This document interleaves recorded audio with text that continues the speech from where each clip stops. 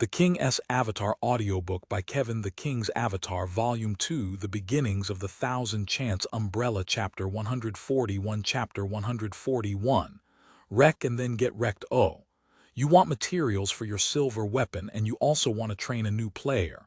Quite ambitious, huh? Wang Jixi said. That's why if you want to take another championship, then you're going to need to seize the chance now, Ye Xiu said. Tiny Herb's team members were listening to the conversation between these two gods. In their hearts, they were extremely hesitant. Was Ye Xiu planning on coming back to the pro scene?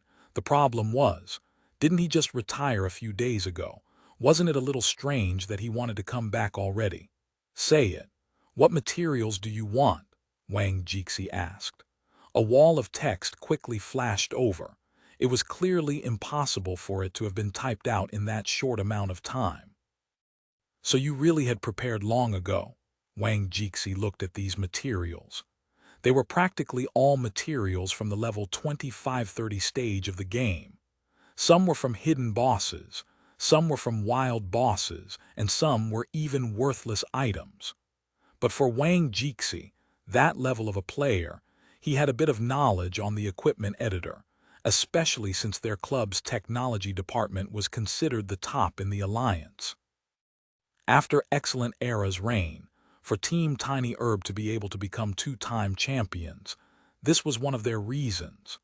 These self-made weapon materials were unexpectedly all laid out right in front of him. Was he not scared of exposing how his weapon was made?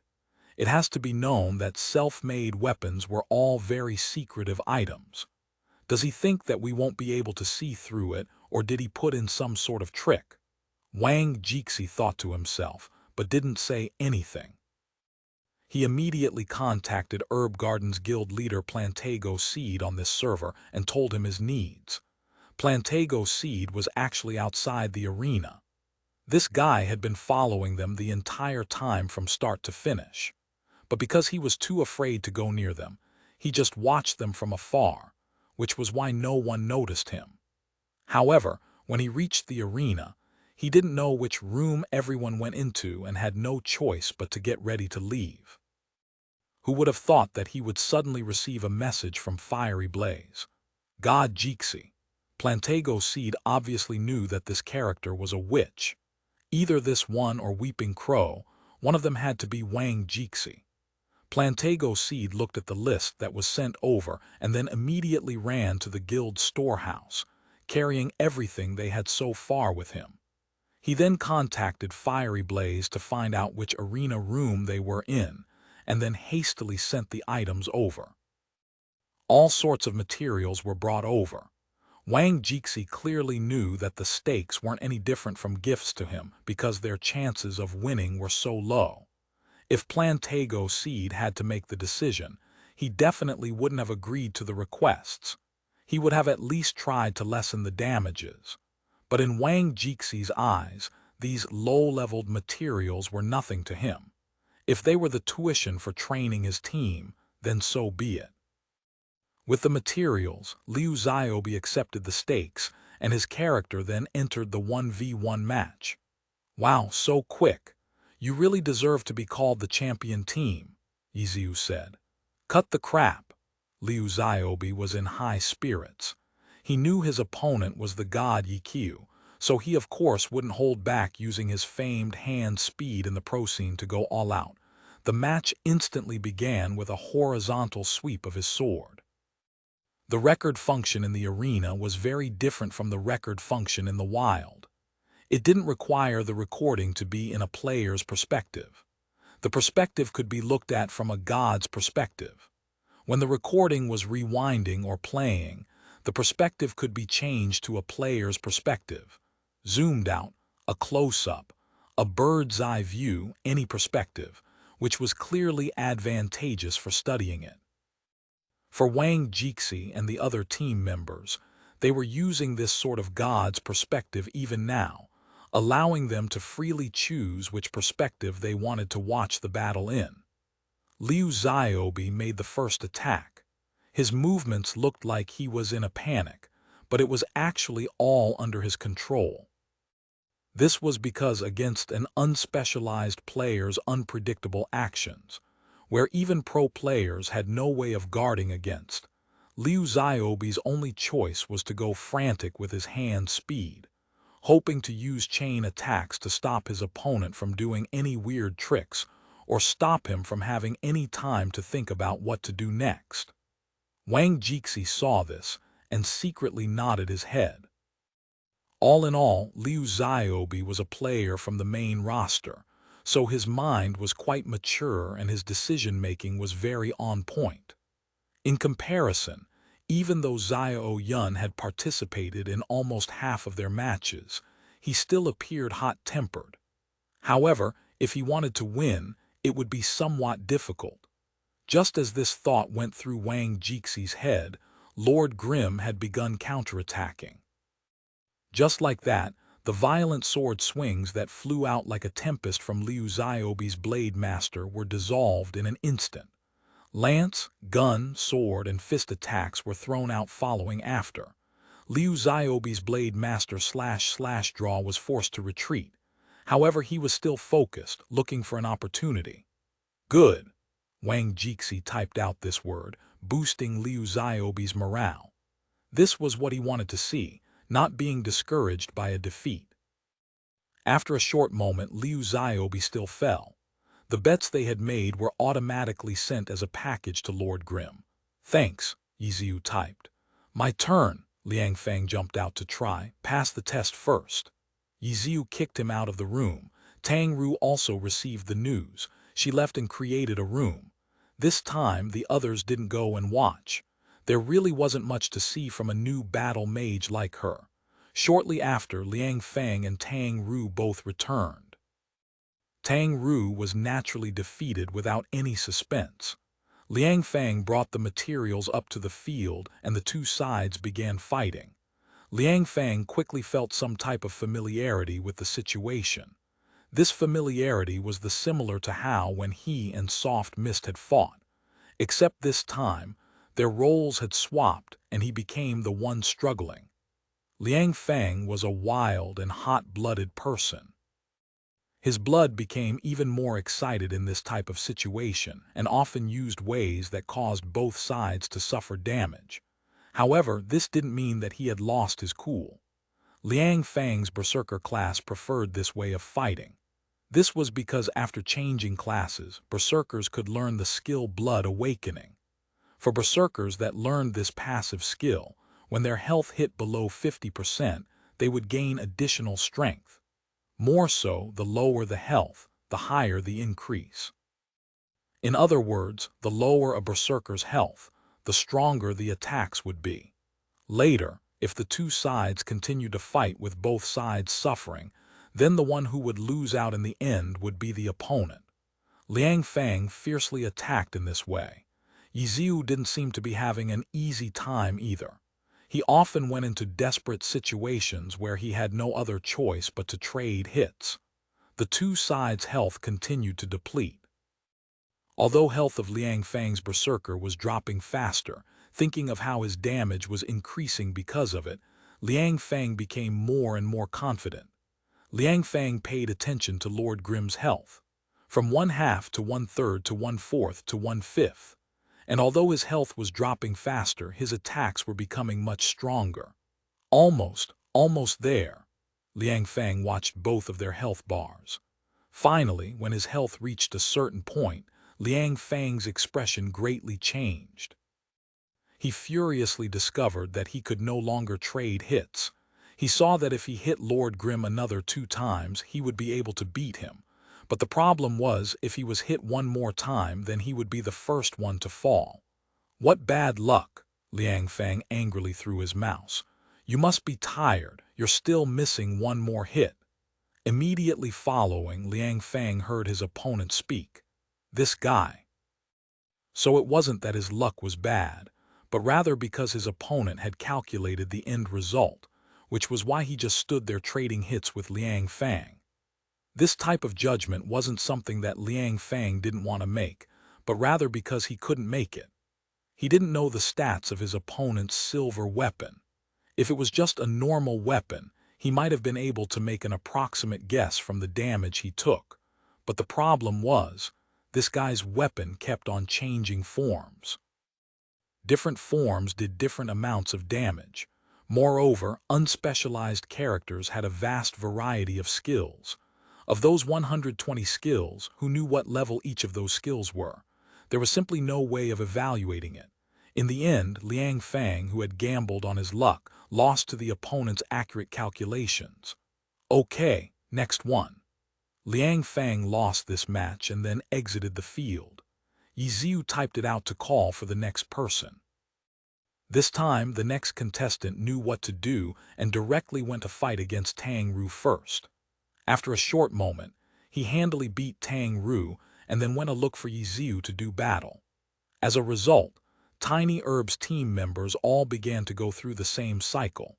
They first crushed the novice Soft Mist and then got crushed like novices by Ye Xiu.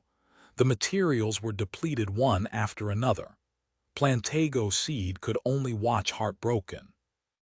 Right now, his heart wasn't aching because of those materials. Those materials were taken away by the team in any case, so he wasn't accountable for them. What was making him so frightened was that of the team's 11 players, 6 of them had already lost to Lord Grimm. How could this guy be so terrifying? What made Wang Jixi gratified was that even though they kept on losing, the atmosphere of the team was extremely good. Apart from the team member who was fighting with Lord Grimm, the others had all taken off their headphones, watching the match while discussing it with their fellow teammates. Everyone was trying hard looking for a way to beat Lord Grimm. They were listening to each other's suggestions and looking for their own flaws. Every contestant that went up was given lots of encouragement by their teammates. Unfortunately, even though it was like this, from Tiny Herb's main roster to the reserve team, they were all beaten cleanly. No matter how many suggestions had been made, they still hadn't seen any way of winning. 11 players. At this moment, 10 players had already lost. Only Wang Jixi hadn't come out. Of course, no one was happy that everyone had been defeated, but they weren't mentally traumatized like what Wang Jixi had been worrying about. Everyone was confronting their losses in a very rational manner. Big-eyed Wang, you're not going to try. At this moment, Lord Grimm suddenly sent out a message. The entire team Tiny Herb began sweating like mad. Big-eyed Wang, this really was a nickname their team captain once had.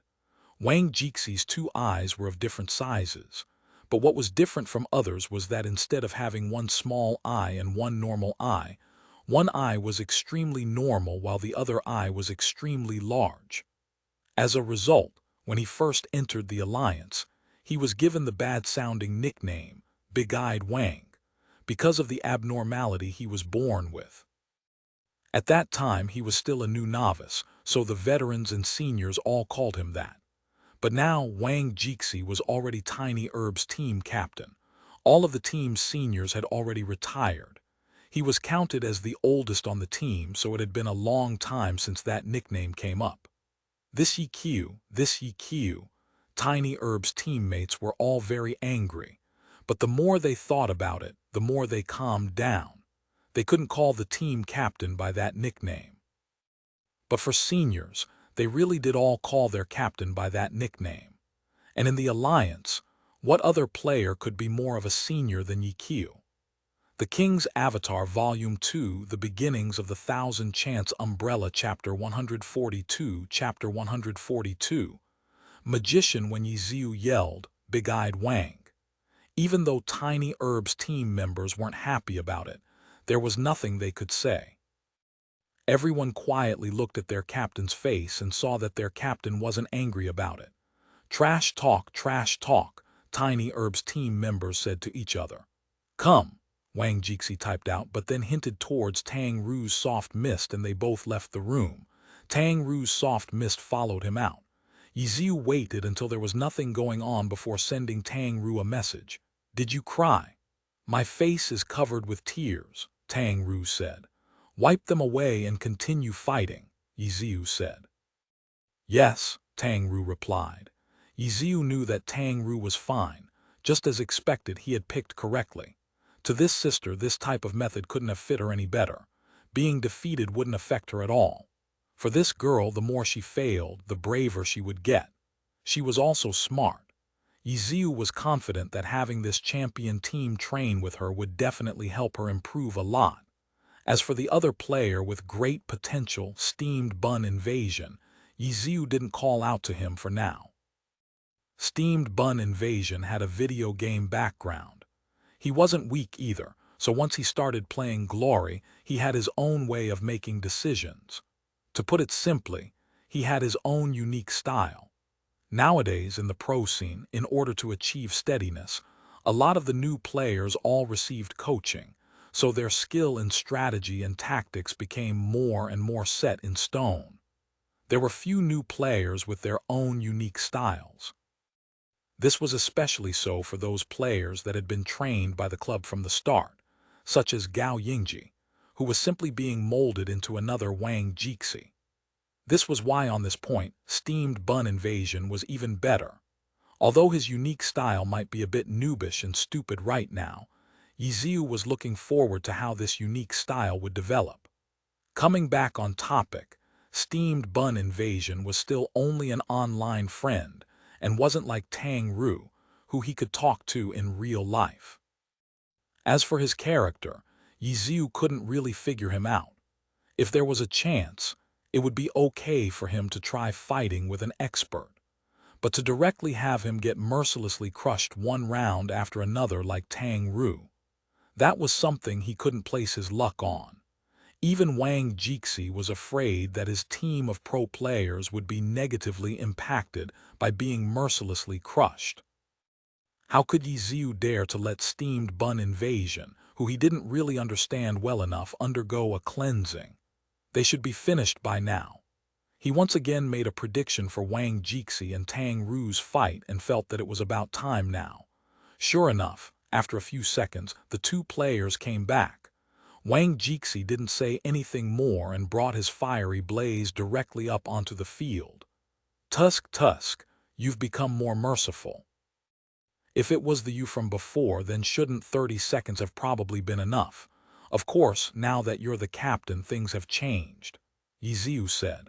Once Wang Jixi's character entered the field, the two could talk. Let's start, Wang Jixi said. Do you want me to let you win this one? You guys have lost 10 matches. If you happen to win this one, then it'd be a big boost to your team's morale, Ye Xiu said. But I don't think I'll lose for certain, Wang Jixi said. But you know it. Ye Xiu dully said. Is there any point in trash talking? Wang Jixi said. Yeah, there is. Just look at Huang Xiaoshan, Ye Xiu said. Wang Jixi didn't have any words for a moment. With regards to trash talk, especially Huang Xiaoshan's trash talk, it really was a pain for their Tiny Herb.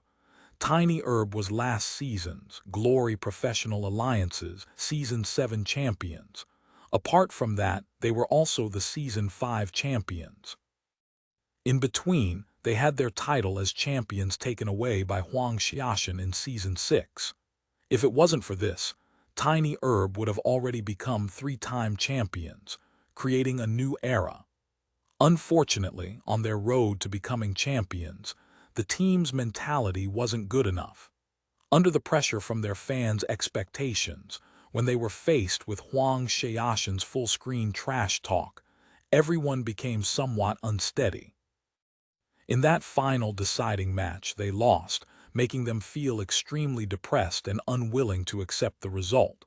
This was an experience that Tiny Herb hated to bring up, but now Ye Xiu had brought it up. This was trash talk, Wang Jixi decided. He collected his thoughts and didn't say anything more, completely entering a competitive state of mind. Everyone in Team Tiny Herb was extremely nervous. Even though they had maintained a steady competitive state of mind the entire way through, losing from the beginning to the end really was very shameful, which was why everyone was hopeful that their captain would pull out a win. Also, wasn't one of their little brothers from Herb Garden watching them?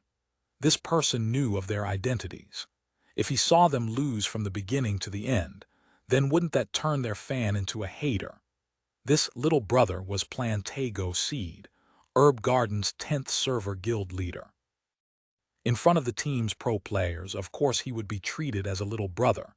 10 losses in a row, Plantago Seed really was speechless. Lord Grimm, this player's strength had been looked down on. This was a player that shouldn't even have existed in the game. Right now it was God Jixie's turn. He was Team Tiny Herb's last hope. Plantago Seed was even more nervous than anyone else. For the team he supported to lose so badly. He was worried too. Magic missile. Wang Jixie's witch was the first to move, suddenly sending out a magic missile. Lord Grimm sidestepped and dodged it. He raised the weapon in his hands. Ta-ta-ta, 3 consecutive sounds, 3 anti-tank missiles. He was once again using tri-shot, and the 3 anti-tank missiles formed a triangle. But this wouldn't stop Wang Jixie. With a move, his fiery blaze leaped onto his broom and flew away, avoiding it. However, that sort of unavoidable situation was something every Tiny Herb member had experienced. If you said you were melee, then we would use our long-range advantage to deal with you. If you were long-ranged, then we would find a way to close in on you. But unspecialized characters, if you had a long-range advantage, then he would just fire back at you. If you were melee, then he would fight you in close combat. It didn't matter if you were melee or ranged, he simply didn't care. It really was too shameless. Fiery Blaze avoided the bullets. He waved his hands and blue dust was sprinkled onto his broom. Frost Powder. It added some ice element magic damage to a witch's normal attacks for a duration of up to 20 seconds. Ice damage could directly cause a person to freeze and could also cause a slow effect like a battle mage's ice chasers. The additional damage from the Frost Powder wasn't considered scary. And even if it could slow, the chances were low. This skill was mostly used for extra damage. After being sprinkled with Frost Powder, the broom immediately turned gleaming blue. When Fiery Blaze rode on his broom, icy mist sprinkled out from the broom, making the scene look extremely beautiful. In the blink of an eye, Fiery Blaze closed in. Unspecialized characters really were too shameless. They weren't afraid of close combat or long-ranged fights. Lord Grimm and Fiery Blaze began battling. The flying broom still had ice crystals sprinkle out. If these hit you, then there wouldn't be any damage. They were simply there for visual effects. Except under Wang Jixie's movements, his broom danced quicker and more rhythmically, so the ice crystals came out with a more steady rhythm, making him look relaxed and refreshed. Looking at Lord Grimm, his weapon continued to change and change. It would be like that for 1 second and then something else the next. In any case, his weapon would change forms and use an unexpected skill at an unexpected time. In the eyes of Team Tiny Herb, they didn't have any good feelings towards it. There was only one word to describe what they were feeling: shameless. Disperse Powder, Umbrella opened. Magic Missile, Return Fire. Shadow Cloak, Shadow Clone Technique. The two fought against each other using their different skills. But no matter how it was looked at, the current witch's total of 7 skills couldn't be compared to an unspecialized character's 120 skills. Wang Jixie paid close attention to what Ye Xiu had taught Tang Ru: keep as many skills in reserve as possible. He had to be even more careful, especially since his opponent had more skills than him. As a result, in this battle, Wang Jixie mostly used his broom's movements and broom dance's normal attacks to fight. Broom dance was a nickname for a move. It was a way of using normal attacks, connecting them together, making it look like a dance. It wasn't an actual skill name. Wang Jixie faced his opponent like this, but against his opponent's hundreds of tricks, it didn't need to be said that he lost out. Shameless, too shameless. Tiny Herb's team members saw that their captain was playing outstandingly well, but he still wasn't winning. They all felt that it wasn't his fault he was losing, but completely because of the opponent's op class. But the more Wang Jixie fought, the faster he moved. Fiery Blaze's flying became more and more crafty, and his broom dance became more and more artful. "Oh!" Ye Xiu felt this change and exclaimed. And on Tiny Herb's side, the expressions of the senior members, such as Vice Captain Deng Fusheng, also changed. Magician. This was Wang Jixi's magician style. Unimaginable flying along with completely unpredictable angles of attack. From this perspective, the magician style was the same as an unspecialized character's. It was to make it so that the opponent had no way of predicting the next move. But unspecialized characters did this through the way their class was set up, while Wang Jixi's title of magician was completely done through his knowledge, decision-making, and mechanics. Even though there weren't any skills, with just normal attacks and flying, Wang Jixi's, which truly deserved to be called magician. As the future inheritor, Gao Yingji's eyes grew wider and wider. Even he couldn't predict what his captain's witch was going to do next, and he could already be considered a senior among witches. Everyone in the team saw their captain's transformation. Everyone was extremely excited but stayed silent so that they wouldn't disturb their captain's playing. Everyone held their breath and clenched their fists, silently cheering their captain on. As for Plantago Seed, all he felt was a blur. Dizziness was his only feeling. And as for Tang Ru, who had fought with Wang Jixi before, she hadn't seen her opponent use this style of fighting. All she knew was that if he had fought in this way, she would have lost even faster. The two fought at high speed, their health quickly dropping. Fiery blaze moved up, down, left, right, and then spun around Lord Grimm. Attack after attack after attack. Everyone watched, their hearts hanging in suspense, when suddenly a bang exploded. The two looked as if they collided and then suddenly crashed down. "You. Sai, seeing how hard you're fighting, I should give you some face," Ye Xiu dully said. Fiery blaze. Lord Grimm. The two characters crashed to the ground, but neither of them stood back up. The King's Avatar Volume 2, The Beginnings of the Thousand Chants Umbrella, Chapter 143, Chapter 143. Unexpected discovery. The two characters' health bars dropped to 0 at the same time. Of course, this type of situation could occur. In an official match, the two characters that died at the same time would recover a fifth of their HP and fight again. As for in the arena, that depended on what the players decided. The normal setting was that it would be considered a draw, where there would be no winner or loser. When Ye Xiu created the room, besides setting up the gambling, he didn't touch anything else, so it was in the normal setting. The practice room in Team Tiny Herb was in awesome silence. After a while, someone suddenly sighed. "That's our captain." The other team members immediately added as if they had woken up from a dream. Yeah. But on Wang Jixi's face, there wasn't any sort of happiness or anger on his face. He only let out a sigh and then took off his headphones. The practice room immediately went silent.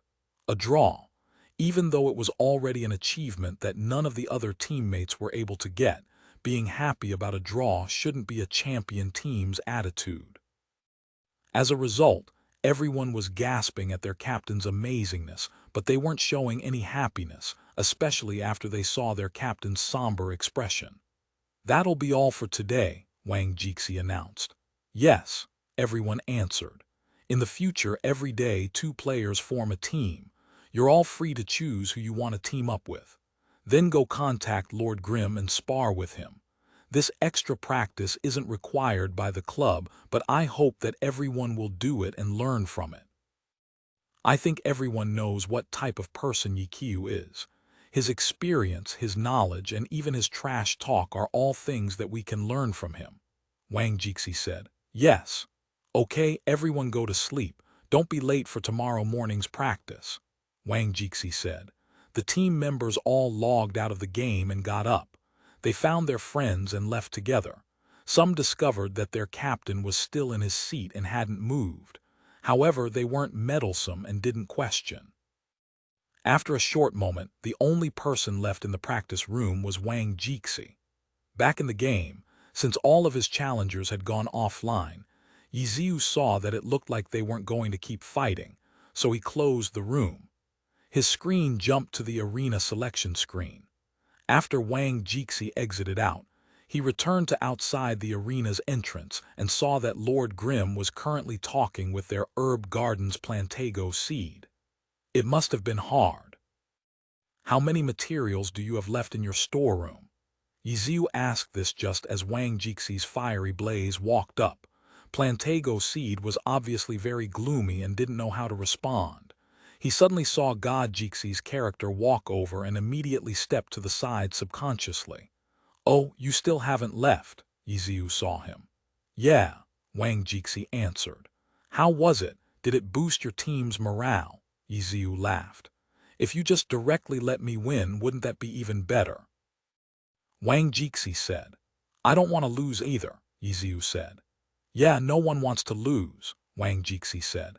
"Yeah, if I lose, then I lose materials," Ye Xiu pointed out. Wang Jixi had never connected winning or losing and those materials together. He didn't care whether they won or lost materials. But the person in front of him, who was supposed to be a god-level player like himself and whose history was even grander than his, was haggling because of these tiny materials. If it was earlier, when Wang Jixi hadn't yet seen Ye Xiu's intentions, he would have thought that Ye Xiu had fallen and was at the end of his road. However, after seeing Ye Xiu training new players and pursuing materials, Wang Jixi knew that such a feeling was too superficial. "My teammates will come look for you every night," Wang Jixi said. "Welcome, welcome. The rules will be the same as before," Ye Xiu said. "Plantago seed. You should try to provide the materials as best as you can. I'll contact you." Wang Jixi said. "Oh," Plantago seed replied.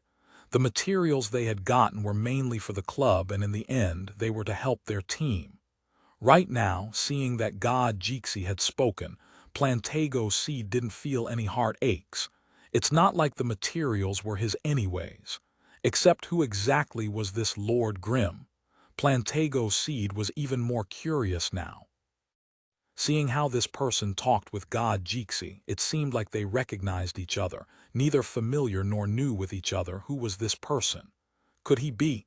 "Okay, I'll be leaving first then," Wang Jixi said. "Really, just like that? The dungeons will be refreshed in a bit. You're not going to dungeon," Ye Xiu said. "I'll be cheering you on," Wang Jixi said. How he could have the time for such a low-level dungeon. "Go back and tell your teammates to level up well. I train for 10 hours every day.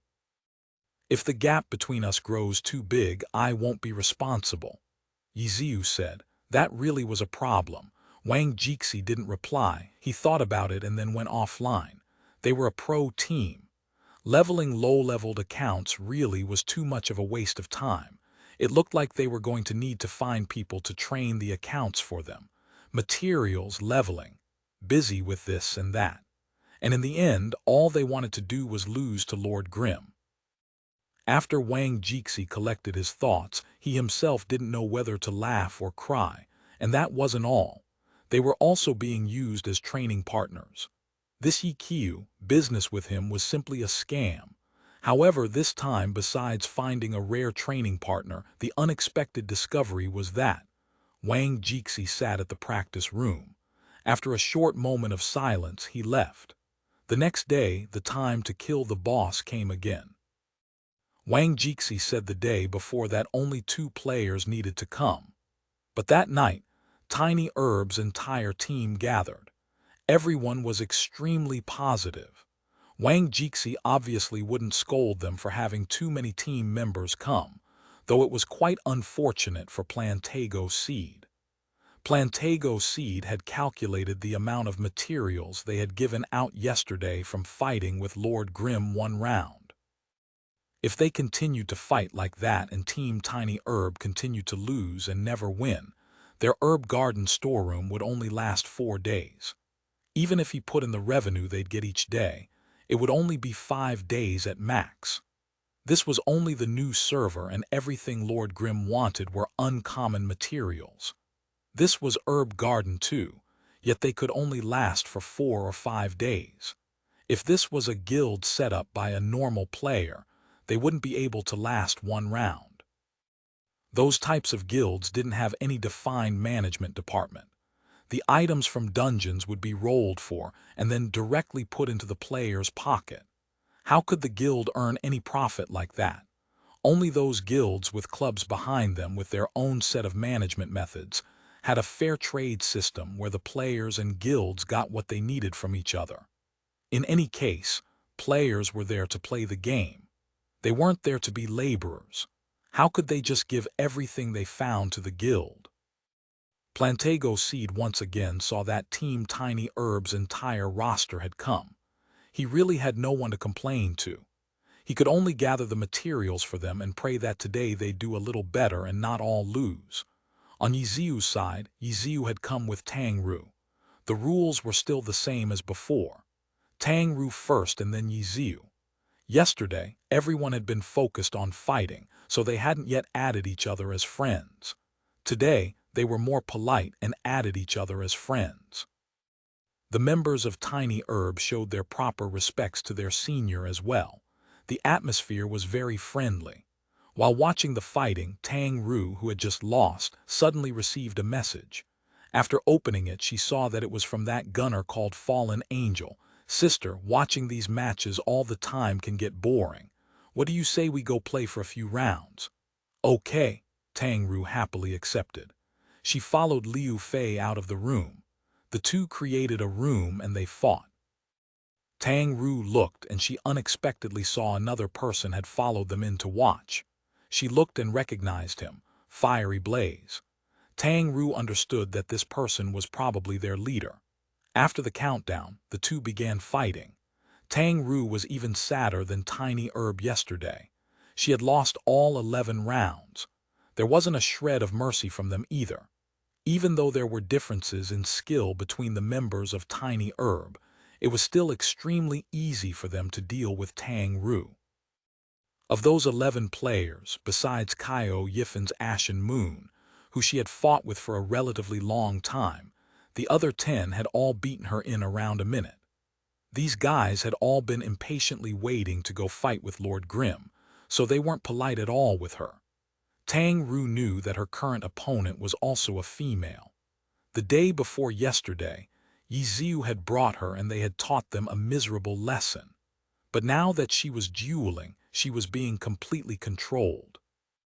This type of feeling was like when she had first fought with Ye Xiu. 1 minute 47 seconds. This was how long it took for her to fall. Compared to yesterday, she had lasted for 20 more seconds. She remembered this very clearly because she had recordings for every match yesterday. In the second half of the night, after clearing all the dungeons, Ye Xiu had analyzed every match for her. Tang Ru had been waiting to try again today. Just a moment ago, from a time perspective, she had improved. However, after fighting her, everyone immediately took off to fight with Ye Xiu. And Ye Xiu didn't beat them as fast as they were beating her, so she always had to wait a long time, which was why Tang Ru was extremely grateful that this gunner actively sought to fight her. Unfortunately, she still lost. However, with Ye Xiu's analysis from yesterday, Tang Ru had noticed a lot of her problems now. Regretfully, hindsight was 20/20. After another round, she suddenly reacted in time. "Oh, I shouldn't have done that time." It was clear that putting theory into practice wasn't easy to do. "Again?" Liu Fei smiled while asking. "Of course." Tang Ru didn't hesitate and faced the challenge. Another round. 1 minute 50 seconds passed. There wasn't much of a difference between last time. Again, this time Tang Ru asked to fight. 1 minute 44 seconds. "You play pretty well," Liu Fei said. Pity. Tang Ru was helpless. She didn't like to be pitied. That was the type of praise she wanted to hear when she won. "It's my turn now, I'll be going first," Liu Fei said. "Oh," Tang Ru replied. But Liu Fei had already hastily left the room, making it so that her words simply faded away in an empty field. Tang Ru suddenly felt extremely lost. This type of feeling of being completely ignored felt absolutely terrible. "You really do play pretty well," a voice suddenly echoed out.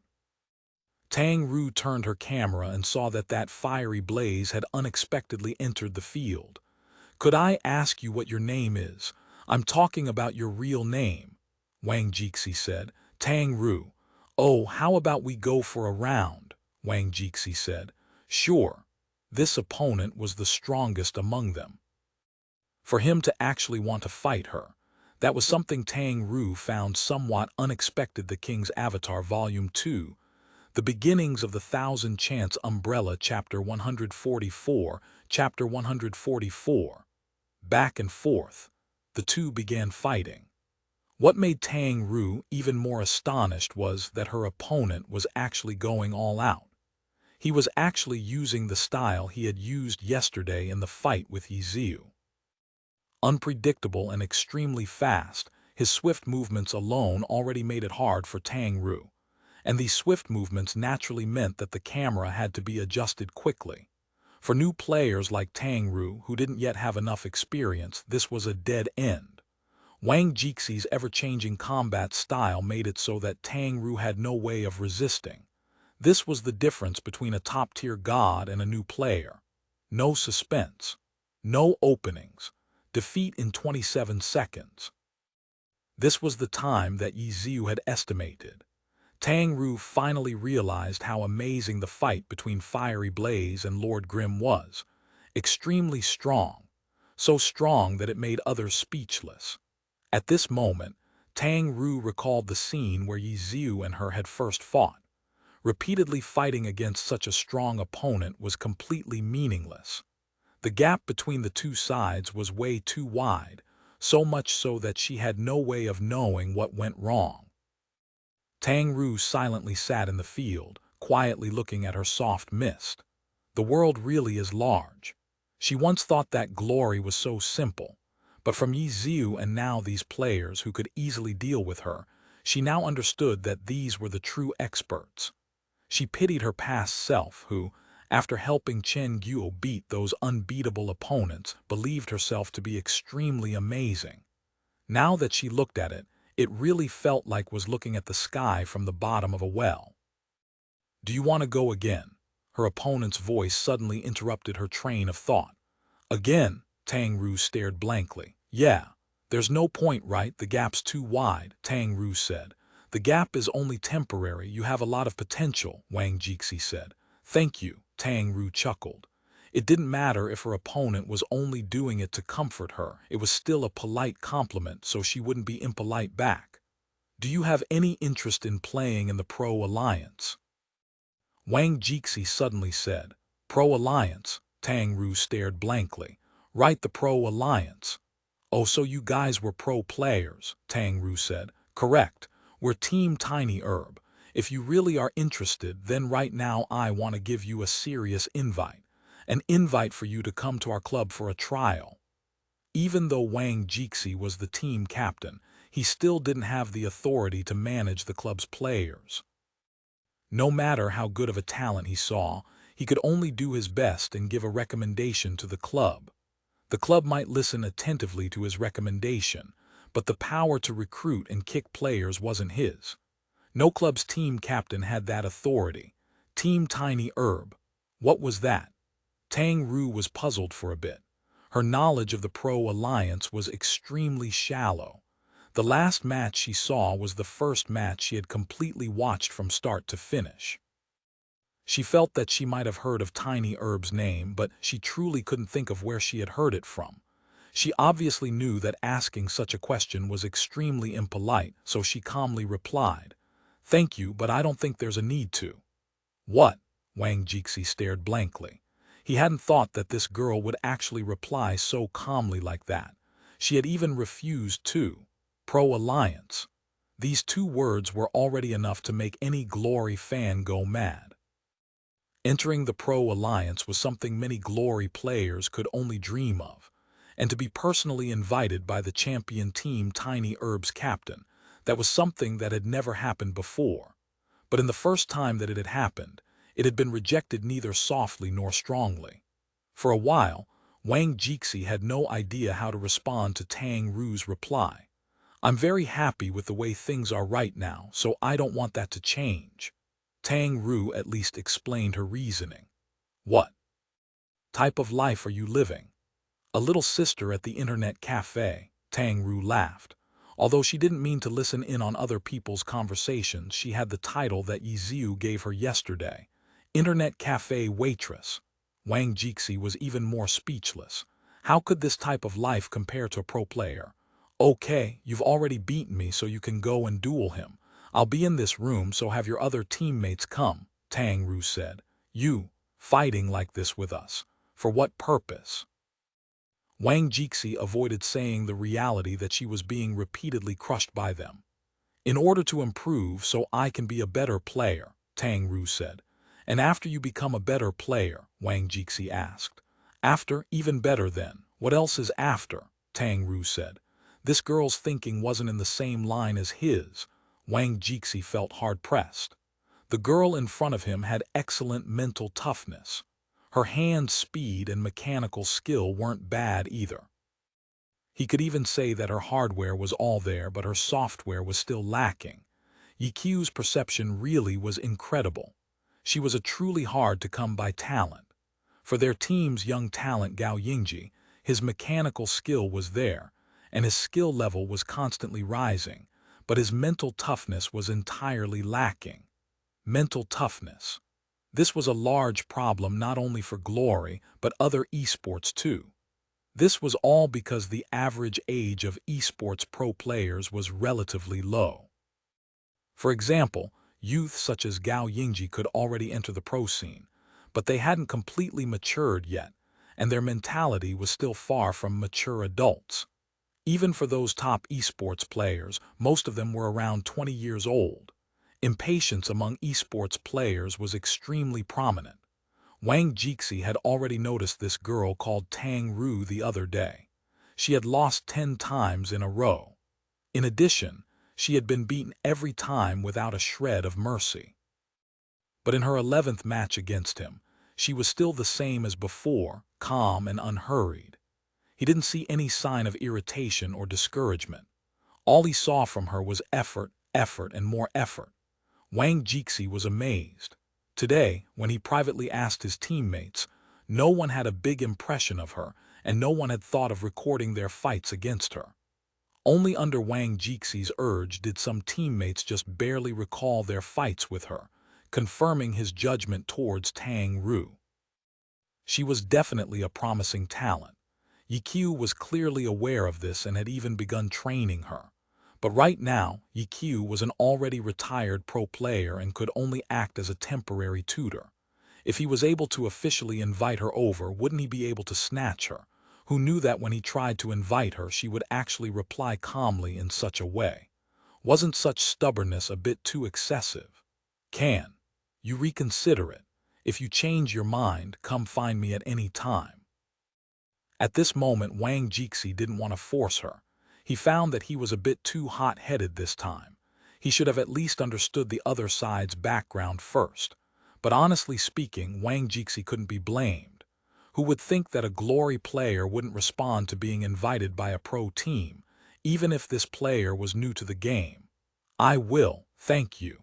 Tang Ru was still as polite as ever. Wang Jixi was just about to leave when someone suddenly entered the room. After Liu Fei lost, Tiny Herb's next team member arrived. Wang Jixi looked and went back into the spectators' seats to see this match. Go ahead, Yifen. Wang Jixi sent a message. The player who had just arrived was Kaio Yifen. Seeing his captain in the room, he felt baffled. After hearing his command, he immediately entered the field. He greeted Tang Ru and then the two began fighting. For this match, Wang Jixi looked a bit absent-minded. Although Kaio Yifen was an official team member of Tiny Herb, Wang Jixi was more focused on Tang Ru. For a new player to be able to compete with a pro player and even make it difficult for the pro player, that made Wang Jixi sigh with praise. At the same time, he couldn't help but feel unsatisfied with Kaio Yifen. This team member was without a doubt the weakest player of the team. It could even be said that his skill level wasn't enough to be a member of a champion team. Even if he went to the Alliance's weakest team, it would still be difficult to say if he could be a part of the main roster. He had been in the team for so long. The others had all grown, but he hadn't shown the slightest signs of improvement. He always looked like one of those people who always had their hands and feet bound together, constantly looking backwards. If he never looked ahead, what prospects did he have? Even though he didn't have the power over the players' positions as a team captain, his suggestions still held quite a lot of weight in the club. Wang Jixi already couldn't see any value in keeping Caio Yifan in the team. He also knew that the kid was having a hard time meshing with the team. Perhaps if he wasn't in a champion team and in some other no-pressure mid-tier team, he might be able to make some progress.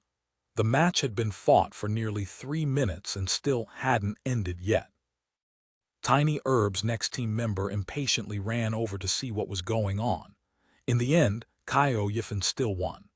Although he was a small character that was ignored, for a new player like Tang Ru, he was still a strong existence. Seeing how his captain had watched the entire match, Caio Yifan felt terrified. He knew that the way he had played definitely wasn't good. Just from the amount of time it took him, who in the team needed even close to 3 minutes to finish the opponent. Yifan, hurry up. The team member who had just arrived urged him. Caio Yifan was slow here, but it would be a quick fight against Lord Grimm. After urging Caio Yifan out, the team member immediately began fighting with Tang Ru in order to hurry up and fight Lord Grimm. In Ye Xiu's room, Caio Yifan silently entered. Besides Gao Yingji, who cheered him on, no one else gave any sort of encouragement to him. It looked like everyone had already determined that he didn't belong in the team and had already stopped considering him as a member. Caio Yifan had gotten used to this long ago. He simply sucked in a deep breath and then entered the field. "Oh, it's you." On the field, Ye Xiu greeted Caio Yifan. "Ah, me." Caio Yifan didn't know what to say. "It's you." This implied that his opponent acknowledged him. When had he ever felt like he existed? And it was in God Ye Xiu's eyes too. He was the same as captain, an almost godly person. "You're the one in your team that uses an assassin, right?" Ye Xiu asked. "Yeah." "Has anyone ever suggested that you switch classes?" Ye Xiu said. "Never." "What class did you originally play?" Ye Xiu asked. "Originally? That was so long ago." "What class did he play before being on Tiny Herb?" Caio Yifan wasn't able to recall. He only knew that after he joined, the club tossed a retired player's assassin account card to him. And from then on, he used an assassin. He had never went out on stage in any match before. Besides Gao Yingji, no other team member ever asked to train with him. The tech department never made any self-made equipment for an assassin to use. He truly became an assassin, lonely and invisible. "The assassin isn't a class that lets you use your full potential," Ye Xiu said. "Ah, potential." Caio Yifan felt that this was a new word to him. "Try out a ghost blade. A phantom demon that mainly uses phantom ghosts to support the team." Ye Xiu said The King's Avatar Volume 2, The Beginnings of the Thousand Chants Umbrella, Chapter 145, Chapter 145. A bit of courage is needed. Ghost blades, one of the 4 swordsman subclasses. They were swordsmen that controlled ghosts to fight. Depending on how a player chose his skills, ghost blades could be divided into 2 types. The first type used skills that buffed their attacks. They gave up some of their phantom ghosts in order to achieve the highest attack. They were commonly referred to as sword demons. The other type released their phantom ghosts in order to set up a powerful boundary that buffed allies who were in it. They were referred to as phantom demons. The reason there were 2 types of ghost blades was because their skill points were limited. No matter how it was said, it wasn't possible to level every skill to the max level, so players had to choose which skills to prioritize. Ghost blades were considered relatively extreme. After choosing which skills to prioritize, the ghost blade would take shape as one of 2 completely different types. Of course, there would certainly be players who chose to take the middle ground and leveled skills from both types. Choosing the middle ground was something which was commonly seen among normal players. However, in the pro scene, players sought after the most effective route. For pro ghost blades, if they weren't sword demons, then they were phantom demons. There were very few who took the middle ground. Of these two types, sword demons were simpler. They could both attack and defend and act independently. They could be considered a relatively balanced type. As for phantom demons, their strengths and weaknesses were very distinct. It was true that a large amount of high-leveled phantom ghost boundaries could greatly buff the ghost blade's combat strength. However, the boundary setup covered a limited area, which meant that once the phantom demon left the boundary, he would be useless. This weakness wasn't too obvious against NPCs, but was much more glaring in the arena. The opponent didn't need to fight in your boundaries. The opponent could simply wait until your boundaries disappeared. Long-ranged classes could even attack from outside the boundaries. In a 1v1 PK, phantom ghosts required more skill and knowledge to use. There were many normal players who even believed that phantom demons had no way of dueling against other classes. From its development to its current state, sword demons were the most mainstream ghost blades. The majority of players would choose to be a sword demon, because the actions that could be done by phantom demons were numerous and complex, and because the boundaries only covered a limited area, the amount of players who chose to be phantom demons grew fewer and fewer. But in these elite teams, phantom demons had their niche. But since the phantom ghost boundaries of two phantom demons didn't overlap, there were only one or two per team. For example, the champion Tiny Herb team had a phantom demon. Zhou Yebai's Ghostblade Rangoon Creeper was a phantom demon. He had appeared in an official match before providing the team with more choices and possible tactics. Phantom demon, Caio Yifan muttered to himself. Perhaps it was because no one had specially instructed him for a long time, but once he heard this suggestion, Caio Yifan immediately accepted it. Even more so, he had been instructed by Ye Xiu, the glory textbook, who even Wang Jixi wasn't as knowledgeable as. Correct. Your view over the overall situation is very good and your ability to coordinate is very high, so a phantom demon suits you very well, Ye Xiu said. But, Caio Yifan said two buts, but wasn't able to say anything past that. He had too much he wanted to say and didn't know where to start. Switch classes. How could he have the qualifications to do that? Even if he switched to a phantom demon, their team already had Zhou Yebai. How could they give Zhou Yebai's phantom demon to him? Start from scratch. That was even a more unlikely option. The pro-level assassin he was currently using was already neglected by the club. A completely new phantom demon would be neglected even more. More importantly, his position in the club was falling lower and lower. After this season was over, his contract would expire. With how he was currently doing in the club, he doubted that the club would renew his contract. And ever since he began in the pro scene, he had always been invisible. The only thing he had going for him was the title champion team member. With just this, he might be able to interest a few small clubs. But if he started learning a new class now, with less than half a year left, would he be able to pass the entry tests? If he lost his job as a pro player, what was the point of changing to a more suitable class? Sigh. In the end, Caio Yifan could only sigh. At this moment, neither side moved. The spectators couldn't hear what the two were saying. They didn't know what they were doing. And how could they be polite with Caio Yifan? They immediately began spamming messages telling him to hurry up. Caio Yifan didn't dare delay any longer. But seeing that Lord Grimm didn't seem to have any intent on starting, he could only helplessly say, "Senior, I'm going to start now." After finishing this, he began attacking. Naturally, Ye Xiu handled Caio Yifan easily. Caio Yifan was quickly defeated. And sure enough, looking at the time, Caio Yifan lost the fastest, just like how he took the longest to beat Tang Ru. Muster up some courage. Caio Yifan heard Ye Xiu call this out when he left the field. Courage. Caio Yifan silently sat in front of his computer, watching, as the next team member rushed up to face Lord Grimm. The two sides began fighting without any polite greetings.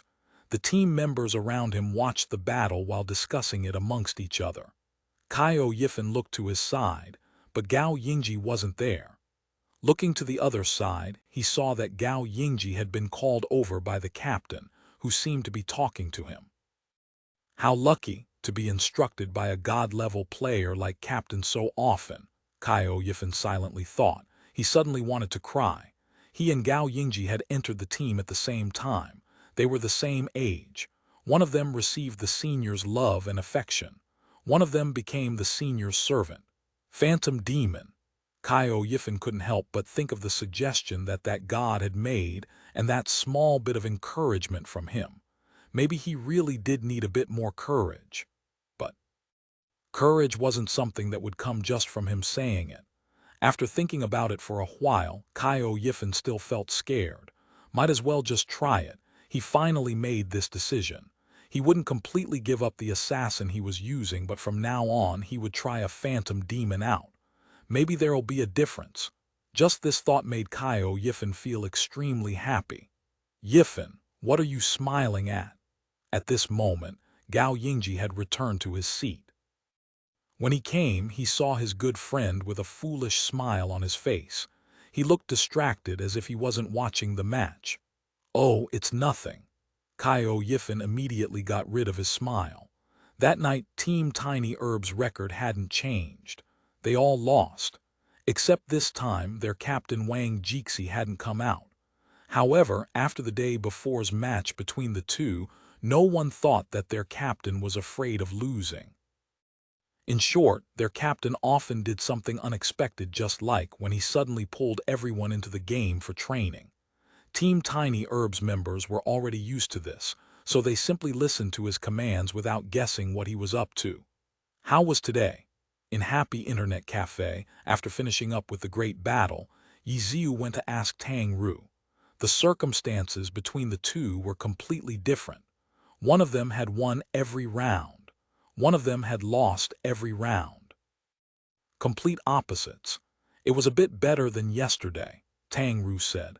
Amazing, Ye Xiu praised. But today their fiery blaze invited me over to do some training or something, Tang Ru said. Really? Ye Xiu didn't seem very surprised. He's got good eyes. You really do have a lot of potential. Did you accept?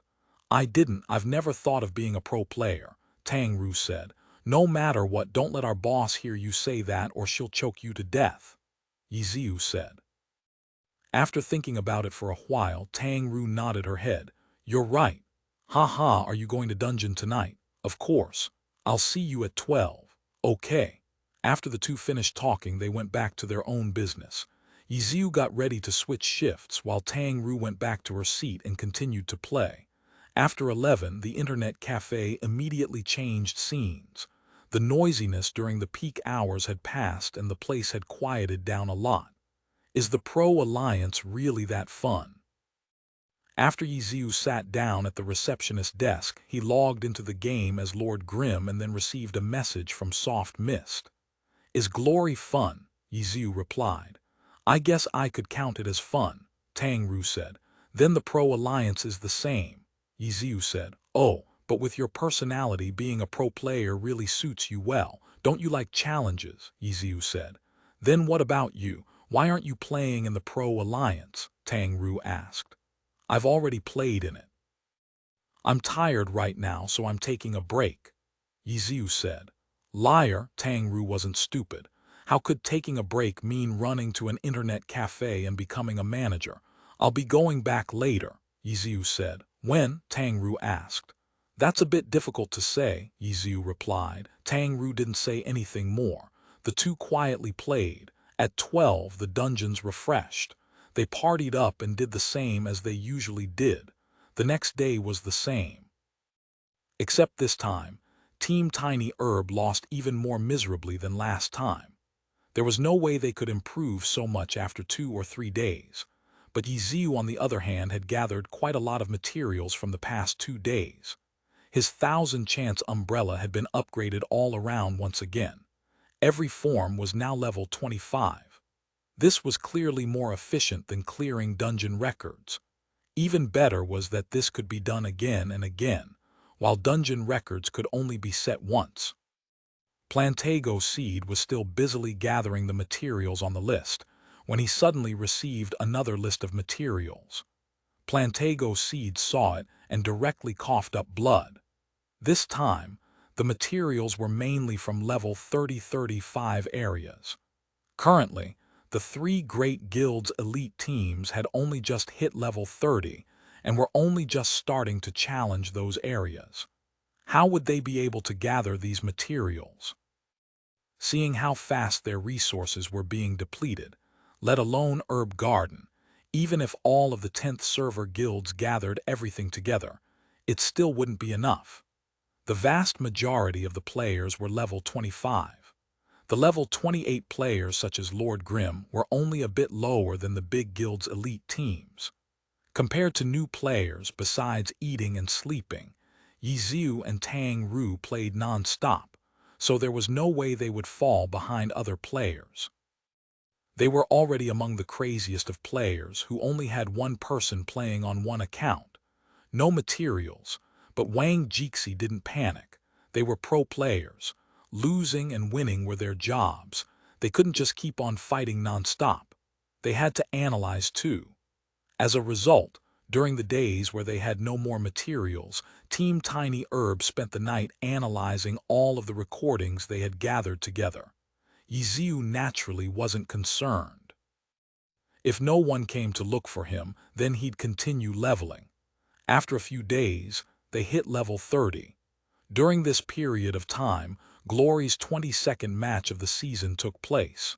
Team Excellent Era finally realized their fans' hopes and made a beautiful turnaround match with 9 points to 1.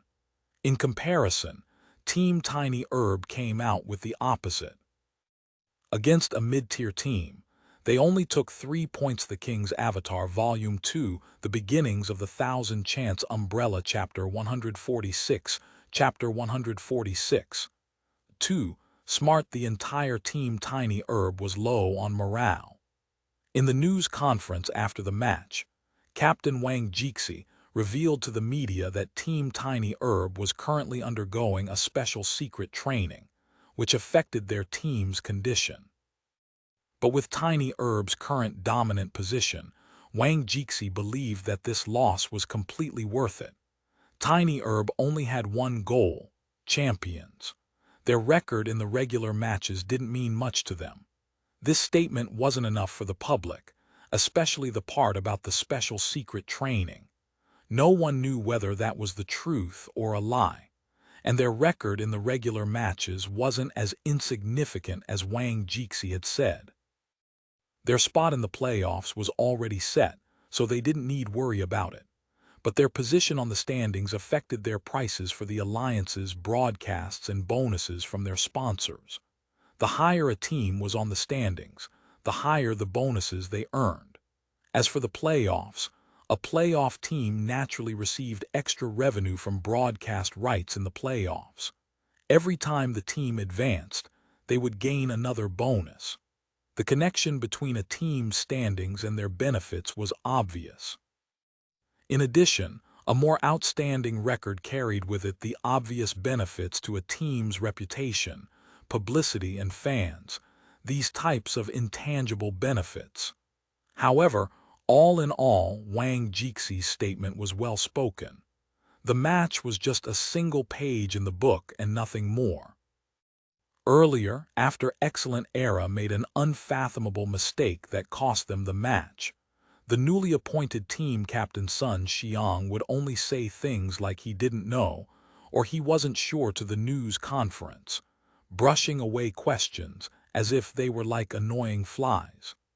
The difference between his handling of the situation was far from the experienced Wang Jixi. 2 days after the matches ended, Team Tiny Herb once again gathered together in Glory's 10th server and called for Lord Grimm to come to the arena. Following the principle that customers were above all else, Ye Xiu called for Tang Ru to come over.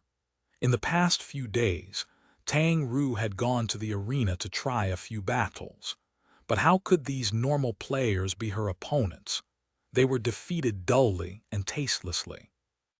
She would occasionally train with Ye Xiu for a few rounds, making Tang Ru feel as if her efforts in the past few days had been pointless. Her fights with Ye Xiu made her feel like she hadn't made any progress. It was the same as when she first fought him. She lost in every way she could imagine.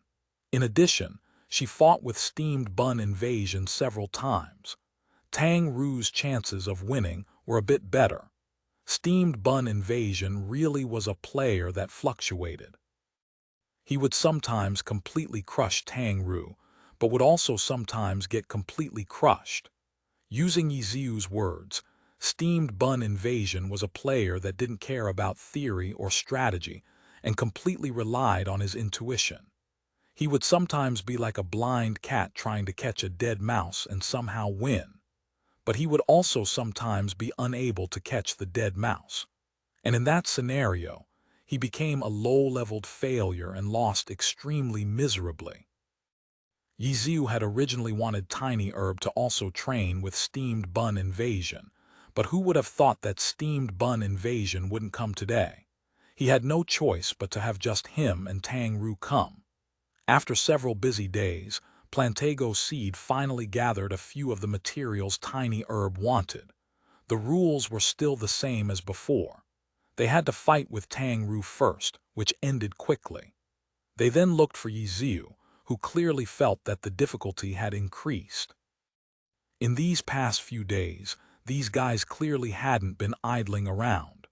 They had already figured out a few new strategies created specially against him. In addition, their accounts had been leveled and were now level 30. With more skills and more tactical options, the advantages of an unspecialized character slowly declined as their levels increased. In other words, unspecialized characters were already completed at level 20. Besides higher stats and stronger skills, the way they fought wouldn't change too much with more levels. On the other hand, other classes would have new skills they could learn, so the way they fought became more and more rich. Even though the amount of skills they could learn in the end still couldn't be compared to unspecialized characters, the gap became less obvious. This situation had already been confirmed by unspecialized character during their era. At that time, they confirmed that as the level cap continued to increase, unspecialized characters would eventually become trash. They didn't have to wait long for the end of that era. Once the level 50 awakening came out, unspecialized characters directly became trash. The subject of unspecialized characters completely faded away after that. Some of the research that was being conducted on them were also thrown out. Ye Xiu, who picked up this forgotten class, had to do some proper tests too. He had confidence in the class at the level 50 stage of the game, but afterwards, at level 60 and 70, he could only rely on his own experiences later to test the class. All in all, he needed to test it. Many of the theories Ye Xiu had come up with needed to be tried when the time came. The characters of the pro players in front of him had reached a new stage. Everyone had also studied and learned from their past defeats, so Ye Xiu needed to be more focused while facing them. This time, there would be a few small twists and turns in every match. Team Tiny Herb finally stopped getting completely crushed. Everyone's fighting spirit was extremely high, and all showed their desire to take down their opponent. However, even with all of their research, Team Tiny Herb still lost every match. The later rounds seemed to be more hopeful for them, but it wasn't something they could feel happy about. Don't forget that they were taking turns fighting. 10 players fought 10 consecutive rounds, and Ye Xiu could no longer be as relaxed as before. Consecutive rounds would obviously take a toll on his spirit and strength. Actually, when Wang Jixi had told everyone to form 2-player groups to train, he was taking this point into account. He was worried that Ye Xiu's condition would decline and affect their training. In the first 2 days, they weren't familiar with unspecialized characters, so they lost tragically and couldn't see that Ye Xiu's condition declined with each round. But now that they had a specific plan going in, this sort of situation really did appear, making the training for the later team members not as optimal. Wang Jixi only watched Ye Xiu's matches and never went up, but he did run over to fight with Tang Ru for a few rounds. If someone entered the room without knowing the situation, they would definitely think that he was trying to seduce her. "Miss Tang, you've improved quite a lot over the week." Wang Jixi wasn't flattering her. Tang Ru had talent, and with someone guiding her, it'd be strange if she didn't improve. But to have God Ye Xiu coaching her one-on-one, that really was way too lucky. "Thank you." Tang Ru had improved and was developing similarly to how Team Tiny Herb was doing against Ye Xiu. She was losing but making things more difficult for the opponent. But against Wang Jixi, Tang Ru still felt powerless. She understood that this person was more skilled than even those experts by a thread, just like Ye Xiu. He was an existence that she couldn't touch for now. "Miss Tang, have you considered the topic I raised last time?" Wang Jixi asked after a few rounds. "Oh, I don't think I'll be changing my mind right now," Tang Ru said. "Really? Well then I'll still be hoping that you will," Wang Jixi said. "If you're looking for pro players, why don't you guys ask Lord Grimm?" Tang Ru suddenly asked curiously. Ye Xiu's skill level was too obvious. If the other side wanted to invite someone, why wouldn't they want a talent that was already there? He's a retired pro player. According to the rules, he'll need at least a year in order to join again, Wang Jixi said. "Oh, so it's like that. I really don't know anything about the pro scene," Tang Ru said. "And he's already fairly old. If he came back, then he'd only be able to play for a year or two more at most. But for you, little Tang, you're still young, right? Your future is limitless," Wang Jixi said. "Oh, how do you know my age?" Tang Ru said. "I could roughly tell from the way you play, your energy, drive, and attitude. With just one look, I can tell that you're at the golden age for a pro player. You should probably be around 20 years old. I hope I didn't guess wrong," Wang Jixi said. "Whoa, you guessed very accurately," Tang Ru said. "If you were a normal person, then this age would be a bit late for you to enter the pro scene. But Miss Tang, you have a strong foundation. If you had formal training with experience from official matches, I'm convinced that you'd quickly grow into a genuine pro player." "Then what about me right now?" Tang Ru asked. "Right now? Forgive me for my bluntness, but Miss Tang, you're still only relying on your reaction time and mechanics to fight. Even though you've gained a bit of knowledge, you still need a lot of real battles to turn that knowledge into habit. This needs formal pro-level training," Wang Jixi said. "So it's like this," Tang Ru replied. "That's why I suggest that if Miss Tang is interested, then the earlier you enter the pro scene the better. Playing the game is too much of a waste of your talent," Wang Jixi said. "Okay, I'll consider it, thank you," Tang Ru replied as calmly as ever. Wang Jixi didn't say anything more. The other side had once again ended the talks calmly. He went back and then watched all of the matches against Lord Grimm.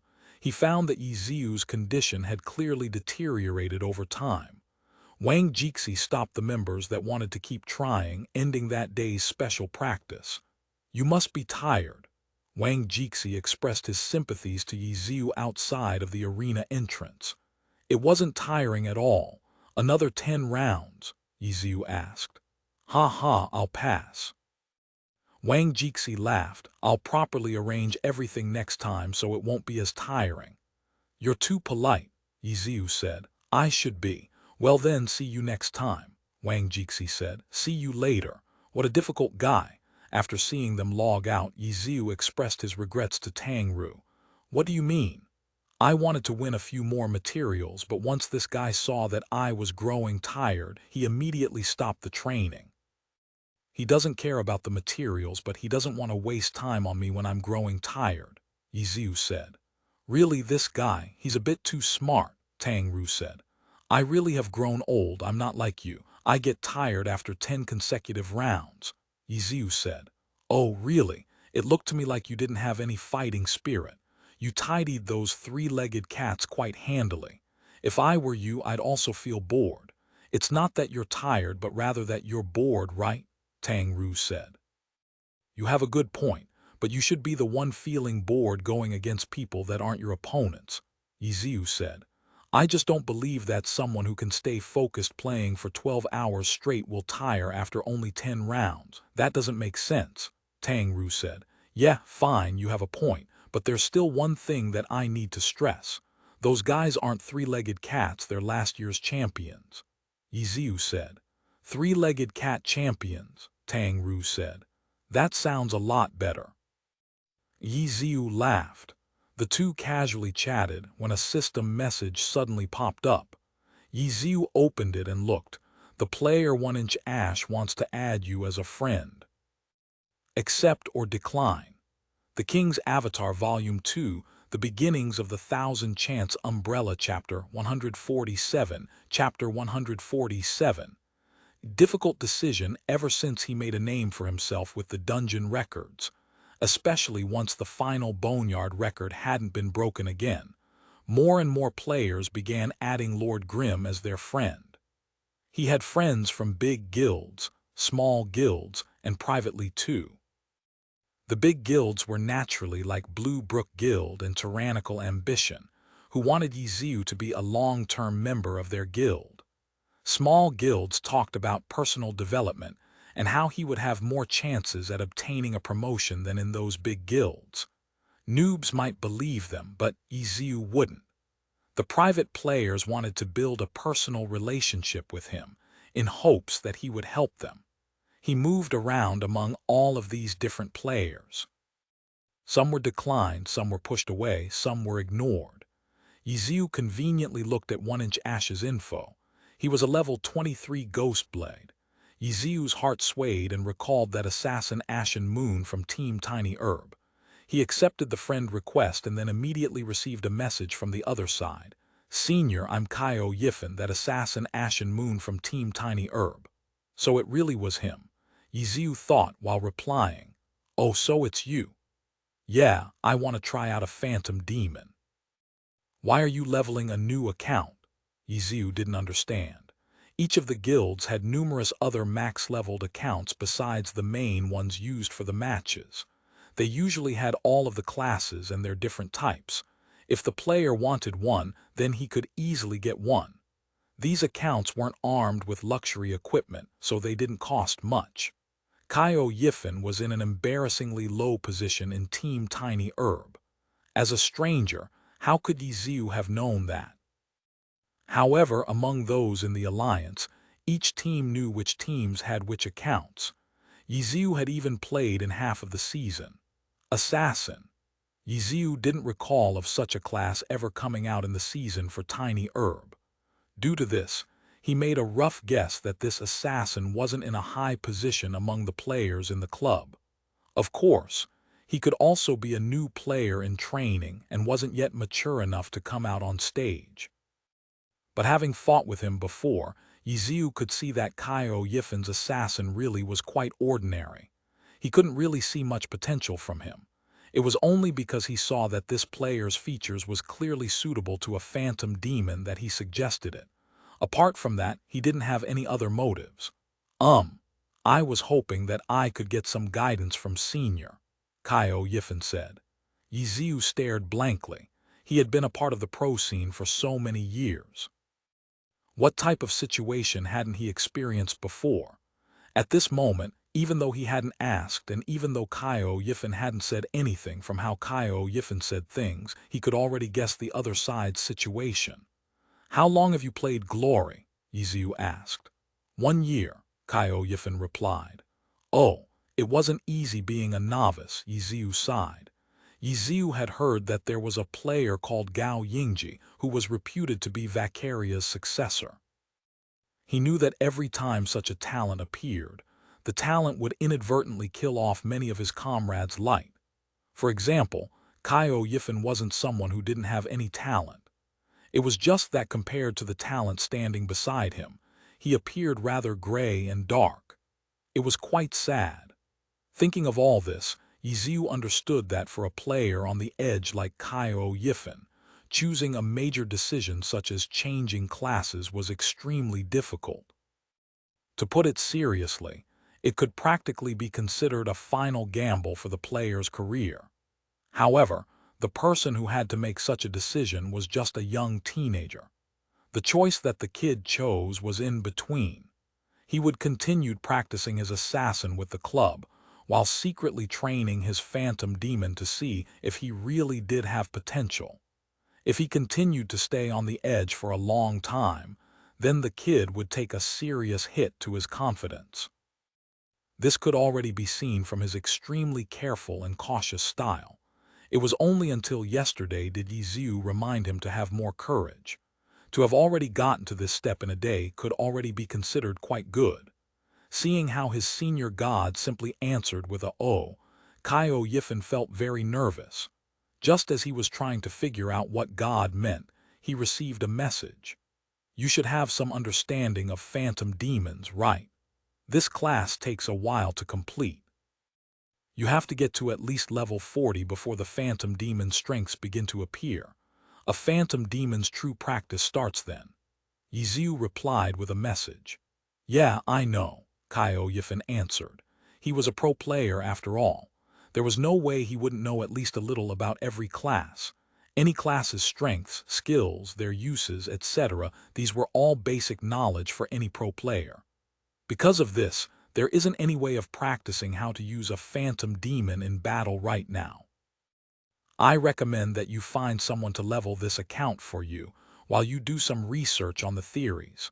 For example, you could go look at the recordings for Team Void's matches and study them. Ye Xiu sent a message. Team Void. Caio Yifen obviously knew of this team. Although they weren't top tier, they often made it into the playoffs. Team Void's captain Ye Xiu used the account Sobbing Ghost, which was reputed as the #1 phantom demon in glory. Team Void was the only team to use the phantom demon as their core. It could be considered as one of their unique features. Even though Ye Xiu's Sobbing Ghost is the core of Team Void, it's never his other teammates coordinating with his Sobbing Ghost's phantom ghosts. Watch how Ye Xiu deciphers the battles and then uses phantom ghosts to create the win for his team. Ye Xiu said.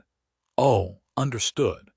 Give the account card to someone else to level for you. Once you reach my level, you can come with me and my party to get a feel for it. Ye Xiu said. Thank you. Thank you, Senior. Caio Yifen was extremely happy. When Ye Xiu told him to study recordings, he had felt somewhat at a loss. But now that he knew that there was still a chance for God to coach him, he immediately turned indescribably happy. Caio Yifen began doing what Ye Xiu had suggested at once and gathered all sorts of recordings to study and learn from. He also went out to go look for someone to level his account. He signed up for the option that would level his character the fastest and then waited for it to catch up to Lord Grimm's level. On Ye Xiu's side, while Caio Yifen went offline, he on the other hand was still chatting with some other players. These players were 7 Fields and his group. At this moment, they had just made a difficult decision. Ever since they had witnessed Brother Expert's strength, they had always known that there was no way their poor guild and their puny resources had a place for a god like Brother Expert. But unfortunately, the rest of the members of the guild didn't think like that.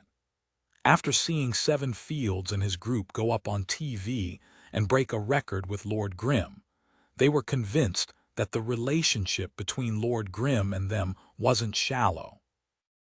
They were always nagging for 7 Fields and his group to pull him in. 7 Fields and the others used an excuse to evade the subject again and again, yet their guild's members kept on nagging, especially their guild leader, who was very unsatisfied with how they kept evading them. Those guild members could be ignored, but a portion of the guild's members, such as their guild leader, were their old friends who came together from the old server. 7 Fields and the others won glory from being together with Brother Expert, but the other old friends were still the same as before, struggling under the big guild's feet. That was why 7 Fields and the others all felt a bit embarrassed, but to invite Brother Expert to join their guild, no matter how one thought about it, that could only be a joke. Seven Fields and the other truly weren't able to say that. However, they truly couldn't stand their friends in their guild constantly nagging at them. Finally, they made the difficult decision to recommend their guild leader friend to Brother Expert and let him talk with Brother Expert directly. At this moment, Seven Fields and Ye Xiu were discussing about this, asking to bring a guild friend over to play together. How could Ye Xiu have any opinion about this? In the leveling area, Ye Xiu met with Seven Fields' guild leader friend. "Hi, I'm Maple Tree, Full Moon Guild's guild leader." Seven Fields' friend, the 10th server guild leader Maple Tree, proudly introduced himself. Seven Fields and the others escaped far away with their cheeks streaming with tears. Full Moon Guild's guild leader. What status was that? Seven Fields and the others might have once thought differently, but after witnessing Brother Expert fight, their view of the world grew boundless. The three great guilds became like floating clouds in their eyes, and those medium and small guilds became clouds that couldn't even float.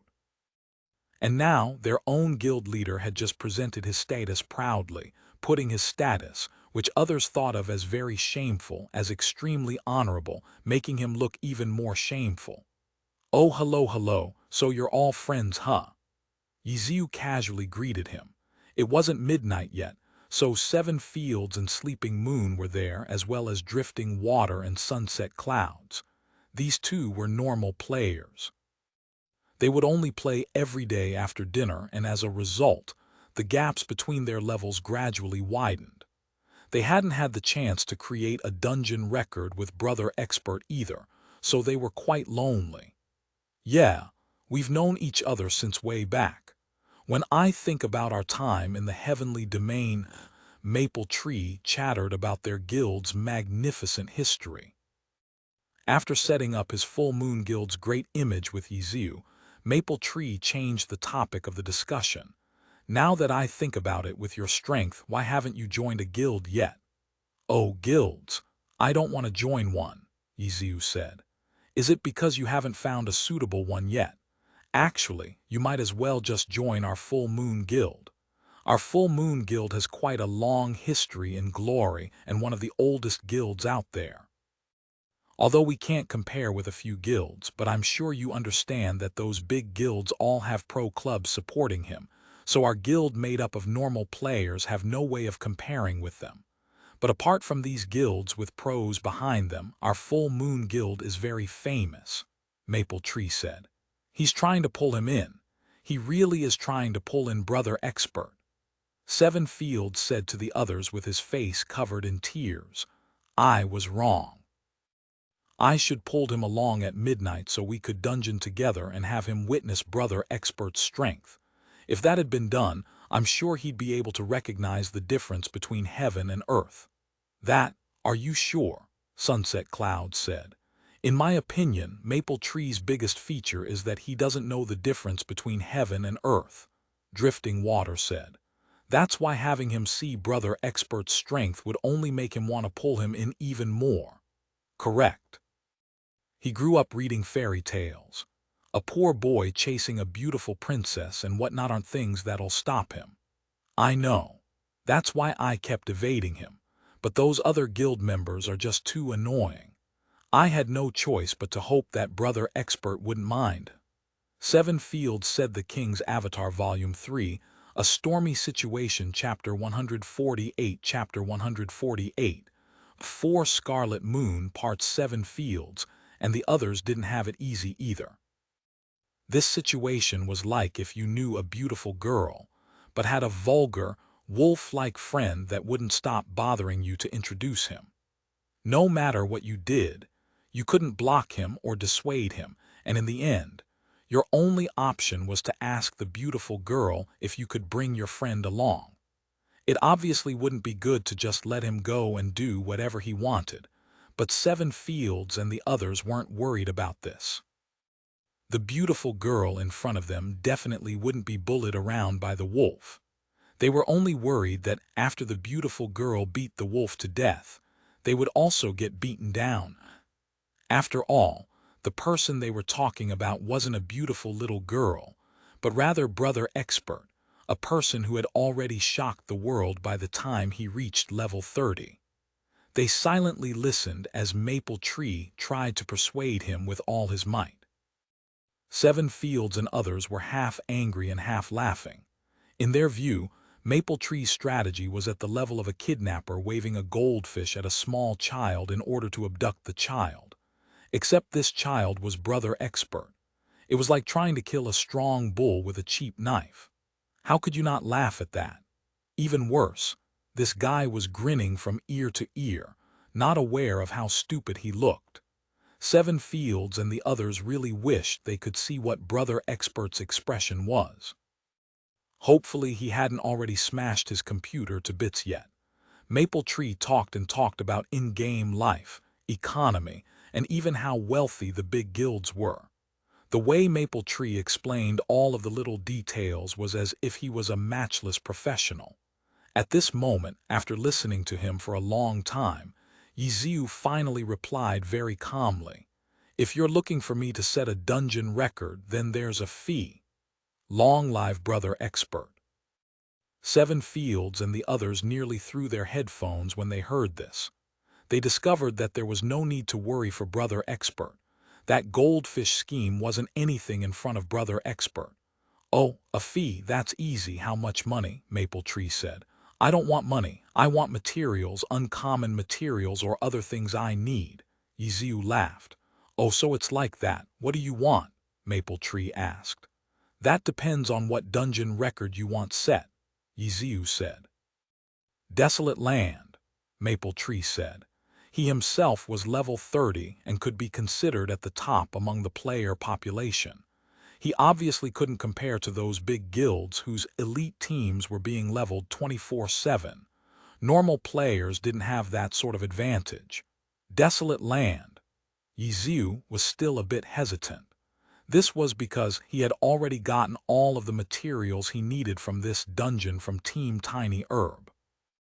His 1000-chance umbrella had already reached level 25.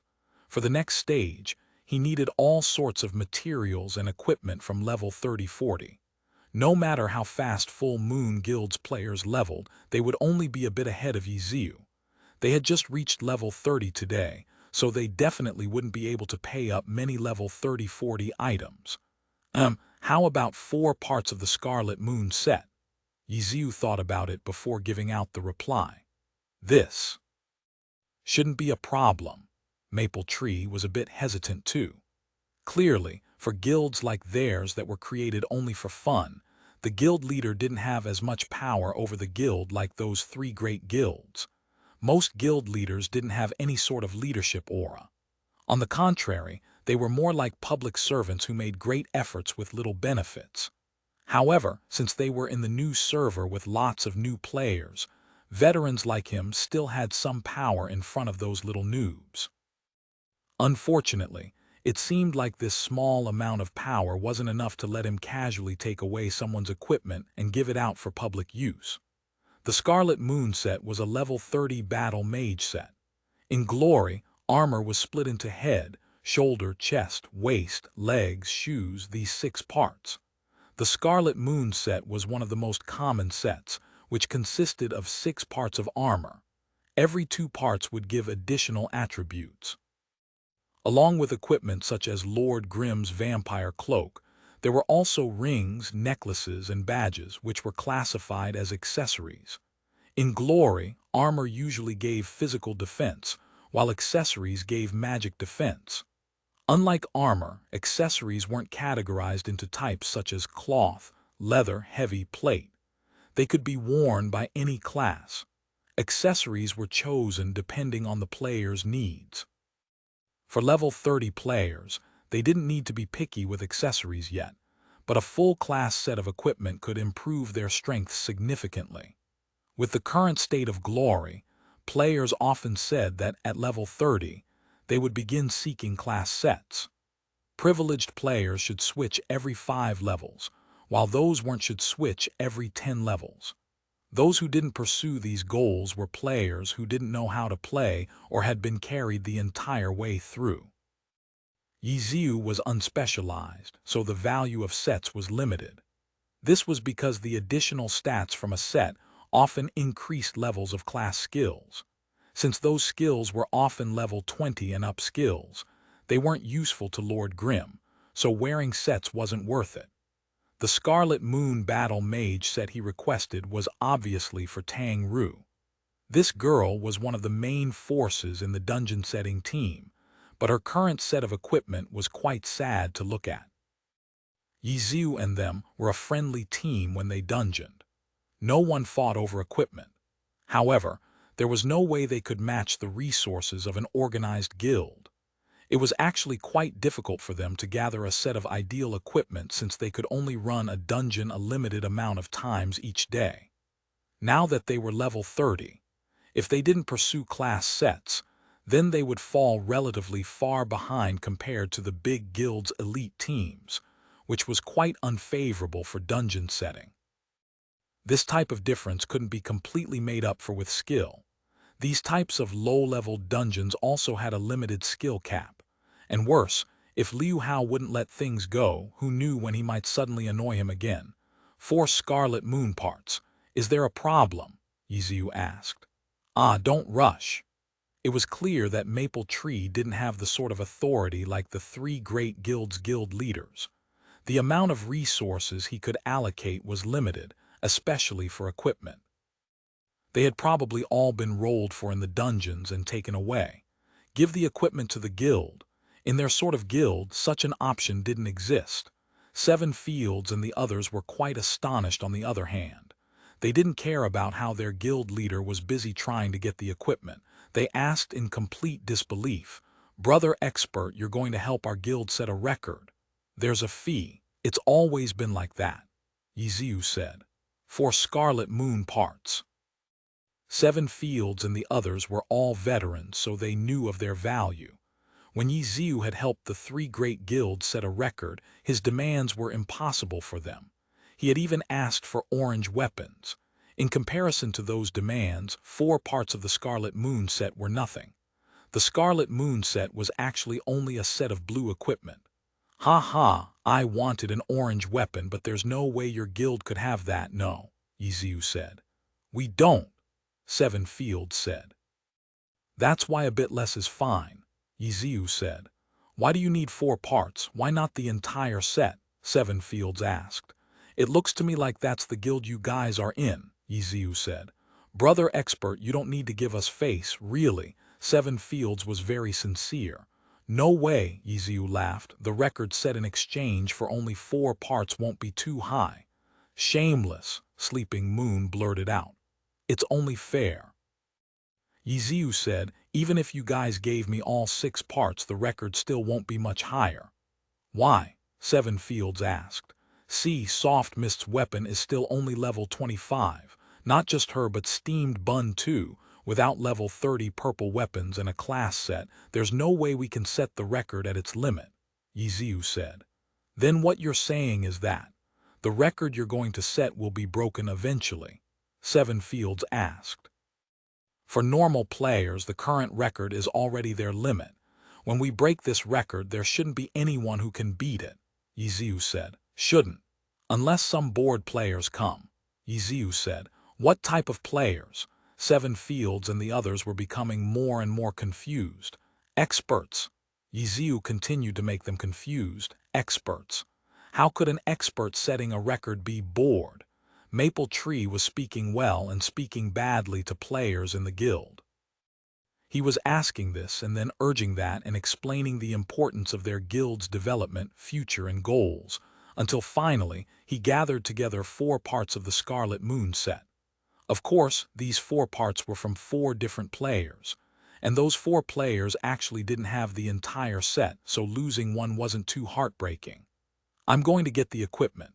Let's meet again at 12, Maple Tree said as he ran off. From the looks of it, he's planning on going with them. 7 Fields said, clearly. Sunset Clouds nodded his head. "Well, he is the guild leader, let him go," Drifting Water said. "How many spots will there be?" Sleeping Moon asked.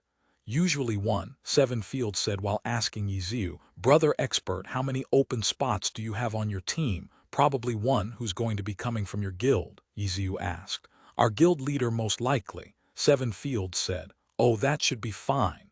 Ye Xiu nodded his head. What wouldn't be fine? Drifting Water asked. Ye Xiu looked at his class. Non-DPS classes wouldn't be too convenient. Tears began pouring out from Drifting Water.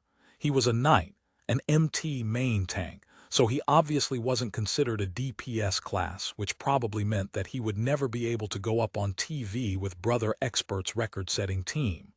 Our condolences. The others all gave their sympathies. Maple Tree went and finally came back with the Scarlet Moon parts. Sunset Clouds and Drifting Water took their leave first. They were clearly quite busy people. They didn't play the game for very long every day and probably weren't able to completely use up all of their dungeon entries each day. Steamed Bun, Ye Xiu began calling for his troops. Steamed Bun is here. Tonight we'll be setting a dungeon record. Ye Xiu said, TV, I like it, I'll be coming. Steamed Bun Invasion typed happily. Near midnight, without needing Ye Xiu to call over, Suma Cheng came online on time. At the same time, the guild's leaders from all the big guilds came. The first ones to contact him were Blue River and Cold Night, his two former customers. Their messages came at practically the same time. Brother, can you set the record for Desolate Land tonight? Long-term substitution will begin tonight. Brother, you're level 30, how have you thought over long-term substitution? The messages didn't only come from those two. These days, Ye Xiu was entangled with many of the big guilds. What level Lord Grimm was and how many dungeon entries he had left. They were sometimes even more clear on those than Ye Xiu himself. Right now, Lord Grimm was level 30 and his dungeon entries had been refreshed. Everyone guessed that it was the day that the Desolate Lands record would be broken. Which guild would the record fall under? That was what everyone was fighting for. But winning one time wasn't what they wanted. Every big guild wanted a stable substitution team. If today the record fell under their guild's name and then the next day, the record would be set by the same exact players under a different guild's name, then that wouldn't look good at all for them. Ye Xiu wasn't in a rush with all of these messages. He slowly typed out a reply for every one of them. Tonight, I'll be helping Full Moon Guild set the dungeon record. The King's Avatar Volume 3 A Stormy Situation Chapter 149 Chapter 149 Bidding War Full Moon Guild. At least half of the guild leaders had no knowledge of this guild's name. To them, the only guilds that they were familiar with were the guilds with clubs behind them. Those were the only guilds that they recognized as adversaries. Of course, there were some that had heard of this name before, but they definitely knew that this wasn't a guild with a club behind it. It was only a guild created by normal players and could be considered an ordinary guild. How could this type of guild be able to snatch Lord Grimm away from the encirclement of all of their big-named guilds? All of the guild leaders were in disbelief. They each asked around to find what type of trick Full Moon Guild had pulled off. But this turned out to be quite difficult. Guilds like Full Moon Guild clearly didn't have any spies planted in them from big guilds. They had simply never been an opponent for them. As a result, they didn't have any inside information and could only see if there was someone who knew a member of that guild. There actually were a few results that came out of asking around like this. After all, Full Moon Guild wasn't like them. When Maple Tree went to gather the parts for the Scarlet Moon set, he had shouted for it in the guild channel and used the strength of the masses to pressure 4 battle mages into giving away one of their Scarlet Moon parts. Everyone in the guild knew of this. There wasn't any need to hide it, so when a friend came to ask, they immediately gave a reply. Quickly, all of the guild leaders from the big guilds found about the price tag of 4 Scarlet Moon parts, and they all violently coughed up blood. 4 Scarlet Moon parts. What type of fee was that? For these guilds, such a price was basically giving it to them for free. Most of the equipment dropped from level 30 dungeons were blue equipment sets. For something so trivial like 4 parts of the Scarlet Moon set, all they had to was open their mouth, and they'd be able to obtain them. For the elite players from their big guilds, they could easily gather a full set of class-specific equipment for several teams. And with their guild's complete setup, if they needed a Scarlet Moon set, then the guild would by all means compensate for the provider's losses. As a result, they could easily get the 4 parts with just a few words. Not like Maple Tree, who was like a child asking for his grandpa, desperately trying to get the 4 parts. In short, this sort of condition was too easy for these guilds. How could they let Full Moon Guild get away with such a steal? The guild leaders were no longer calm. Many of them began sending Lord Grimm more enticing offers. "Brother, how about a full Scarlet Moon set? A Scarlet Moon set and a level 30 purple bright lance. 2 Scarlet Moon sets, one for you and another one for free." The offers were endless. In any case, they were all better than 4 parts of a Scarlet Moon set. Ye Xiu didn't rush and patiently replied back to each of them.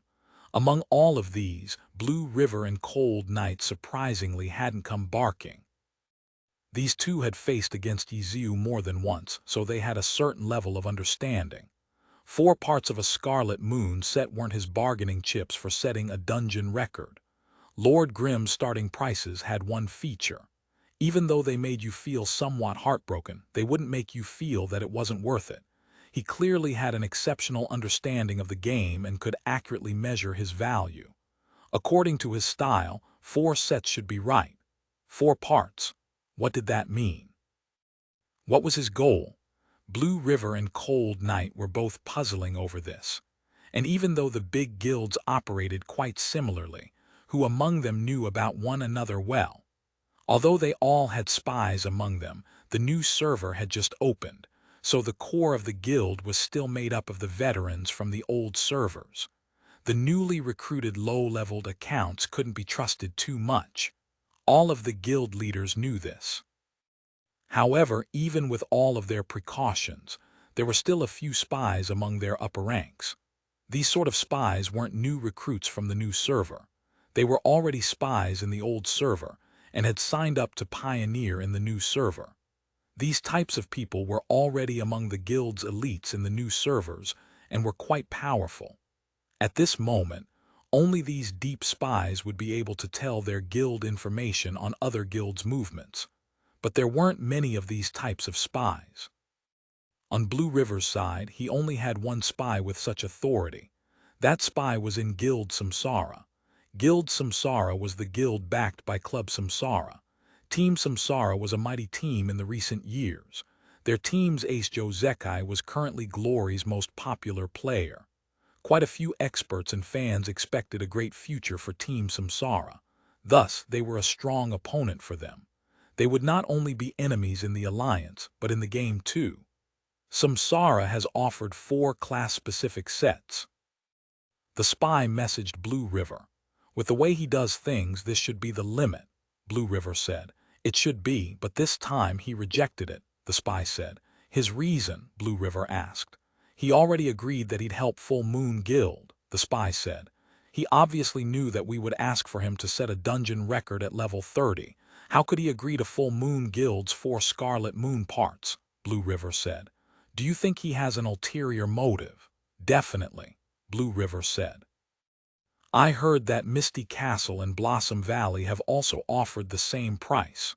"How do you know?" This information wasn't something that could be easily found. The only reason Blue River could find it was because of the spy he had in Samsara Guild. "Our guild leader went to ask." Blue River felt relieved. Even though all of the big guilds competed against each other, they all knew each other. In this type of situation, where they were all unsure, they would sometimes turn their enemies into friends and exchange information. For example, that guy Plantago Seed frequently did this. But Team Tiny Herb and Team Blue Rain were absolutely mortal enemies, which naturally translated in Game 2. "Our guild leader is getting ready to offer a step higher," the spy suddenly said. "Oh, how much?" 5 class-specific sets," Blue River stared blankly when he suddenly had an idea. Was this what he was trying to do? By deliberately reducing the price and having others offer higher, he would eventually win out. By provoking the guilds to fight over him, he immediately raised his status. For this type of situation, once the price got up, it'd be difficult to bring it down, unless he wasn't able to complete the employer's task. Samsara had taken the first step. Their information partners Blossom Valley and Misty Castle had probably followed closely too. However, these guild leaders weren't hostile spies. Their exchanges of information were probably only half-truths. Blue River guessed that there was no way of accurately knowing. He only knew that 5 class-specific sets had already exceeded Lord Grimm's previously set price. This move was brilliant. Blue River sighed and understood Lord Grimm's intentions. Blue River felt he could go over and negotiate with Lord Grimm. Just as he was about to send a message, his spy suddenly typed, "DMN rejected again." Rejected still. What is he trying to do? For what purpose? What else does he want? Blue River was also startled. 5 class-specific sets, this was already enough to make them grind their teeth and cough up blood, but he still wasn't satisfied. Is really trying to make all of the big guilds go mad. He didn't ask for anything. He said the same thing. He already agreed to help Full Moon Guild. How could it be like that? What are you guys going to do next? Blue River asked. I don't know. The guild leader is furiously cursing right now. Of course, Samsara's 10th server guild leader Lonely Drink would be angry. 4 class-specific sets was very fair and the offer should have been accepted. But the way Lord Grimm had rejected it, now that was fast. The reply came just a second after he sent his offer. Lonely Drink was convinced that Guy had set up an automatic reply. How else could he reply so quickly? He randomly tested his theory. It looked like it wasn't an automatic reply. This guy really wasn't considering their offer. Lonely Drink wasn't stupid. After having his offer rejected, he was even faster than Blue River in thinking that this time, Lord Grimm really was trying to eat them up like a giant lion. This guy saw that all of the guilds were fighting over him right now. Lonely Drink didn't say a word for now and ran over to contact the other guild leaders. Those guys were also angry and cursing at Lord Grimm. They all looked like they wanted to kill someone. Lonely Drink obviously wasn't puzzled by this. These guys all acted as if they hated Lord Grimm. If it was someone else, then he might have actually believed that they wouldn't try to raise the bid again. But Lonely Drink knew that these guild leaders were the same as him, and had already decided to raise the bid once again.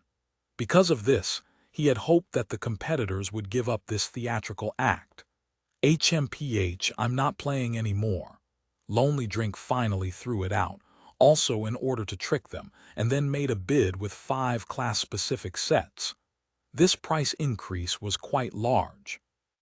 Seeing that the other guild leaders didn't have any intention of backing down, Lonely Drink also decided to raise it.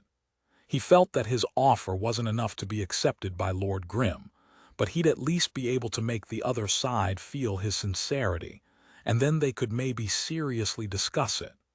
Who would have thought that he'd be rejected instantly? This time Lonely Drink wasn't acting anymore and really was furious. If he wasn't even considering his offer, then did this guy want him to just directly gift him his guild? Lonely Drink wasn't happy. He was extremely unhappy. His first few rejections had made him feel somewhat puzzled, but the current him was no longer trying to obtain Lord Grimm's services. He was now trying to fight with Lord Grimm to see how deep he really was. As a result, Lonely Drink sent another message. 8 class-specific sets. What do you think? You should be happy now, right? Lonely Drink hadn't negotiated with anyone and was sent out as a gamble. You little punk, are you still trying to cheat me? Fine, I'll make an unimaginable offer that'll turn you stupid and make you speechless. This was the type of goal that the current Lonely Drink was going for. In the end, not even a second had passed, and his chat box had already flickered. It was the same result as before, as if his offer hadn't been considered at all. Lonely Drink almost didn't want to open it. He already felt a bad premonition, but in the end he looked at it. I've already agreed to help Full Moon Guild. FCK. These words again. It was these exact words every single time. Lonely Drink now knew that this person hadn't set up an automatic reply. He was F-seeking, copying and pasting. You. What the heck do you want? Lonely Drink almost felt his heart roar. I'm going to dungeon, let's talk later. Not even a second. A reply. The King's Avatar, Volume 3. A stormy situation. Thank you for listening to the story on KevinAudio.com, Chapter 150. So nervous he became a noob. Lonely Drink wasn't the only victim.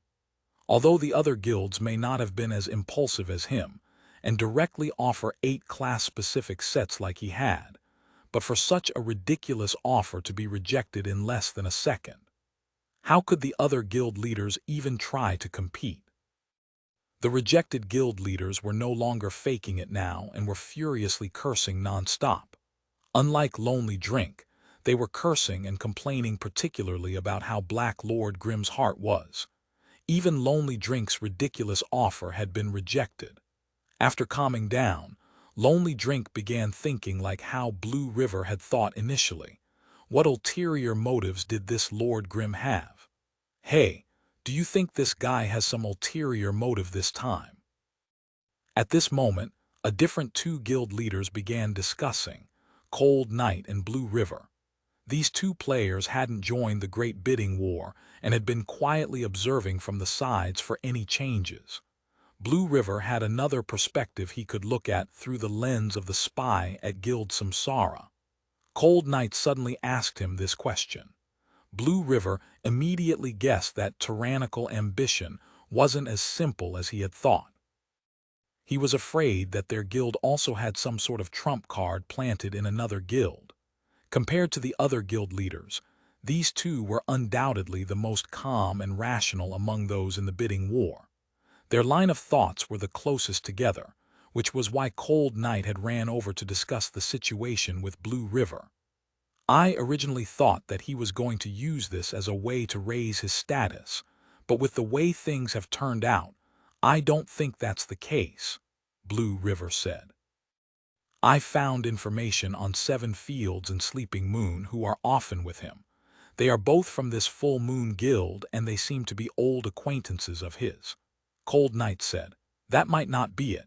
When everyone was still in Beginner Village, it was reported that this player called Sleeping Moon had been said by Lord Grimm. He then started spamming curses at Lord Grimm outside of the dungeon. Only after that did they get together. Blue River recalled. So there was something like this. Cold Night had begun paying attention to Lord Grimm slightly later than Blue River had, so he didn't know that such an event had happened. Yeah. But it doesn't matter what happened because they're now friends, or perhaps it's just a one-time trick, Cold Night said. If it's like that, if it was because of their friendship, then Blue River would be extremely sad. He had once thought of using such a trick, but never went through with it. If such a trick had been successfully carried out by Full Moon Guild, a guild that they hadn't even put in their eyes, then he would feel extremely defeated. Either way, it looks like Desolate Land's record has fallen into Full Moon Guild's hands, Cold Night said. Yeah. Blue River didn't doubt Lord Grimm's strength one bit. Desolate Land. The level 2830 dungeon was located in a deserted castle in the Desolate Land leveling area. A group of tyrannical bandits had made the castle their temporary home, and as a result, became a dungeon. Starting from level 28, Ye Xiu and the other had ran the dungeon several times. However, now that they had a new member Maple Tree joining their team, in order to assimilate this sharpshooter into their team, their strategy naturally had to be adjusted. With a normal player in their party, they might suddenly have a few more problems come up. But with a pro god like Ye Xiu, given a random class combination, he could easily come up with the most suitable strategy for it. How could such a simple issue like having a normal player be difficult for him? This run will only be for experimental purposes. We'll be adjusting our strategy based on Maple Tree, Ye Xiu said to everyone after entering Desolate Land. Ha ha ha, relax. I've done this dungeon who knows how many times. I'm extremely familiar with it, Maple Tree boldly said. Oh really? Then we'll be starting now. I'll be leading, Ye Xiu said. No problem, lead away, Maple Tree said. Steamed bun 8 o'clock, soft mist 10 o'clock, cleansing mist pull the enemies ahead at the bend. Maple Tree go to the stone window on the right, attack whatever I attack. Wait, what type of strategy is this? Maple Tree was dumbstruck. Steamed bun invasion had 2 bandits at 8 o'clock. Soft mist had 2 thieves at 10 o'clock. And cleansing mist had 4 enemies ahead at the bend, who were gathered around playing cards. They were going to be pulled already, and for him the stone window on the right, there were 2 bandits drinking over there. How could he get past them without alarming those 2 NPCs? If we don't use this strategy, then I don't think we'll be able to break the dungeon record, Ye Xiu said. Just from equipment, their team couldn't compare to the current record holder's Blue Brook Guild. That 5-man team had class-specific sets plus level 30 purple weapons for each member. Their damage output would be much higher than their team's, which was how they were able to achieve the current 30, 45, 66 record. The team with the second fastest record also had equipment on another level than theirs. The difference between the second fastest and the fastest record was minuscule. This indeed was the record's limit in Desolate Land for normal players. If Ye Xiu's team used the normal strategy, then they definitely wouldn't be able to break the record. If they were going to break it, then they had to fully utilize their team's advantage and skill. Just like for the record at Frost Forest, where Ye Xiu had relied on his own superiority and skill, in order to carry out a one-wave rush strategy that wasn't possible for normal players and set a new record. If they followed how normal players cleared the dungeon, then there wouldn't be any difference between a god and a normal player, and the record obviously wouldn't be broken. You're going to break it like this. Are you looking to die? Maple Tree was very noisy. Ha, just do as I say. I'll explain things as we go. Everyone forward, Ye Xiu said. The other 3 had already rushed up to do their task, while Maple Tree was still staring at those 2 bandits drinking. How do I get to that stone window? Aerial fire, Ye Xiu said. Those 2 bandits, they'll be gone soon, Ye Xiu said while his Lord Grim rushed up. His battle lance swept across, hitting 2 thieves at 1 o'clock.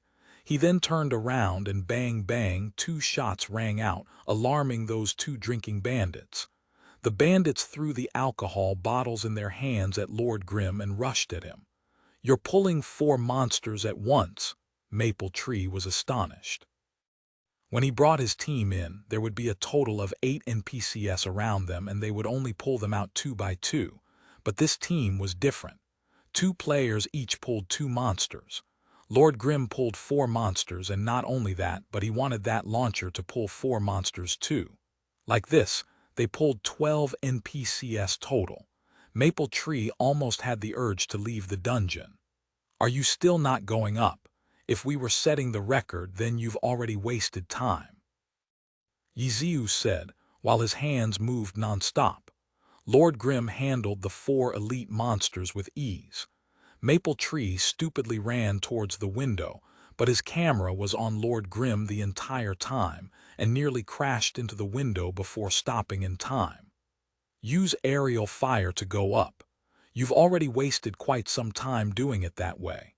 We started pulling 10 seconds ago, but you still haven't done anything yet, Ye Xiu said. When you use aerial fire, try to hit the monsters too to save time, Ye Xiu added. Okay. Maple Tree had entered the dungeon with matchless confidence, but in these few seconds, his confidence had already burned to ashes and flown away. Lord Grim, 1 player against 4 monsters. Steamed Bun Invasion and Soft Mist were also each fighting 2 monsters. Maple Tree looked and discovered that they weren't pulling monsters anymore. They were already beginning to kill them. It was just that while they were killing them, they were also bringing the monsters to their desired spots.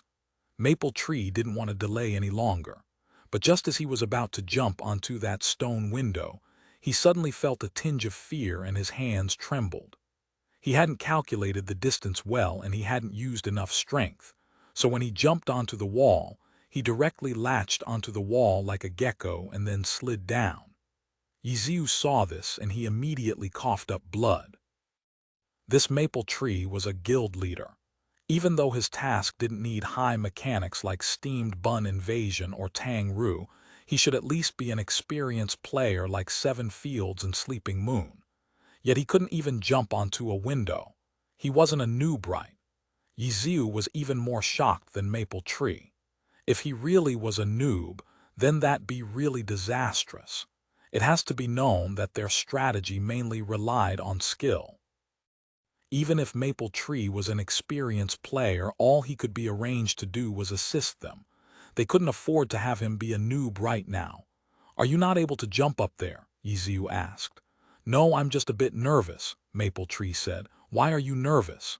"Your strategy's too crazy," Maple Tree said. "Calm down, it gets crazier later." Ye Xiu said, "Okay. Hurry up and jump up there," Ye Xiu said while fixing his attention on this side. He had to properly see what Maple Tree's skill level was at. If he really was a noob, then he had to switch him out. Noobs weren't scary, but noobs that acted like they understood were the scariest. This time Maple Tree judged the correct distance. He jumped and steadily landed. Ye Xiu saw that the distance and power had been grasped well, so he really wasn't a noob. "I said use aerial fire, why are you still directly jumping up?"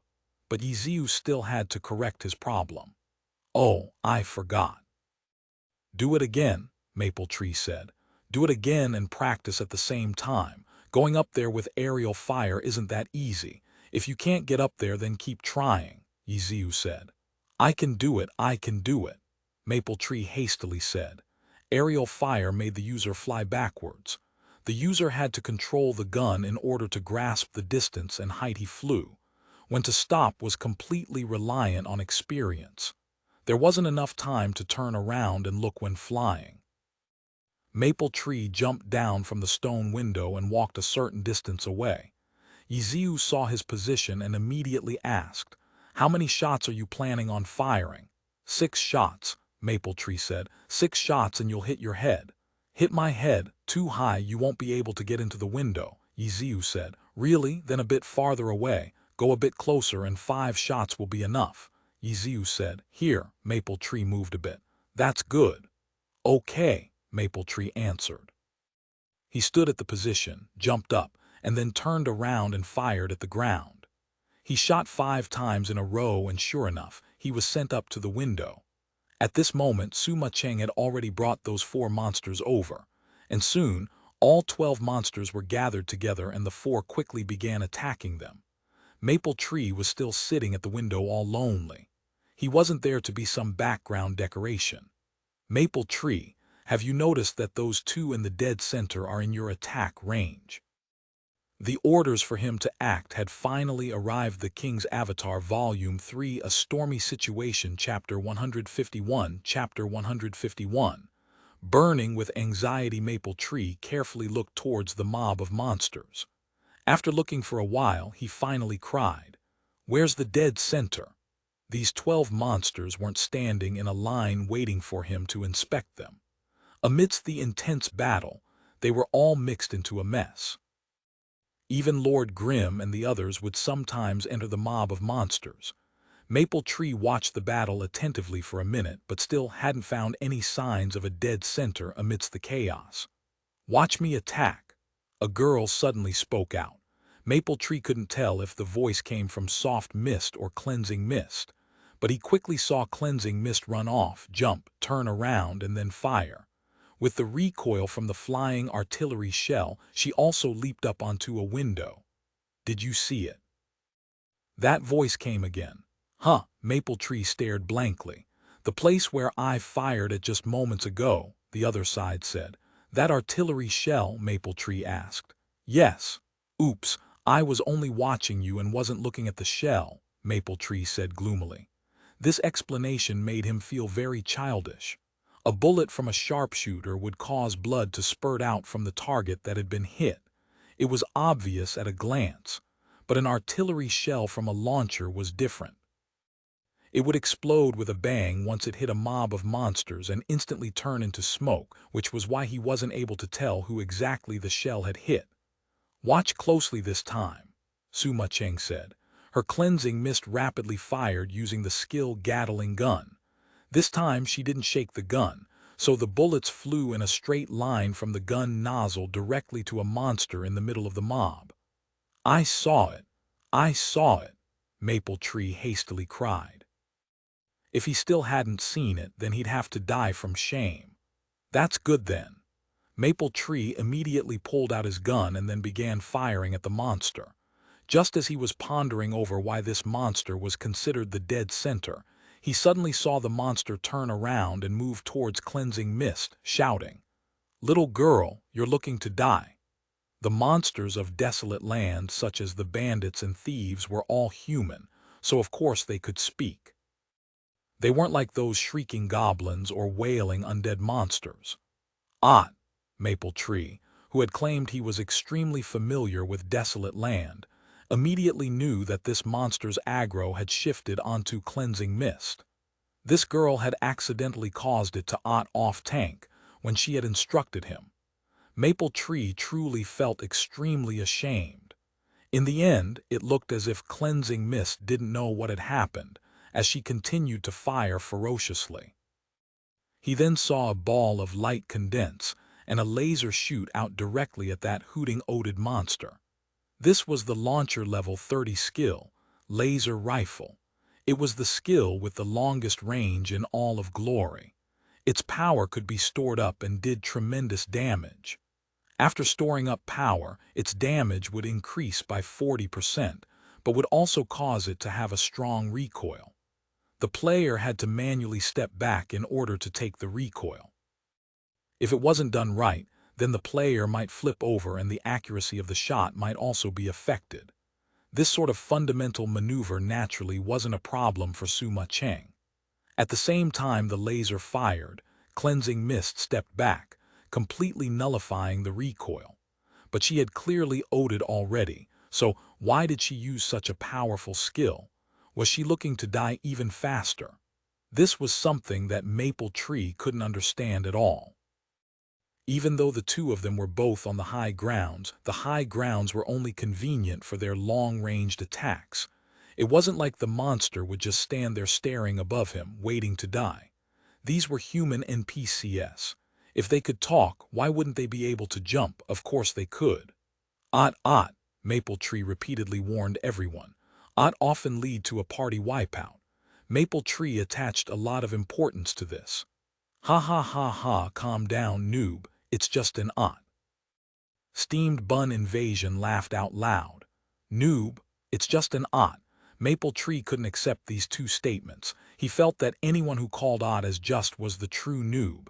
Just as he was about to retort, he heard that launcher. "It's not a big deal, look." Another look. What was there to look at? Maple Tree was gloomy. His gaze hadn't strayed away from the mob of monsters.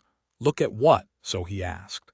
"Look at the monster that had been oded," Suma Cheng said. "Where?" Maple Tree mumbled and then looked again carefully.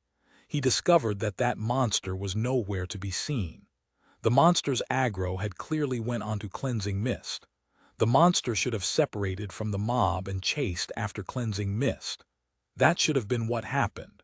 But in a short moment of distraction, he unexpectedly couldn't find any signs of such a monster. Maple Tree was still in shock when he saw 3 artillery shells explode in the middle of the mob. That launcher had shot another anti-tank missile. "Slow down," Maple Tree cried out in fear. This launcher was clearly a girl, yet her fighting style was so violently reckless without any control over her damage output. These attacks and skills were thrown out non-stop. Was she going to again? In the end, Suma Cheng gave him a response that made him almost panic in desperation. Cleansing Mist closely followed with another cannonball, and this time she had even stored up power. For classes like launchers, which attacked relatively slowly, they usually had relatively high burst damage. Thus, launcher skills did quite a lot of damage. At this moment, Cleansing Mist had chained the three strongest skills a level 30 launcher could use. Let alone a party without a specialized MT. Even with one, the party still wouldn't be able to handle such a rude burst of damage. Odd again, Maple Tree sighed. Sure enough, another monster in the mob shouted, "Little girl, you're looking to die." A tragedy. What a tragedy. Maple Tree looked up at the sky and let out a lengthy sigh. But when he finished sighing and looked again, the oded monster was once again nowhere to be seen. Its aggro was pulled back. Maple Tree truly didn't understand what had happened.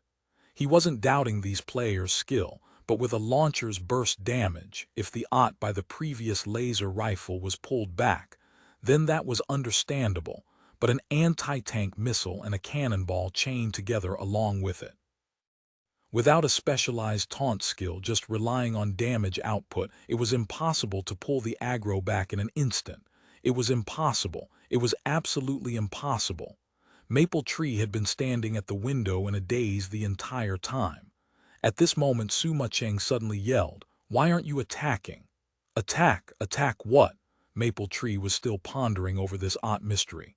"The targets I attack. Just hit whatever I hit and you'll be fine," Suma Cheng said. "The targets you attack." Maple Tree was still in a daze when Suma Cheng's Cleansing Mist used Gatling gun again. This time she used gun shake and her gun shook left and right. The bullets that came out split into two lines, hitting two different monsters in the mob. Ah, dual lines. Maple Tree was astonished again. He also played a gunner. Even though he wasn't a launcher, he still understood the theory behind this move. It wasn't easy to use gun shake to scatter the bullets from Gatling gun, but having the bullets accurately hit two different targets with it was even harder. This required exceptionally precise mouse movements. Otherwise, the path of the bullets wouldn't be able to split into two lines, and perhaps split into 3 or 4 lines. When he saw those two lines of bullets hit their targets, Maple Tree suddenly discovered something even more astonishing. The two monsters had been hit by the bullets, but they hadn't given up struggling. The two monsters were still headed towards Cleansing Mist with no signs of stopping. Their aggro was clearly on Cleansing Mist. "Quickly, quickly!" "Those two!" Maple Tree hastily yelled. Gatling gun's attack had already finished. When the two monsters closed in on Cleansing Mist, a battle lance with a monster stuck on it smashed down from the sky, and the two monsters immediately crashed to the ground. And after this circle swing, Soft Mist promptly went to fight other monsters. Oh! Maple Tree was just about to warn Soft Mist of those two monsters' aggro, when he saw Steamed Bun Invasion dash towards these two monsters. But he didn't make a move against them and went right by. When the two monsters climbed back up and stubbornly rushed at Cleansing Mist, their comrades happened to be passing by, blocking them. Those comrades had their aggro on Steamed Bun Invasion and were currently chasing him. The two NPCs had no choice but to go around this blockade, but they hadn't yet taken 2 steps when a bang rang out. Lord Grim had used Falling Flower Palm to send a monster flying over, hitting those two monsters. Maple Tree wasn't stupid. These two monsters, which had clearly been oded, weren't able to get close to their target. They were on the ground half the time and trying to get up the other half. After a long time, they still hadn't moved far from their original positions. And this type of situation was because of the way these 3 players moved and attacked. Could it be? Maple Tree was currently thinking, when a laser beam shot out from up above. That Cleansing Mist's laser rifle had just come off cooldown and had been impolitely shot out. Those two monsters, which had just gotten back up, were immediately knocked to the ground again. Just as they got up again, Soft Mist's Falling Flower Palm sent 2 more monsters crashing into them. So it's because of their coordination. Maple Tree finally understood. Oded monsters didn't need to be worried about because of the way those 4 players used their skills or moved. Those oded monsters were firmly under their control. Cleansing Mist's tempo matched the other players' tempos perfectly. Under this type of coordination, Ott clearly wasn't an issue. Ott really had happened. Maple Tree's judgment wasn't wrong, but it still made him burn with anxiety. It turns out it was only because I was an idiot. Maple Tree's cheeks streamed with tears. The King's Avatar, Volume 3, A Stormy Situation, Chapter 152. Chapter 152. The bystander becomes the deciding role. Ha ha ha, don't be so nervous, noob. We've only been playing for a short while and you keep on calling out Ott Ott. Are you Ottman? Steamed Bun Invasion laughed out loud. FCK. Maple Tree raised his gun and wildly shot at the two monsters that Cleansing Mist was attacking. In his heart he felt extremely depressed. What was wrong with worrying over Ott? How could I have known that such a freak team existed? So it was actually possible to prevent Ott like this. This type of control is ridiculous. Maple Tree comforted himself as he gloomily fired at the monsters. In this guild he was the senior, the boss. When they dungeoned, he was the leader, he gave the orders, whatever he said was the law. But now, he was the noob. He was the Ottman. He was burning with anxiety. His face was covered in tears. Maple Tree felt wronged. Before he came, he had already mentally prepared himself. After all, it was the team that could step all over the big guild's records. How could their skill be questioned? Maple Tree didn't doubt that they were experts. But after seeing them personally, he discovered that he hadn't prepared himself well enough. These players' skill levels were way beyond his wildest imaginations. At this moment, Maple Tree had a hard time staying level-headed. He felt that his existence in the team was replaceable. Those four players coordinated exceptionally well, while he was an outsider playing a small role, a bystander. This was a feeling he had never experienced before. Steamed Bun, don't get distracted. You made a mistake just a moment ago, Ye Xiu said. Oh, really? Really? That back attack you did with your knee wasn't placed well. If you went right 30 degrees, then the monster would have been knocked back and would have smashed into the monster's soft mist sent flying. Oh, this is just a test run. In a bit you're going to have to focus more. This mistake won't affect the overall situation, but it'll affect our efficiency. A few mistakes here and there will add up to a significant amount of wasted time, Ye Xiu said. Okay, but if I focus more, who's going to take care of that noob? Steamed Bun Invasion asked. He'll take care of himself, Ye Xiu said. You can do it, noob, Steamed Bun Invasion encouraged him. Maple Tree. As they advanced through the dungeon, Maple Tree experienced the four players' coordination and skill another step. Maple Tree's luck wasn't too good. If he had went with Ye Xiu and the others to Desolate Land at level 28, then he might not have fallen to such a depressed state. At that time, Tang Ru and Steamed Bun Invasion were still completely new to the dungeon and were genuine noobs. Unfortunately, everyone was now level 30 already. They had never failed to run Desolate Land the limit of 3 times per day.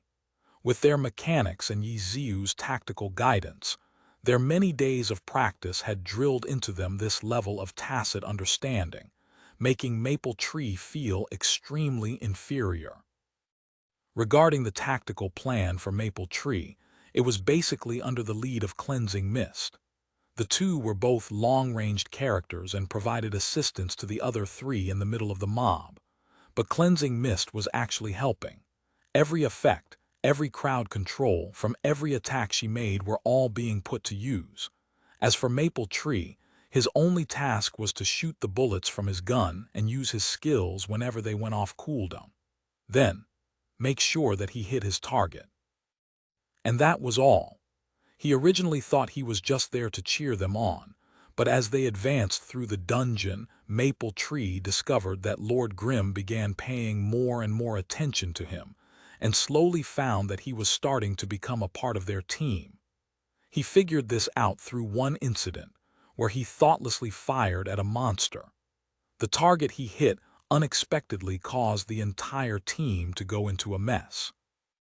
From this, he quickly realized that the task Lord Grimm had assigned to him wasn't to be a bystander. His sloppy playing nearly caused a major disaster. "No good," Steamed Bun Invasion opened his mouth.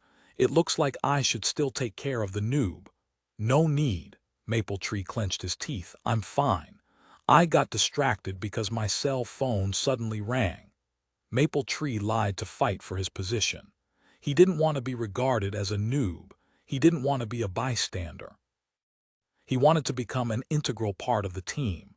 "Just take care of yourself, Steamed Bun. Don't worry about it," Ye Xiu said to Steamed Bun Invasion. "Fine then." Steamed Bun Invasion had no choice but to reluctantly accept it. "Then I leave this noob to you."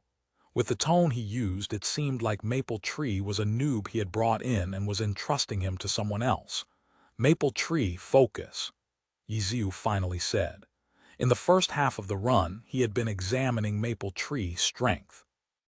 He at least needed to know his skill level before he could clearly use him in the team.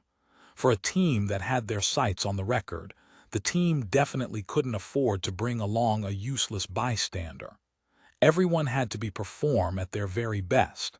This was how record-setting teams operated, regardless of whether only 4 players were needed to set the record. This wasn't an issue of ability. This was an issue of attitude. After observing for half the dungeon, Ye Xiu could already see what Maple Tree's skill level was.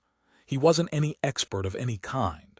He was around the same as Seven Fields and Sleeping Moon, an experienced player. Letting him handle situations that required high mechanics obviously wasn't going to happen. However, there was still a lot he could do.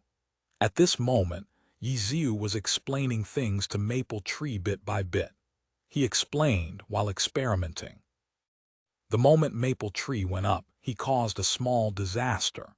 But with 2 pro-level players and 2 mechanically skilled players, they wouldn't have any problem dealing with the situation no matter how chaotic it was.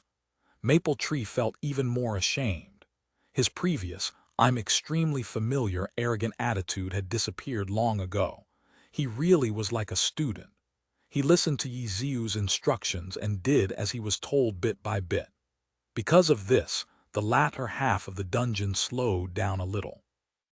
However, no one complained. Tang Ru and Steamed Bun Invasion had also been taught like this. Suma Cheng didn't need to be said. She constantly helped Ye Xiu teach Maple Tree and often demonstrated what he needed to do personally. After pushing through the dungeon, Maple Tree wiped the sweat off his forehead. This small dungeon, which he had ran who knew how many times, made him feel extremely stressed this time. The detailed strategy Ye Xiu had planned needed to be done with meticulous precision. Everyone's play affected one another, so they all had to perform well and work together. They couldn't afford to make mistakes and wasted time. This type of strategy brought out everyone's full potential. It was the type of strategy that was the most suitable for trying to set new records. This dungeon run took a total of 1 hour to run. They obviously didn't care about the time. They had gotten rid of many problems over the course of the run, which was why it had taken so long. "Okay, the second time. Let's try to challenge the record this time. Maple Tree, is there anything you don't understand?" Ye Xiu said. "Yeah, those noobs who act like they understand everything are the team killers. You'd better not be one of those," Steamed Bun Invasion said. "I'm not a noob, I'm the guild leader of Full Moon Guild." Maple Tree identified himself. "Full Moon Guild, why aren't you called Full Star Guild?" Steamed Bun Invasion said. "Why Full Star?" Maple Tree stared blankly. "Because Full Moon doesn't sound good." Steamed Bun Invasion's line of thinking was so simple that Maple Tree couldn't follow it. Meanwhile, the other players had already entered the dungeon. On their second run, Maple Tree had begun assimilating with the team, but breaking the record this run. Ye Xiu had no hopes whatsoever. If Maple Tree had been one of Blue Brook Guilds or any of those type of big guilds' elite experts, then it might have been possible. But for someone who was just an experienced player, It would be very difficult to completely grasp the strategy on the second try. Even if no mistakes were made, there would still be some flaws in his playing. They wouldn't be able to reach the most optimal state, and thus their efficiency would take a hit. If everyone's equipment was at the level of the big guilds, elite teams, then there'd be more leeway for Maple Tree. But in their situation, they needed Maple Tree's 100% in order to take down the record. In the end, it was just as Ye Xiu had predicted. Maple Tree was still in the difficult stage of fitting in with the team. Even though there weren't many major errors, there were still a lot of places that required him to think and a lot of places where he acted too slowly, which would all delay them. In the end, their time for their second run was 35-14-41. There weren't any other major issues. It all depended on Maple Tree's performance now. This was already the main reason that their final time couldn't beat the record. However, it didn't look like the task could be finished today. They could only run the dungeon once more. Ye Xiu reckoned that Maple Tree wouldn't be able to adapt so quickly. Sure enough, in the third run, Maple Tree improved again. But it wasn't enough. Their final time was 34-47-68, and their 3 runs for the day were now all used up. How could Maple Tree not know that the problem lay with him? The other players didn't make any mistakes and were all lowering their tempo to adapt to him. Being someone on the team that held everyone back didn't feel good at all. Maple Tree couldn't help but think of his guild's dungeon team. If there was such a terrible noob on it, everyone would hate him. And the current him. Although he wasn't destroying the team, they still weren't able to set the record all because of him, leaving a bad taste in Maple Tree's mouth.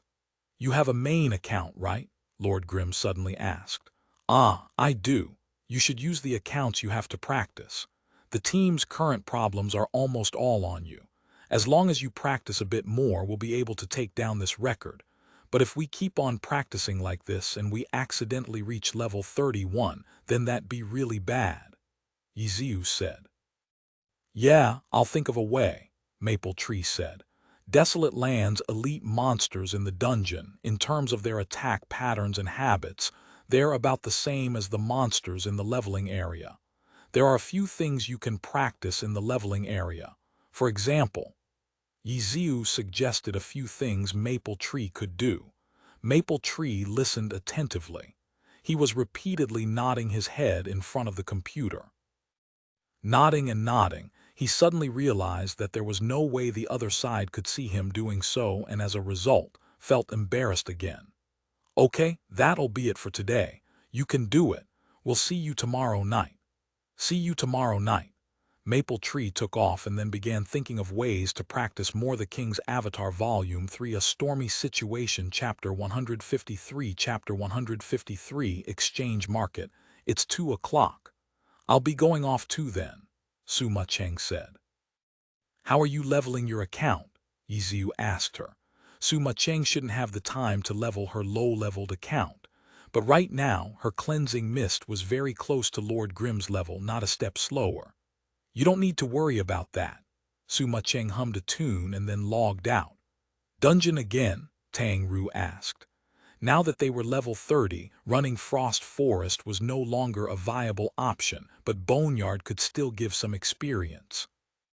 Apart from this, they could enter a new dungeon, the level 30-33 dungeon Line Canyon. This dungeon was still a 5-member dungeon and could only be run 3 times every day, the same as Desolate Land. Yesterday, after leveling to 30, Ye Xiu and the others had already began running it. The unfamiliarity of the dungeon for the first 3 runs naturally made Tang Ru feel challenged by it, so she was now quite interested in going to Line Canyon. "No rush. We're going shopping," Ye Xiu said. "Shopping?" Tang Ru stared blankly. "We're level 30 now. You two should start paying attention to your equipment now," Ye Xiu said. "For equipment, higher level doesn't necessarily mean that it's better. True experts have to know how to choose equipment that fit their play style. Movement speed, attack speed, these types of speed-related stats, higher doesn't necessarily mean better either. When the speed is too high, it's pretty common for players to go out of control and expose an opening. Experts don't chase after equipment with the highest stats. They chase after equipment that suits them the best. Why are self-made equipment so strong? It's not just because their stats are higher than an orange equipment by a level.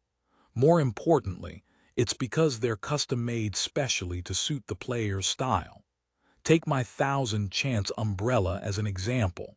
If you don't have enough experience in the game, it wouldn't be possible to fully utilize this weapon's might. For weapons, normal players usually choose the weapon with the highest attack. But for experts, attack isn't the only thing to be considered because it doesn't how they use the weapon. What truly affects their weapon choice is the weapon's attack speed, length, weight, etc. These sort of properties are all necessary to consider in real battle. Let's say I give you a lance with an attack twice as high as your current one, but with a length that's a third of yours. If you use the one I give you, do you think your strength will increase or decrease? Ye Xiu explained and then suddenly quizzed Tang Ru. Tang Ru heard the question and was stumped.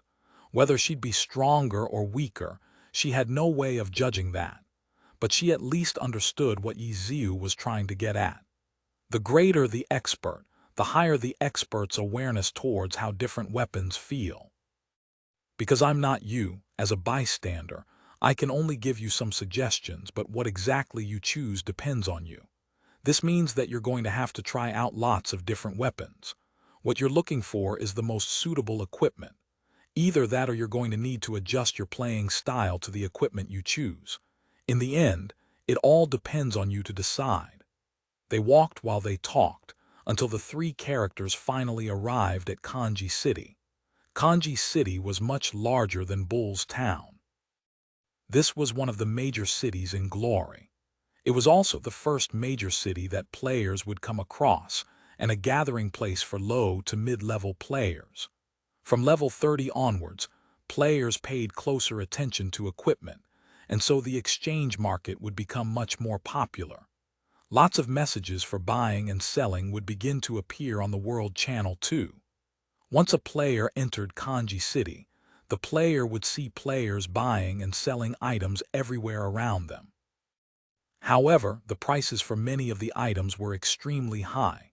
The new servers had lots of new players, but even though new players didn't understand, they weren't stupid. There were very few fools who sold items as if they were trash. Most players who didn't know of an item's price would look around first. They would go to the market and ask around. Tang Ru and Steamed Bun Invasion were both left speechless after looking at the marked prices. Along their journey to level 30, they hadn't gotten any super lucky gains.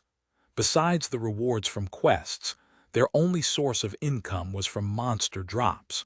However, these were all just chump change. The money they had accumulated up until now didn't exceed 10 gold coins. Buying potions and so on usually used silver coins as the unit of measure. In the beginner village, the lowest leveled health and mana potions were 1 silver coin a bottle. 1 gold coin was equal to 100 silver coins. 10 gold coins were enough to buy a lot of these potions. However, these were all the lowest leveled potions. For level 30 players, it wasn't worth buying them.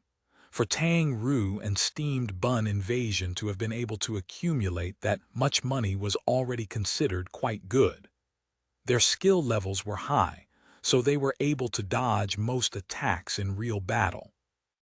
If not, then if they were normal new players, they would have used up all of their money from quests and drops on potions.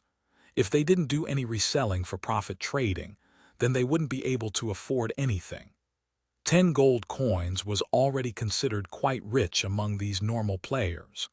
Ye Xiu looked through several booths. He discovered that even though the market had already taken form, level 30 and up items were still rare. The reason was because level 30 players were currently a very small part of the player population. The majority of players were still trying to reach level 30. At this moment, there were quite a lot of booths, but most of them were players under level 30 setting up booths after seeing others do it. As a result, the majority of equipment sold weren't level 30. Besides a few unique equipment, the rest weren't anything remarkable. Tang Ru and Steamed Bun Invasion at least knew to look for equipment based on their levels. They ignored everything under level 30 and only looked at equipment level 30 and above. So expensive. Seeing the prices on the equipment, the two expressed their regrets. A normal level 30 blue piece of equipment cost 10 gold coins, their entire fortune. Class set equipment were even more expensive. They varied from 20 gold coins to 40 gold coins for one. Why was there a difference? This was because even though Glory's 24 classes were balanced well, there were still classes more popular than others. For example, Blade Masters and Sharpshooters were the two most popular classes in Glory. It was the same in the new server.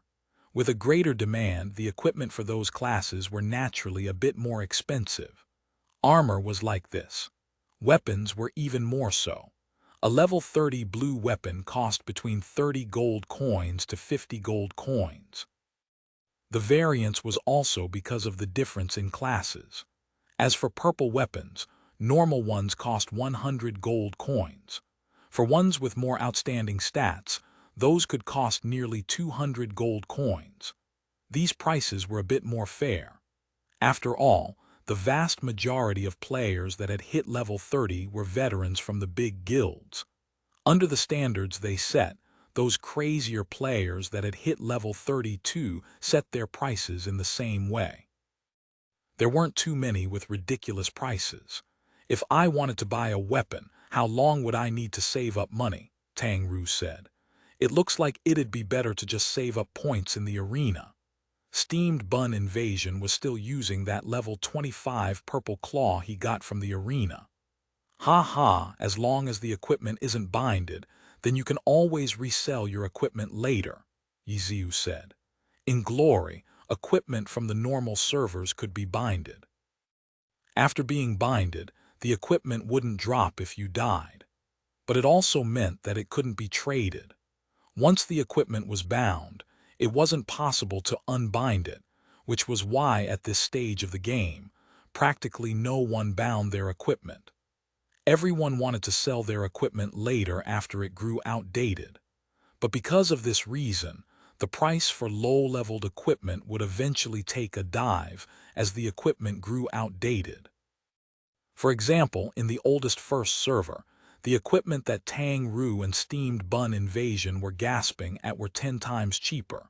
Moreover, most players didn't want to waste their time peddling them and directly sold them in the NPC stores. Then what do we need to buy? Tang Ru asked. Weapons, Ye Xiu said. After witnessing Maple Tree's performance 3 times, Ye Xiu didn't want to put his entire trust onto whether that guy would improve. In the end, he decided that they should upgrade their equipment and be more ready. Where are we going to get that money? Tang Ru said. She had seen a purple lance being sold for 120 gold coins. Blue lances were a lot cheaper. They were all under 40 gold coins. But a level 30 blue weapon was about the same as her level 25 purple weapon, so there was no point in buying one. If she were going to switch weapons, she'd had to buy a purple lance. Money isn't a problem. Just look for a weapon that you like. If you think the one you're using right now is good, then you should choose the level 30 Scarlet Moon Lance. It's around the same length and weight as your current one. Ye Xiu said. Oh, then I'm going to go look around. I'll pay you back later. Tang Ru said. Buy me a cigarette pack and that'll be enough. Ye Xiu said. I'm waiting for my pay to come. Tang Ru said gloomily. She currently had no money. She had lost it all to Ye Xiu. Steamed Bun. Look for a weapon you like, it'll be my gift, Ye Xiu said to Steamed Bun Invasion.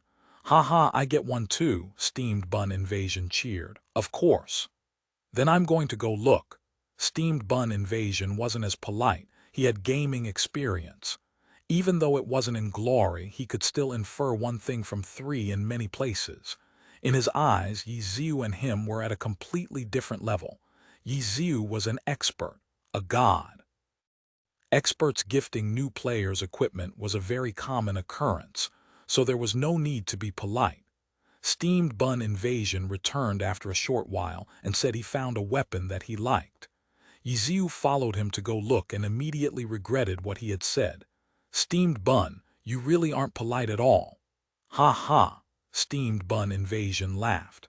He had found an orange weapon. Ye Xiu had looked around all day and this was the first orange equipment he had seen. How did Steamed Bun Invasion smell that out? In just a minute after he heard that he'd be gifted an equipment, he fished this out. Level 30 orange weapon vampiric claw, 800 gold coins. How could the price of orange weapons be similar to blue or purple weapons? Can I? Steamed Bun Invasion asked. Of course not. I only have 15 gold coins on me. I have to go sell things to buy you guys weapons. 800 gold coins. Do you want me to sell myself? Ye Xiu said. The only reason he had 5 more gold coins than Steamed Bun Invasion and Tang Ru was all because he had consumed even fewer potions and food than them. Really? Then I'll go look around again. Steamed Bun Invasion ran off. Orange weapons are no good, Ye Xiu stressed. Got it. Steamed Bun Invasion's voice came from far away. Ye Xiu shook his head and then immediately let Lord Grim head to one corner of the market. He had noticed a booth with a sign, buying uncommon materials. How are you buying strong spider silk? Lord Grim walked forward and then asked. The other side turned his character to look at him. After a short moment of silence, he said, Lord Grim, didn't you earn these strong spider silk from us? And now you want to sell it back to us? The King's Avatar Volume 3 A Stormy Situation Chapter 154 Chapter 154 Where'd these materials come from? Oh, you are. Ye Xiu had seen the booth's sign board and came over. He hadn't noticed the vendor's name. He glanced, Blue Brook Guild Bound Boat. I'm called Bound Boat, I'm from Blue Brook Guild. Bound Boat introduced himself. Actually, he had met Lord Grim a while ago. It was just that because he was a cleric, he had been kicked out of the dungeon team. The two hadn't talked to each other before, so he wouldn't be surprised if Lord Grim had forgotten him. Oh, so it's you. Ye Xiu grinned while saying, It'd be great if I could sell them back to you guys. What's the point of money? Uncommon materials are forever. They'll always be useful. TLCN, adapted from A Diamond is Forever. Bound Boat heard this and laughed. This phrase had been around for a long time, but there were very few that still said it. Most new players had never heard of it. Players that say this phrase with ease meant that they had at least 5 years of experience in glory. Having many years of experience in the game didn't necessarily mean that they were pro players. There were numerous players in the normal player community that had played for a long time. Especially among the experts, most of them were ones that had played glory for many years. They weren't like pro players, however. No matter how good or bad a pro player was, they still had some level of talent. Most normal players had mediocre talent. If they wanted to reach a certain level of skill, they could only use time and effort to slowly train themselves. It wasn't easy for them. Bound Boat was this type of player. He had played glory for 7 years. Even in the eyes of the pro community, he'd be considered as having played the game for a long time.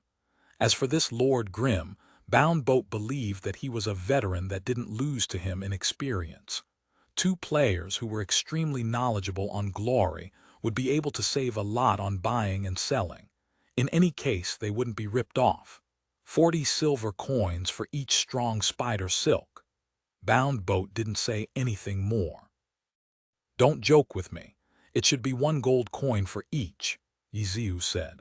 In front of us 2 seniors, the new server is just like floating clouds, which is why we have to do things according to our knowledge as seniors. If I consider that you're the one buying, then 80 silver coin for each. If I can buy them at 40 silver coins each, why should I buy them at 80? Bound Boat said. That's only right now. Sooner or later, you're going to have to start buying them at 80 silver coins each. Just think of it like that, Ye Xiu said. You should go back to reality. This is the new server, Bound Boat laughed.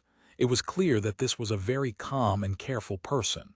Lord Grimm's powerful strength hadn't affected his judgment on business transactions. He wouldn't let up an inch. Ye Xiu was also helpless and had no choice but to ask again.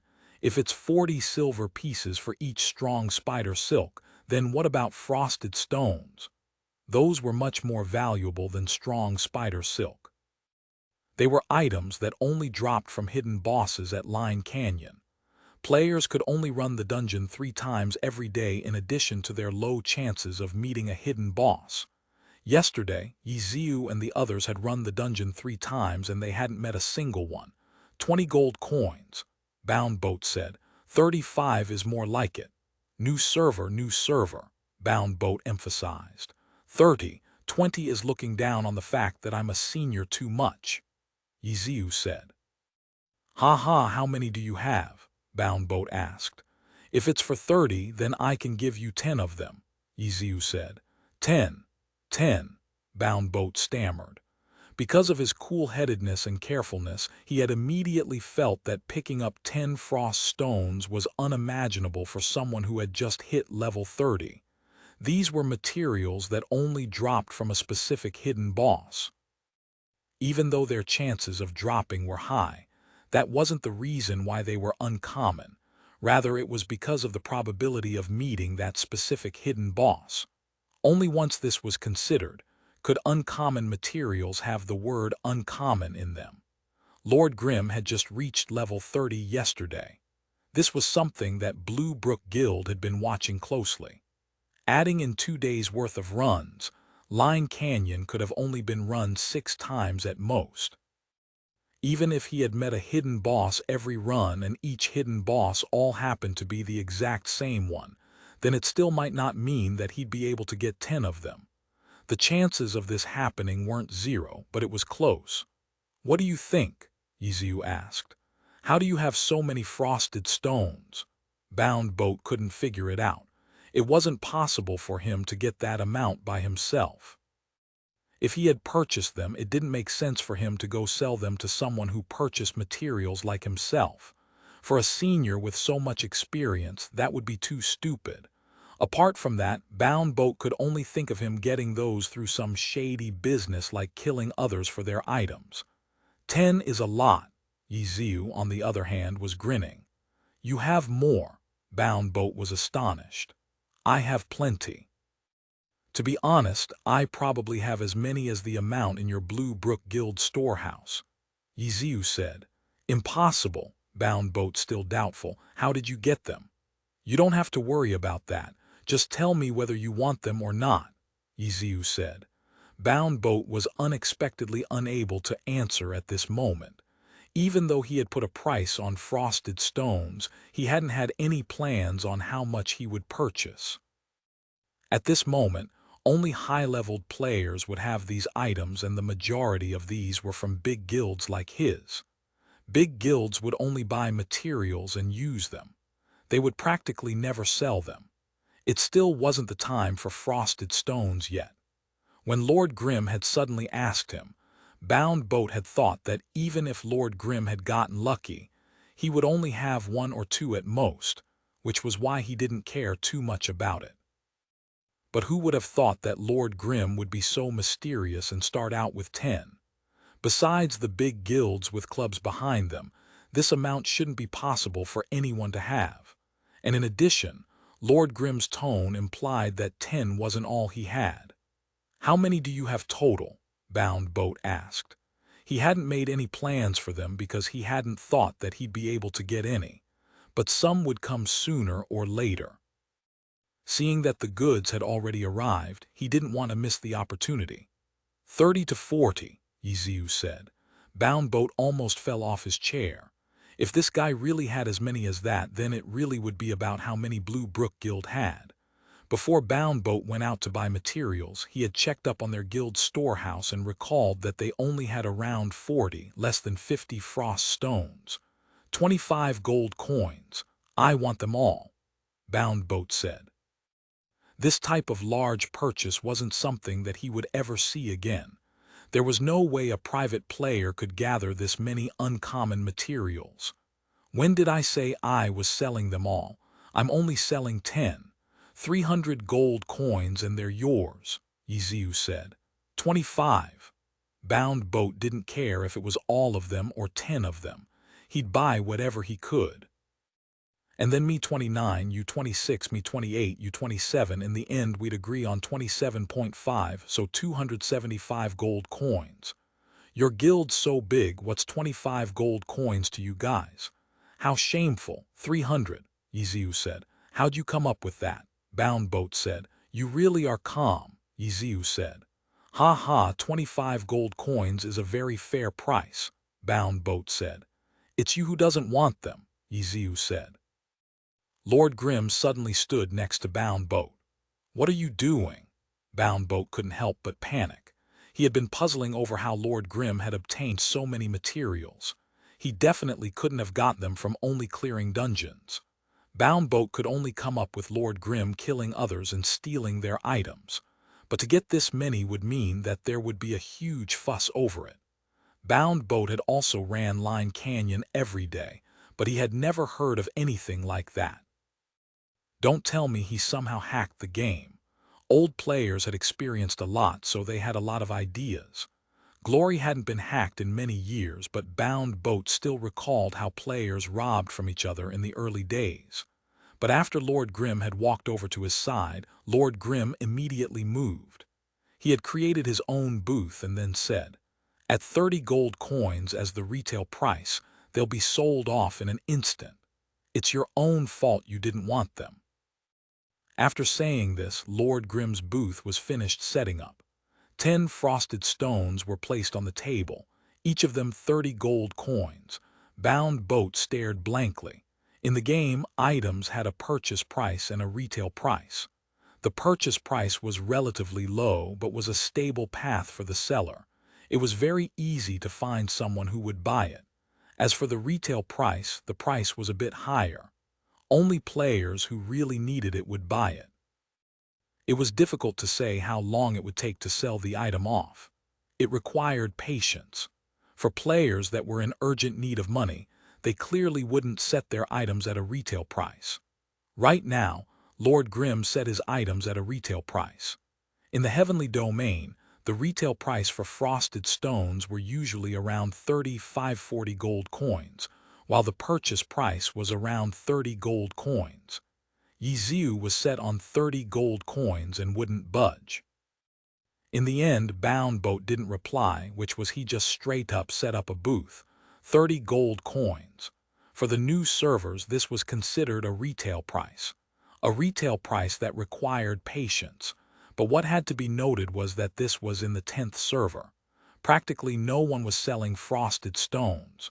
Currently, the big guilds wouldn't use these to make money off of them.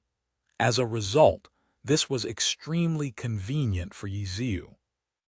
Right now, it looked as if he was at the very front of players in terms of levels. He had gotten a few high-leveled materials on his own, and as a result was selling them however he wanted to. And moreover, he wasn't setting up any monopoly price. It was only 30 gold coins, the normal market price. Let me think, at level 30, what equipment blueprints can frosted stones be used for? Ye Xiu muttered as if talking to himself. Right, isn't Soul Staff one of them? This weapon does extra damage to undead monsters, very useful. The dungeon only drops the blueprint, so you'd need frosted stones if you wanted it. Oh, and the polished cross, a light element weapon. If a cleric uses it, then their light elemental skills will have increased effects. And dungeons only drop the blueprints, so you'd have to make it yourself. You should know this, right? Ah, cleric, Ye Xiu said. HM, seeing that berserker, I suddenly remembered that their rock cutter needs frosted stones too. Oh, he's coming over to buy. Ah, too bad, he's not. He's a Takai berserker. How unfortunate. Rock cutter, ah, rock cutter. If you buy my frosted stones, you can make a rock cutter. Ye Xiu reminisced. The calm Bound Boat was finally shaken up. It was true that only the blueprints for these purple weapons dropped. They required the secondary professions and the materials to create them. Frosted stones were all one of the necessary materials for them. It was just 30 gold coins. A player that wanted to make one of those purple weapons wouldn't hesitate to buy them, right? Just as he was thinking, he saw a player walk forward. "Oh, this place is selling frosted stones. They're all gone. I've already bought them all." Bound Boat hastily said. The King's Avatar, Volume 3, A Stormy Situation, Chapter 155, Chapter 155, Overlapping Tracking, 30 gold coins each. Lord Grimm turned around and said to Bound Boat, "Fine, 30 is 30, Bound Boat said. The people who had come up to ask for the price were a couple. This type of combination was too terrifying, especially since the person who was asking was the lady. Let alone 30, even if it was 300, then that brother would still clench his teeth and pay up. Bound Boat had immediately made a decision and rushed to buy it. Lord Grimm was the seller who set up the booth. The goods were sitting there with their price tags. If anyone walked by and felt like they were a good price, then they could just buy it and walk away. Bound Boat was afraid that that brother would be too gallant and buy 8 or 10 without a moment of hesitation. If that were the case, how terrible would that be for him? At this moment, Bound Boat showcased his exceptional mechanics as a veteran. He instantly closed his booth and his character stepped in front of Lord Grimm's booth. His mouse repeatedly clicked, and without even looking, he instantly cleaned up Lord Grimm's entire booth. That male and female duo just stood there watching without a word. In the end, they threw out a "that guy must be mad" and then swiftly parted. "Wow, how fast!" Ye Xiu also gasped. "Thank you," Bound Boat said politely. "But did you confirm everything? Each one of them was 30 gold coins?" Ye Xiu asked. Bound Boat turned pale. He hastily opened up his money bag and checked. In the end, he found that he wasn't missing anything. He had lost a total of 300 gold coins. There wasn't any problem with the trade. "Don't joke." Bound Boat felt a lingering fear in his heart. In that instant, just moments ago, he really hadn't looked at the prices. Since he was buying materials for his guild, he had a large chunk of the guild's money. If the price had been set in the thousands of gold coins, then it'd be impossible for him not to cry. If you had been able to check the prices in that short instant, then you'd really be amazing, Ye Xiu said, while letting Lord Grimm stand up. "I'm leaving. Bye," Bound Boat said in a daze as he watched Lord Grimm's figure calmly fade away into the crowds of people in the streets. After a long while, he returned back to reality and immediately reported back to Blue River. "Lord Grimm, how could that be? You bumped into him in the city. Shouldn't he be setting the dungeon record? Did he finish?" Blue River hastily asked a bunch of questions. How could he care so much about those frosted stones that Bound Boat was so hesitant about? If he set the dungeon record, then why didn't he show up on TV? Blue River carried this doubt while he checked the records. Their Blue Brook Guild's record still stood at the lead. The second and third place records hadn't moved either. There was no sign of Lord Grimm. "That's weird. Maybe they haven't started setting it yet," Blue River asked Bound Boat. "How would I know? But right now, if he's going to set it, it should be done soon. Maybe he wasn't able to break the record. Lord Grimm was selling frosted stones. For someone like him, how could he come out and sell uncommon materials like this? My guess is that they might have bumped into some sort of small wall in the dungeon, which is why he needs the money so badly. He's probably going to use it to buy some equipment." Bound Boat really did have exceptional analytical ability. Even if he couldn't figure out where those frosted stones came from, he was still able to guess the reason why Ye Xiu was selling them. "So it's like this. You said 10 frosted stones." Only now did Blue River come to this question. Dungeons and so on weren't under his control. If Lord Grimm wanted to set it today, then he'd set it today. If he wanted to set it tomorrow, then he'd set it tomorrow. All he could do was sit and watch. "Yeah, and from the looks of it, that's not all he has," Bound Boat said. "That's impossible. Right now, the only people with more than 10 frosted stones are all certainly from the guilds with clubs behind them." There's no way normal guilds can get that number, and there's no way that amount could be gathered by a single person. Blue River said. That's why I said it was strange, Bound Boat said. Maybe he's already been bought off by some guild, Blue River suddenly thought. Ha ha, we'll see, Bound Boat said. How do we see? I told 1,000 Creations to follow him. Let's see who he's going to meet up with, Bound Boat replied. At this moment, Blue River wasn't the only player watching the record rankings closely. When these guild leaders thought of how such a small existence like Full Moon Guild would destroy this record, they all felt sick in their hearts. Although they didn't feel good about it, they were helpless to do anything. Even so, they still paid close attention to the system announcements. From 0 o'clock to 1 o'clock to 2 o'clock, the guild leaders were all feeling restless, but how could they know that Ye Xiu was just taking a stroll around the streets? How have things been? Have you found an equipment you want? Ye Xiu sent Tang Ru and Steamed Bun Invasion messages. 300 gold coins. Since their team didn't have any Blade Masters or any of those extremely popular classes, they had enough for 3 purple weapons. That Scarlet Moon Lance you were talking about. I saw one. Tang Ru replied. Okay, where? Ye Xiu asked. After asking where each of them were, he sent them the gold coins. They spent 190 gold coins for 2 purple weapons. They then went to a booth he saw earlier and spent 100 gold coins on a purple hand cannon. Senior, you really have a lot of money. Steamed Bun Invasion praised and switched his weapon with the new level 30 purple Sandstorm Claw. His original title of God for Ye Xiu was changed to Senior, making them seem closer. Steamed Bun Invasion was very simple and made the change because of this. Ha ha, let's go, Ye Xiu said. The 3 then left Kanji City's busy streets. 1,000 Creations was currently following these 3 players. As a veteran at K-Sing, he was quite skilled at this. After leaving the city, the outskirts were spacious and empty, so instead of closely following behind the 3, he switched routes and maintained a route parallel to them. Seeing where those 3 were heading towards, it seemed like they were heading towards Line Canyon. 1,000 Creations reckoned that they were just going to dungeon and nothing more. But Bound Boat had told him to pay attention to who Lord Grimm was going to meet. If they were going to party up for the dungeon, then that'd be perfect, so 1,000 Creations could only continue to follow them silently. Walking and walking, 1,000 Creations suddenly discovered that he wasn't the only one following Lord Grimm and the others.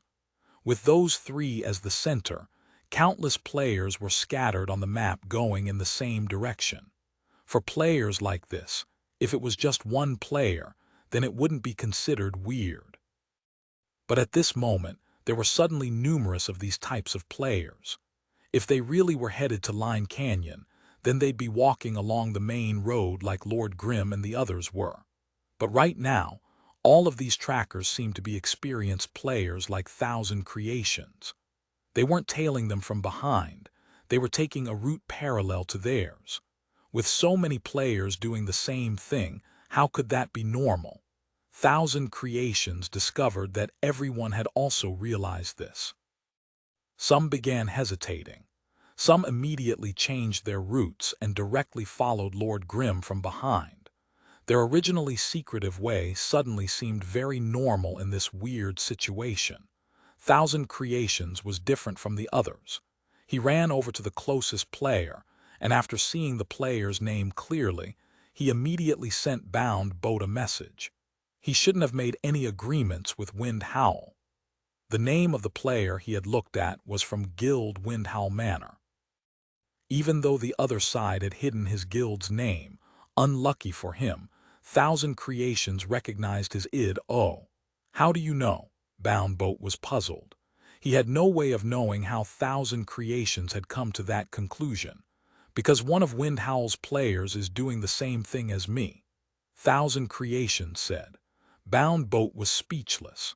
It looks like this Lord Grimm had captured the entire 10th server's attention now. Before, everyone was trying to rope him in without the knowledge of the other competing guilds. But now, it looks like under this weird situation, everyone's been exposed. Fussy Dawn, do you know which guild this player's in? Thousand Creations looked at another player's name, except this time he didn't recognize it. The other side had also hidden his guild's name, so he could only let Bound Boat look it up. Let me check. After asking how his name was spelled, he contacted someone to investigate. TL.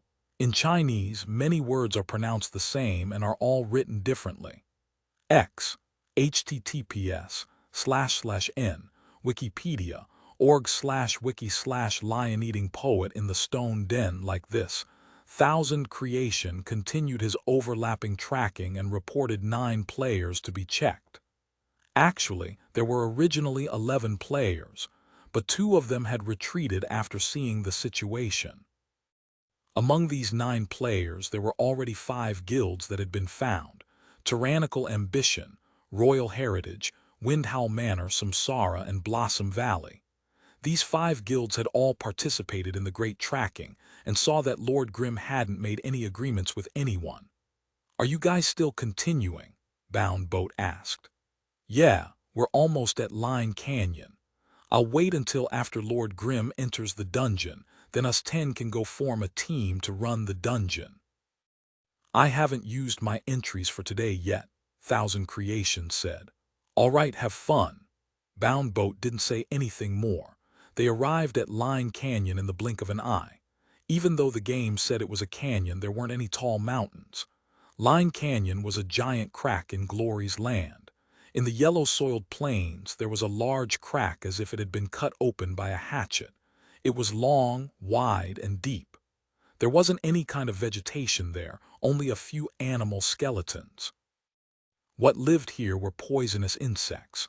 Of course, for players, these were all providers of experience. As a level 30-33 leveling area, Line Canyon was currently considered a high-leveled area. Unless the game was being played as a job, then only players who played the game 12 hours and up would be able to reach level 30. There obviously weren't many of these types of players, so at this moment, Line Canyon was quite empty. Lord Grimm and the others went down to Line Canyon. They ignored the small monsters along the way and headed directly to the dungeon. A group of players followed behind them, but after seeing who Lord Grimm was calling to form parties with, they lost all hope.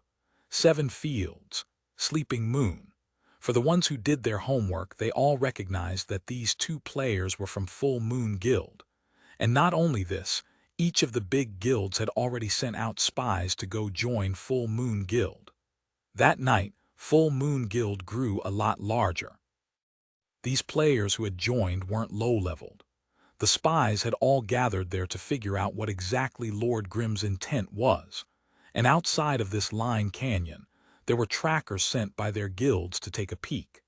The big guilds were all having an extremely difficult time for this one expert. After seeing that Lord Grimm and the other 2 party up with 7 Fields and Sleeping Moon and enter the dungeon, they all reported back, exhausted. Once this was done, the group of players all looked at each other. "Are we actually going to party up and run the dungeon?" Thousand Creations muttered inwardly when the others scattered like birds. Thousand Creations disdained. He was about to leave when he saw a player killing monsters to level not far from the dungeon. His hands suddenly began to itch. His flaw flared up and he rushed over to case that player's monster. Thousand Creations flaunted his talent as he fought to steal that monster, when he suddenly discovered that the players around them that were killing monsters had shaken off their monsters and were now rushing at him all at once. Thousand Creations saw that the situation wasn't looking good and thought in astonishment, where did all of these brave heroes come from? And they're all gathered together in the same place too. The King's Avatar Volume 3, A Stormy Situation, Chapter 156. Chapter 156. Power of an Encirclement. Thousand Creations was a player that sought to kill steel monsters. How many battles had he gone through because of K-Sing? So when it came to PK, Thousand Creation had plenty of experience. An army of heroes. Thousand Creations didn't believe it. The player who he had stolen from wasn't some girl. How could there so many heroes just hanging around? Now that the crowd of players arrived, the answer was too clear. They were originally together. How interesting. Thousand Creations swept over the surroundings. Some of the players rushing over were far away, while some were close. In this instant, he didn't have enough time to count them, though there were at least 20 players. Thousand Creations' neutral chaser buffed his movement speed, so he moved quickly. He saw an opening in the crowd of players and slipped into it. Bang! The other side's long-ranged gunners hadn't arrived yet, but their bullets had. Thousand Creations hastily dodged. The artillery shell exploded. The shock wave from the explosion was larger than Thousand Creations had anticipated and had unexpectedly hit his side. Thousand Creations reacted quickly. He pulled his body back in midair and steadied himself. In Glory, knockback was a type of CC effect. But with these types of shockwave attacks, their knockback's effects were more chaotic and caused the target to lose balance. However, the target could steady himself. If it wasn't done right, then the target might get knocked down to the ground. And for the CC knocked down, players had no way of countering it with normal movements. Only skills like quick recover could counter it. With this shot, Thousand Creations had already failed to take advantage of the key moment. The crowd of players closed in and the original opening had been repaired. All sorts of classes stood in position. The several close combat classes had already advanced and surrounded Thousand Creations. Not good. Thousand Creations had already fallen into despair. He knew that the situation was already hopeless, but he didn't want to give up. He shouted, brandished his battle lance, and rushed forward trying to take one down with him. But his hopes were all a dream, and in the end, Thousand Creations was killed off with practically 0 casualties on the other side. Who are these guys? Thousand Creations, who had revived in Kanji City, thought, while sending a few names to Bound Boat, hoping that he would help him look them up. These were names which he had worked hard to get while fighting that crowd. But he had died way too quickly and wasn't able to remember too many names in that short amount of time. Why are there so many? Bound Boat asked. Don't worry about that, just look them up for me, Thousand Creations said. Did you stir up trouble again? Bound Boat asked. Thousand Creations was silent. His existence in the guild was quite special. Usually, players like him with such a nasty habit wouldn't be kept by the big guilds. But Blue Brook Guild appreciated his skill, so they still let him into the guild. Because Thousand Creations was in a big guild, getting good equipment was much easier. For example, right now, he already had a completed Scarlet Moon set, and his level 30 coiling snake lance was a rare purple weapon. If he wasn't a part of Blue Brook Guild, how could he have gotten these equipments so easily? Even though the guild took care of Thousand Creations, there was no way they could support his misdeeds. Thousand Creations had no objections towards this. This was also why whether he lived or died in these large or small battles depended on himself. He could not involve the guild. As a result, this time, Thousand Creations was still planning on going in solo to resolve the problem. There was nothing wrong with using the guild's resources, though. After reviving in Kanji City, Thousand Creations had to recover from his weakened state, so he slowly walked towards Line Canyon while waiting for Bound Boat's reply. In his heart, he felt that there was something weird about those players' actions. If they were there just for leveling in the wild, 20 players in a group was a bit ridiculous. Moreover, these players were all fighting separately. What was the point in being in a group? Even Thousand Creations, with his experienced eyes of a caesur, couldn't see that these players were in a group. And since they were, why were they so scattered? What exactly was their plan? As Thousand Creations slowly walked over, his weakened state gradually disappeared. He had lost 10% of his exp with this death. Apart from this, his equipment had also lost some durability, and he lost some of his gold coins. These were all fixed. None of his equipment dropped, though. In the normal servers, the chances of equipment dropping at death wasn't high. Thousand Creations, I wasn't able to figure out where these guys are from. At least they're not from the big guilds. Bound Boat's message finally arrived. Oh, Thousand Creations wasn't too surprised. The world was wide. With so many players, how could Blue Brook Guild have information on everyone? The ones they paid closer attention to were those guilds with clubs that they were competing against. If they weren't from those guilds, then those that they knew were extremely limited. Hold back a bit. Don't stir up too much trouble in the new server. Bound Boat didn't completely block him. If Thousand Creations was the type of person that could be stopped, then he wouldn't be in that position. Bound Boat also reminded him to not bring the guild into his affairs at the very least. Although it was somewhat heartless, Thousand Creations liked this sort of special position. He slowly walked until his weakened state was completely eliminated. Only then did Thousand Creations start jogging. Jogging was faster than walking, but slower than swift running. However, swift running consumed the player's stamina, so most players jogged to hurry forward. He quickly returned to Line Canyon, but he didn't charge in. The other side had 20 or so people.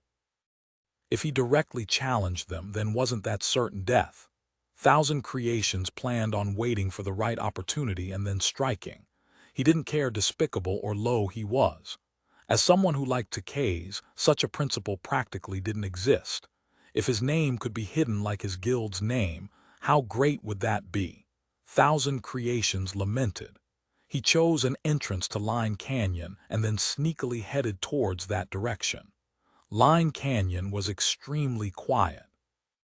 The only sounds were the rustling of the poisonous insects there. Thousand Creations ignored these monsters and hurried over to the place where those players were. When he got close, he slowed down and after carefully analyzing the terrain, he crouched over to behind a dirt mound and snuck his head out. 1, 2, 3. From here, he could see 3 players. They were all minding their own business and fighting by themselves. Thousand Creations hadn't been too vigilant before, but now that he was more aware, he saw that although these 3 were fighting their own monsters, their positions were all in a range where they could help each other if needed. He looked again from a different angle and found 2 others. They were also fighting separately, but they maintained a distance not too far from each other. This is going to be difficult. Thousand Creations furrowed his brow. These people were ready to work together at a moment's notice, which made it difficult for him to find an opening. But why were these guys doing things like this? What were they trying to do? Thousand Creations was hiding far away from them. He switched positions many times, seeing each of the 20 or so people at least once. He pulled out a piece of paper and drew the positions for each of them.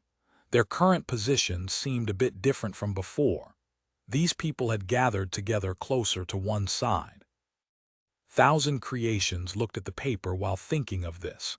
He looked at the entire drawing from afar, and from an overall perspective, Thousand Creations immediately saw something. Their positions were all directed towards the dungeon entrance. Were these guys waiting to ambush someone? Were they waiting for someone to go in or someone to come out? Thousand Creations suddenly thought of someone, an extreme anomaly in the 10th server. Lord Grimm, were they waiting for him? Thousand Creations couldn't help but think of this. But these 20 or so people didn't look like they had good intentions. Even though the wind was blowing in Lord Grimm's direction, could he have angered someone? Even if he refused all of the big guilds' invite this time and ran to help Full Moon Guild, they shouldn't have gone so far as to send people out to kill him, right? Thousand Creations thought of this and sent Bound Boat another message. Are you sure these players aren't from a big guild? I'm certain that they're not from a big guild. Why? Looking at their positions, it looks like they're waiting to attack Lord Grimm. Thousand Creations said. What type of players are they? Bound Boat asked. They're outside Line Canyon Dungeon. They're acting like they're leveling on their own, but it's clear that they're in an encirclement around players coming out of the dungeon. Thousand Creations said. Who did Lord Grimm offend? Bound Boat was puzzled. I don't know either. Thousand Creations was also puzzled when he suddenly heard a movement from nearby. Hiding behind the dirt mound, Thousand Creations immediately extended his head to look and saw that 5 players had come out of the dungeon. If that wasn't Lord Grimm and his group, then he didn't know who was. Thousand Creations wasn't yet sure whether he should give Lord Grimm a heads up when that ambush group had already begun moving. So those guys really were looking for him. This time, Thousand Creations counted carefully. If he hadn't messed up, then there were a total of 24 people. The 24 moved out like the wind. In 1 second, Thousand Creations saw them running. And in the next, the gunners fired their bullets, the mages cast their magic, and the close combat classes rushed forward from all different directions. In particular, at the entrance, 6 characters immediately stood on guard. Thousand Creations then saw Lord Grimm suddenly lift up his battle lance and use a sky strike. This move unexpectedly launched his 4 companions into the air. Thousand Creations was taken by surprise. First, he had no idea why Lord Grimm had attacked his own allies. Second, he didn't understand how his sky strike had launched all 4 targets into the air. According to Thousand Creations' knowledge and what he knew from guides, Sky Strike could only launch 3 targets at once. To hit up an extra one, how fast was his hand speed? Bang! Lord Grimm had sent out a palm, unexpectedly hitting his 4 allies. The 4 flew out at the same time. Only then did Thousand Creations suddenly realize what Lord Grimm intended to do. He had impressively executed this even faster and sent his 4 allies outside of the encirclement in an instant. The formation those 24 players were in could dissolve escapes from any direction, but this method was certainly outside of their expectations. Thousand Creations had studied the paper he had drawn with their positions for a while and believed that he hadn't judged incorrectly. This move by Lord Grimm had definitely messed up the other side's plan. Pang! Another gun sound. This time, Thousand Creations saw Lord Grimm jump and use aerial fire, chasing after his 4 allies. Sky Strike, Falling Flower Palm, Aerial Fire. These 3 moves were completed in an instant, almost quicker than how fast Thousand Creations could think. By the time he understood what had happened, Lord Grimm's party of 5 had already completely escaped from the encirclement, heading towards his dirt mound. As for those 24 players, their carefully planned encirclement had been foiled in less than a second, and were now chasing after them in Chaos the King's Avatar Volume 3, A Stormy Situation, Chapter 157, Chapter 157. Running Test. Go to that dirt mound. Thousand Creations heard Lord Grimm yell this. Just as he was trying to see which dirt mound Lord Grimm was talking about, he saw 3 of the 4 players quickly rush up to in front of him. Why 3? Because when Ye Xiu used Falling Flower Palm to blow them away, they had to use Quick Recover in order to prevent themselves from getting knocked down. Tang Ru and Steamed Bun Invasion acted skillfully. On the other hand, 7 Fields and Sleeping Moon didn't do as well. 7 Fields failed in the end and crashed to the ground. Since he had to climb back up, of course he was a bit slower than the others. Whoa, there's someone here and it looks like he's pooping, Steamed Bun Invasion yelled. The 3 ran over and saw Thousand Creations crouching down vulgarly behind the dirt mound. SHT, Thousand Creations disagreed with this description. He was waiting there to ambush, how could he be pooping? But worse was what came after. He heard Lord Grimm shout without any hesitation, "Kill him!" FCK, FCK, FCK, Thousand Creations cursed as he did a backwards roll. A scarlet blade flashed by his eyes. The fastest and fiercest on that side was that female battle mage. Thousand Creations recognized that the Scarlet Battle Lance was the level 30 purple weapon Scarlet Moon, which just barely missed him. Having missed, Soft Mist took a step forward to try again. All in all, Thousand Creations had some skill, and after rolling he returned back with a Sky Strike. Soft Mist sidestepped it, and then with a practiced coordination, Steamed Bun Invasion slyly snuck behind Thousand Creations and smashed down with a brick. At this moment, the tardy Lord Grimm finally arrived. With a glance, he recognized Thousand Creations' id and then hastily said to Steamed Bun Invasion, "Wait, he's not with them." "You know who they are." Thousand Creations heard this and felt like Lord Grimm knew where those enemies came from, so he promptly asked. "I have a rough idea," Ye Xiu said. "Who are they?" Thousand Creations asked. "How about we start running first before we start chatting?" Lord Grimm led the way out. Those four closely followed behind, and Thousand Creations had no choice and also followed along. Of those 24 pursuers, the long-ranged classes continuously fired at them. Thousand Creations madly dashed in an S-path, so that the other side had no way of accurately firing at him. He then swift ran to catch up to those five, and found that Lord Grimm was unexpectedly teaching those four other players. There are 3 types of movements: walk, jog, and swift run. Swift run is the fastest, but also uses your stamina. Walking is the slowest, but it'll slowly recover stamina. Jogging is neither fast nor slow, but won't use up your stamina. Directly using Swift Run will obviously let you move the fastest in a short amount of time, but once you run out of stamina and start jogging, an experienced opponent will definitely catch you. See, look at that Thousand Creations. Right now he's using Swift Run to get past us, but this is only temporary. Everyone follow my tempo and pay attention to how I switch between these 3 types of movement. After half a minute he'll be left behind. FCK, having been used as a teaching material, Thousand Creations gloomily stopped. Just as he was about to speak, those 5 ran past him. That Steamed Bun Invasion even asked. He suddenly stopped. "What type of move is this?"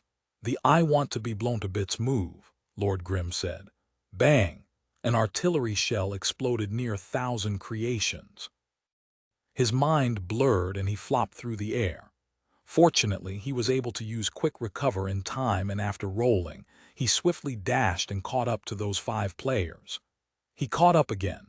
Steamed Bun Invasion said. "This method is even worse. He was even hit by an attack," Ye Xiu said. Thousand Creations was so angry he spat blood. When he carefully looked at those 5 players under Lord Grimm's constant reminders, those 5 players repeatedly switched between the 3 types of movements. There was no set tempo. They would sometimes move one way for a minute and sometimes even move another way for only 2 or 3 steps. Thousand Creations involuntarily copying what they were doing. In the end, that loud-mouthed Steamed Bun Invasion said, "It looks like he's copying us." Too late. His initial stamina was different from ours, so he'll definitely use up his stamina first and will be blown to bits in the end. Ye Xiu said, "It's no good if your stamina is too low." Steamed Bun Invasion sympathized. Thousand Creations grinded his teeth. He didn't have a habit of asking others for help. At this moment, even though he copied how Lord Grimm and the others were moving, it looked like he'd have to rely on himself in the end, because that Lord Grimm said that he'd be the first to run out of stamina. Thousand Creations glanced at his stamina. It really was running low. And even though the 24 players behind him hadn't caught up, the distance between them had clearly shrunken. "Hey, can we actually escape from them?" Thousand Creations asked. "The distance between us has shrunken, it's only temporary," Ye Xiu replied. Sure enough, after their opponents madly swift ran at them, only a few were able to catch up. And after their stamina ran out and they began jogging, the distance between the 2 sides gradually widened. "We really have pulled away." Steamed Bun Invasion cheered. "We have, then there's no need to run anymore," Ye Xiu laughed. "Why? Because through this test I can already tell that our enemy's skill levels aren't too high. We could even try fighting with them. Ye Xiu said. We only have 5. 7 Fields reminded. 6 No, 1,000 Creations is a person too, Ye Xiu said. This is the internet. In the internet there's no way you can tell if the person is real or fake. Steamed Bun Invasion said solemnly. He's spoken before. Ye Xiu helplessly said. 1,000 Creations was extremely gloomy, but at this moment Lord Grimm stopped and turned around. Look, among those 24 players, there's only one of them that has some skill. It's that battle mage over there, Ye Xiu said. He then had his Lord Grimm move up to face them and shout, Chen Yehui, is that you?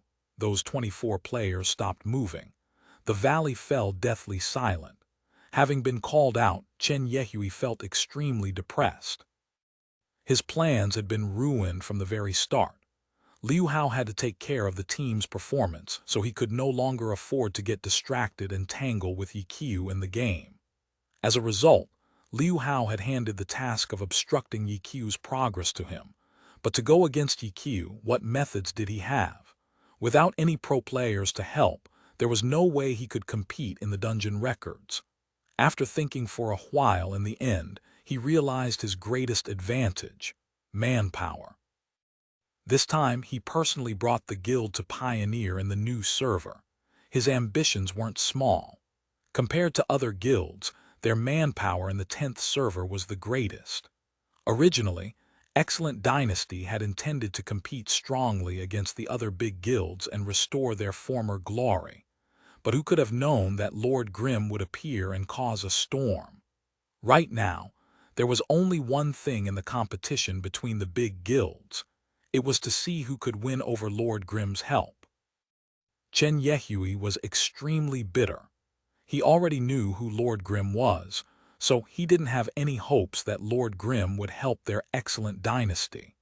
He could be considered as one of the club's official staff, so he had quite a lot of knowledge on the reasons for Ye Xiu's retirement. For the current Ye Xiu to not deliberately look for trouble with Excellent Dynasty was already very nice of him. It was impossible for Chen Yehui to win over Lord Grimm, so he could only carefully prepare to fight against Lord Grimm. They originally didn't have many empty accounts left, so he specially leveled many new ones just for this occasion. After all of their trouble of catching up to Lord Grimm and reaching level 30, Chen Yehui immediately moved out without any hesitation. He wanted to take advantage of this opportunity to strike at Ye Xiu. If not, then if that guy ran to some guild for shelter, then their advantage would be gone. Unfortunately, after carefully creating a formation that he thought would be impossible to break, none of the plans he had prepared were used. Lord Grimm's immediate attack to send the 4 players out of the encirclement was completely out of his expectations. Chen Yehui's numerous plans had been destroyed in an instant. Chen Yehui obviously wasn't satisfied. Even though the encirclement had been broken, he still had the advantage in numbers, so he had everyone chase them. In the end, right when it looked like they were about to escape, they suddenly stopped and then faced towards them. Your movements are too poor, Chen Yehui. Ye Xiu continued to say. I've already completely seen through your group's strength. Chen Yehui stared blankly. He finally realized that their chase had been a test. That type of control over movements could be considered high-end pro-level content. There were very few normal players who could do it well. Ye Xiu had tested them to immediately know whether Liu Hao or other pro-level players were among the group. If it was just more people, then there was nothing to be afraid of. What are you trying to do? 1,000 Creations went over and asked him. Wipe them out. Ye Xiu calmly replied. Are you crazy? Do you want to join in? Ye Xiu asked. Are you, for real? If not, then why wouldn't we be running right now? Ye Xiu said. There's only 6 of us. The number of people doesn't matter. In a team battle, teamwork is the most important, Ye Xiu said. Fine, then let's see just how capable you are. 1,000 Creations brandished his lance and walked up. Get ready to move out, Ye Xiu yelled. Yes, ready, forward. Thousand Creations also shouted, but Steamed Bun Invasion and Soft Mist had already rushed forward. They, along with Lord Grimm, had begun fighting. No one had come up to ask for his help. Huh. Thousand Creations stared blankly. Seven Fields and Sleeping Moon had already walked up to him. "Just relax and be our support," Seven Fields said. With just this, they moved ahead and joined in the slaughter.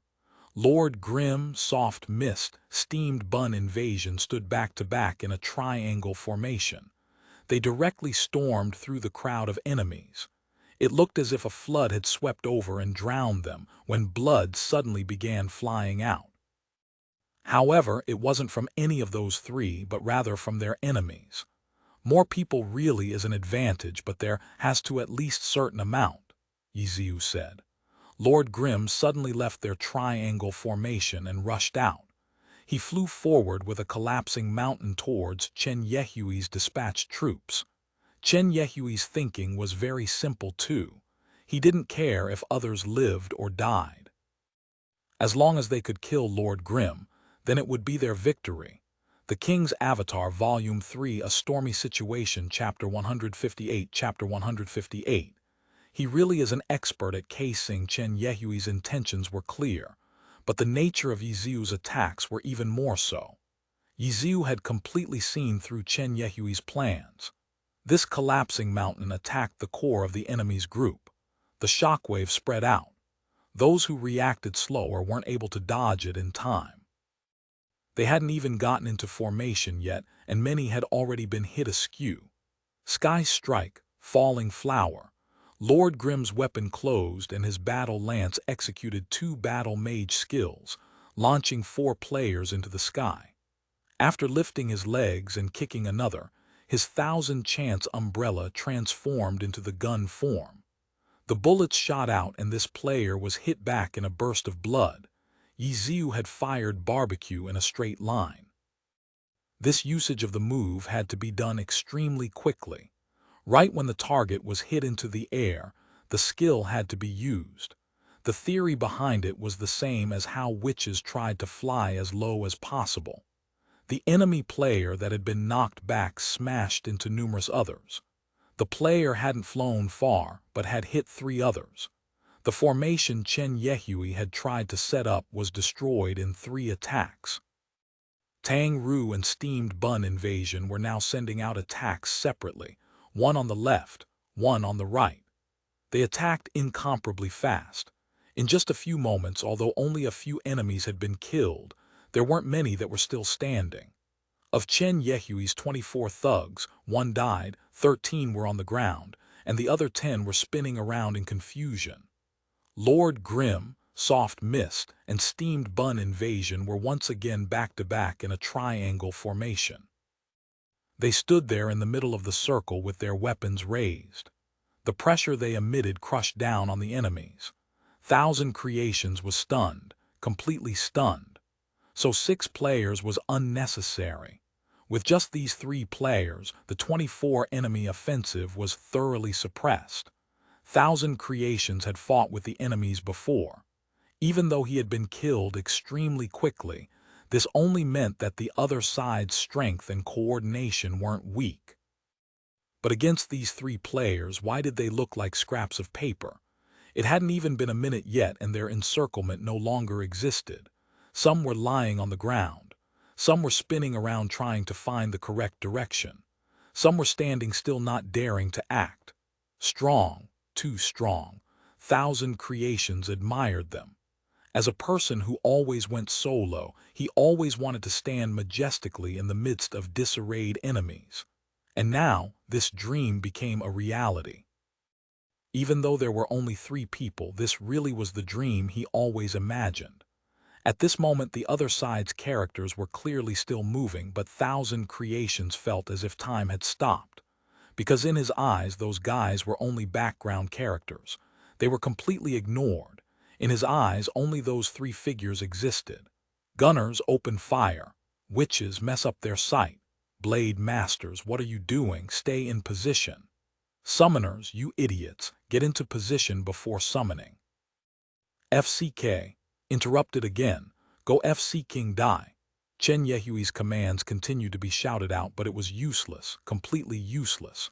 Bullets and artillery shells flew through the air, but in the end they simply became background noise and added to the scene's atmosphere. They had virtually no impact. The other side's pathing and tempo were far better than their rate of fire. Witches wanted to use their quick flying to mess up their opponent's line of sight. Whenever they flew by their opponent's line of sight, they'd be swatted down and form a crater on the ground. Blade masters stay in position. The blade masters were lost. What were their positions? How come it seemed like they were getting farther and farther away from the battle? As for the summoners, how terrible. Summoners had to summon their pets to help fight. However, summoning had a casting time. The battle had gone on for so long, and their previously summoned pets had been killed long ago without ever recovering. No matter what direction they ran towards, every time they tried casting, a bullet would interrupt them. The unfortunate summoners all felt the same. These bullets were their most faithful summons. Whenever they started summoning, a bullet would immediately be called to them. Thousand Creations had already turned hot-blooded. He ran towards Seven Fields and Sleeping Moon and yelled, "Let's go up too." "Go up to do what?" Seven Fields asked. "Fight," Thousand Creations said. "How about we just stay out of their way?" Seven Fields said, "What? Get in their way?" Sleeping Moon suddenly erupted. Even though he'd mixed in with Lord Grimm recently, he still hadn't forgotten their initial enmity. Lord Grimm still hadn't added him as a friend yet. "Forward!" Sleeping Moon unsheathed his sword and rushed forward. Thousand Creations also raised his lance and went forward too. The other side were currently being crushed into tears when newcomers suddenly joined the battle. The situation became even more alarming initially, but after trading a few blows, some immediately yelled out excitedly, "Ha ha, these two are easy to deal with." Really, really, everyone grew excited. Quite a few immediately ran off to fight those two. The Lord Grimm trio unexpectedly became ignored. At this moment, Chen Yehui, Thousand Creations, Sleeping Moon all became one family. They almost died from anger. The family felt the same pressure. Chen Yehui instantly became marked by Ye Xiu and the others, while Thousand Creations and Sleeping Moon became everyone's prey. Both sides' reactions were unanimous. If you can't beat them, then run. Chen Yehui went left. Thousand Creations and Sleeping Moon went right. They started running in retreat. Seven Fields hastily went to the side. He just hoped that everyone would put him as a background character. "Hey, hey, there's another one." Unfortunately, his hopes were crushed. The other side had also included him in the chase. Seven Fields' cheeks streamed with tears. He had no other choice and escaped with Sleeping Moon. The originally solemn battlefield instantly turned into a clown fiesta. Ye Xiu was also speechless and sighed towards the frantically running Thousand Creations. He really is an expert at casing. Fortunately, not everyone was unfaithful. There was still a portion of them that continued to fight with Ye Xiu and the others. Unfortunately, their forces had thinned and they had no way of contesting with Ye Xiu and the others. Chen Yehui ran off and saw that the three hadn't chased him, so he immediately began shouting orders again. But there weren't as many people as before, and half of them were out of position, so his leading was completely pointless. Down, down, people continued to fall down. In Line Canyon, the sound of fighting gradually lessened. As every person fell down, the noise quieted down. "Not good," Tang Ru said. "Not good." The other side heard this and immediately brightened. Was it no more health or no more mana? "What?" Ye Xiu asked. "Too weak," Tang Ru said. Everyone's cheeks streamed with tears, so it was because they weren't good. "Even if they're weak, we still have to focus. That's the respect our opponents deserve," Steamed Bun Invasion said. "Well said, Steamed Bun," Ye Xiu said. "Yup." Steamed Bun Invasion was immensely satisfied and then continued to bully others. On the other side, Thousand Creations and the others were currently being bullied around. They were covering their heads and running away with their tails behind them. In the end, they didn't die because the other side felt a bit embarrassed. Their boss, Ye Xiu, had been roaring at them the entire time. If they kept on acting like they didn't hear him, that wasn't good. But just as they were about to circle back, they found that there was no need to go through that trouble. Their more loyal allies had been cleaned up well by Lord Grimm's group, who was now heading towards them. Thousand Creations and his group saw this and went hid behind Lord Grimm's trio. The remnants of the enemies couldn't hold on any longer. Their allies had either died or ran away. At this point, even Thousand Creations could recognize that Ye Xiu was the leader. Thousand Creation had once died at their hands and still had some personal enmity. He chased after him, not letting up in the slightest. Ye Xiu also kept on running. The two were of the same class, so their movement speed were about the same. But Ye Xiu was clearly slightly more skilled and their distance gradually increased. Thousand Creations immediately recalled what Lord Grimm had said about switching between the different types of movements and asked, "How should I run?" No answer. Thousand Creations looked around left and right. There was no one there. At this moment, he unexpectedly became the only one chasing. Thousand Creations promptly halted. "Well, I can't chase him down anyways," Thousand Creations said. He then turned around and ran back. But when he got to Line Canyon, Lord Grimm and the others were no longer there. It looked as if a battle had never taken place. Line Canyon was already completely silent. "Where'd everyone go?" Thousand Creations muttered. He didn't have any of them as friends, so he had no way of asking them. He ran around Line Canyon for half an hour but couldn't find anyone. In the end, he went back to his initial position when a light suddenly flashed outside of the dungeon and 5 players came out. Thousand Creations glanced at the 5 ids and coughed blood. It was Lord Grimm and the others. After the battle, these 5 actually went back to dungeon. They didn't even give him a heads up. He had been looking around for the battle everywhere, but during that time they were actually dungeoning. "Hey!" Thousand Creations called out to them when the 5 entered the dungeon again. "FCK, FCK, FCK." Thousand Creations' cheeks streamed with tears. "I'm out of here." Thousand Creations turned his head and left Line Canyon. Compared to Thousand Creations, Ye Xiu was even more gloomy. He had been secretly paying attention to Lord Grimm for a long time and had prepared a meticulous plan. But when the time came, there wasn't a single chance of victory for them. Starting from the very first second, they had been completely suppressed by the other side and had to run away. On the fields of Line Canyon, Ye Xiu didn't see any of his comrades. Of those 24 players, including him, only 6 survived. The others all died. Experience, money, durability, even equipment. Ye Xiu could ignore these losses, but he still felt his heart hurt. It was like he was a student who had meticulously studied for an exam. He had grasped all of the rules for arithmetic extremely well, and after walking into the test full of confidence, he saw the test. SHT. The test was on calculus. The difference was just too big. The current Ye Xiu stifled this type of deep feeling of powerlessness. Against pro players, using this type of battle to cause trouble was worthless. The King's Avatar Volume 3, A Stormy Situation, Chapter 159. Chapter 159. Furry guessed after running Line Canyon 3 times, it was around 4 in the morning. Ye Xiu stretched and got up to move around. Seeing this, Tang Ru also got up to get some water. She took her teacup and slipped away to the front desk. "Are those people gone?"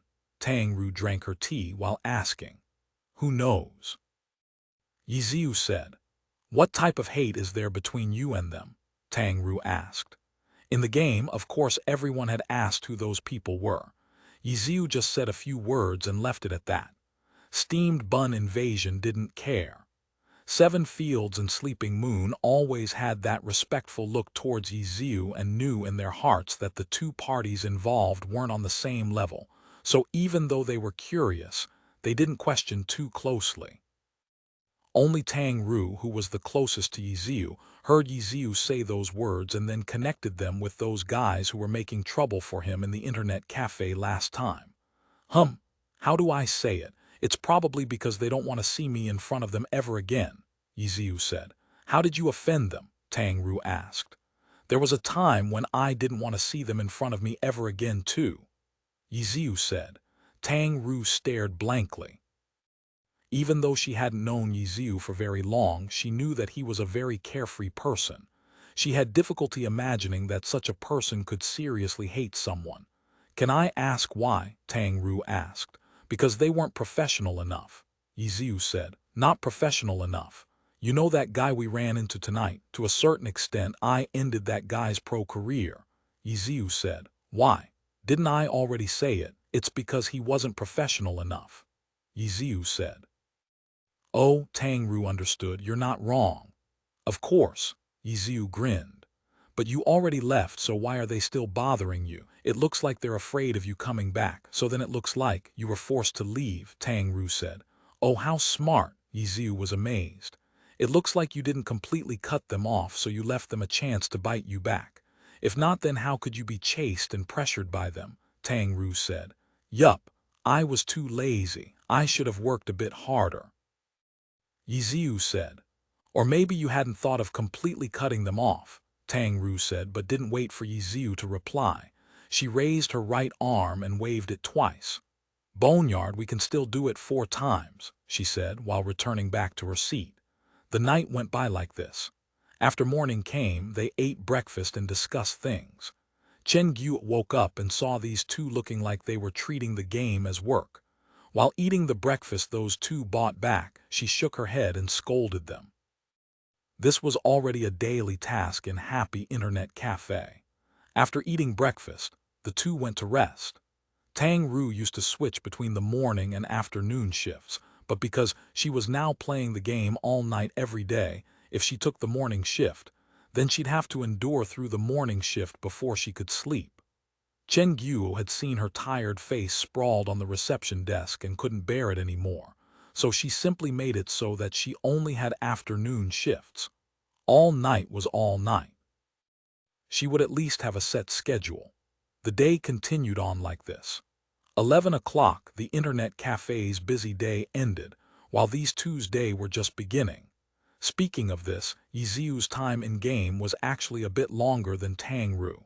After all, he was playing the game when he was on shift too, while Tang Ru didn't have as easy as a time when she was on shift. During that time, her leveling speed wasn't high, so most of her time was spent on looking at the guides Ye Xiu had sent to her. She would also frequently be interrupted even while doing that. When midnight approached, the team gathered, ready to challenge Desolate Land's record again.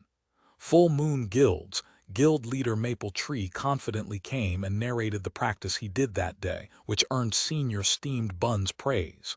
But when midnight hit, Su Ma Cheng hadn't come online. Where's Mew Mew? Tang Ru asked.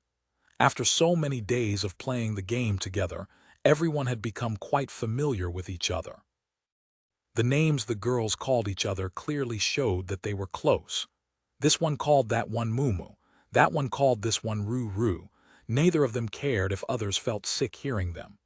I have no idea. Ye Xiu was also very puzzled. If Su Ma Cheng wasn't going to come, then she'd definitely leave him a message, but in game or QQ there was no sign of one. Cell phone. Ye Xiu didn't have that yet. He didn't use cell phones. Could something have happened? Ye Xiu muttered in his heart. He grabbed the phone next to the computer and was just about to go ask, when suddenly a customer knocked on the reception desk. Computer. The customer's voice sounded unclear. Ye Xiu lifted his head to look. What a guy! Was it really that cold today? This person was wearing a thick furry overcoat and a furry hat. The large furry scarf covered the person's entire face. Only 2 eyes could be seen. Every other part of this person's body was covered in fur. Ye Xiu sighed and put down the phone. You win. You finally dressed in a way that even I can't recognize you. Really? The person that came pulled down her scarf. It looked like she was quite satisfied with her disguise.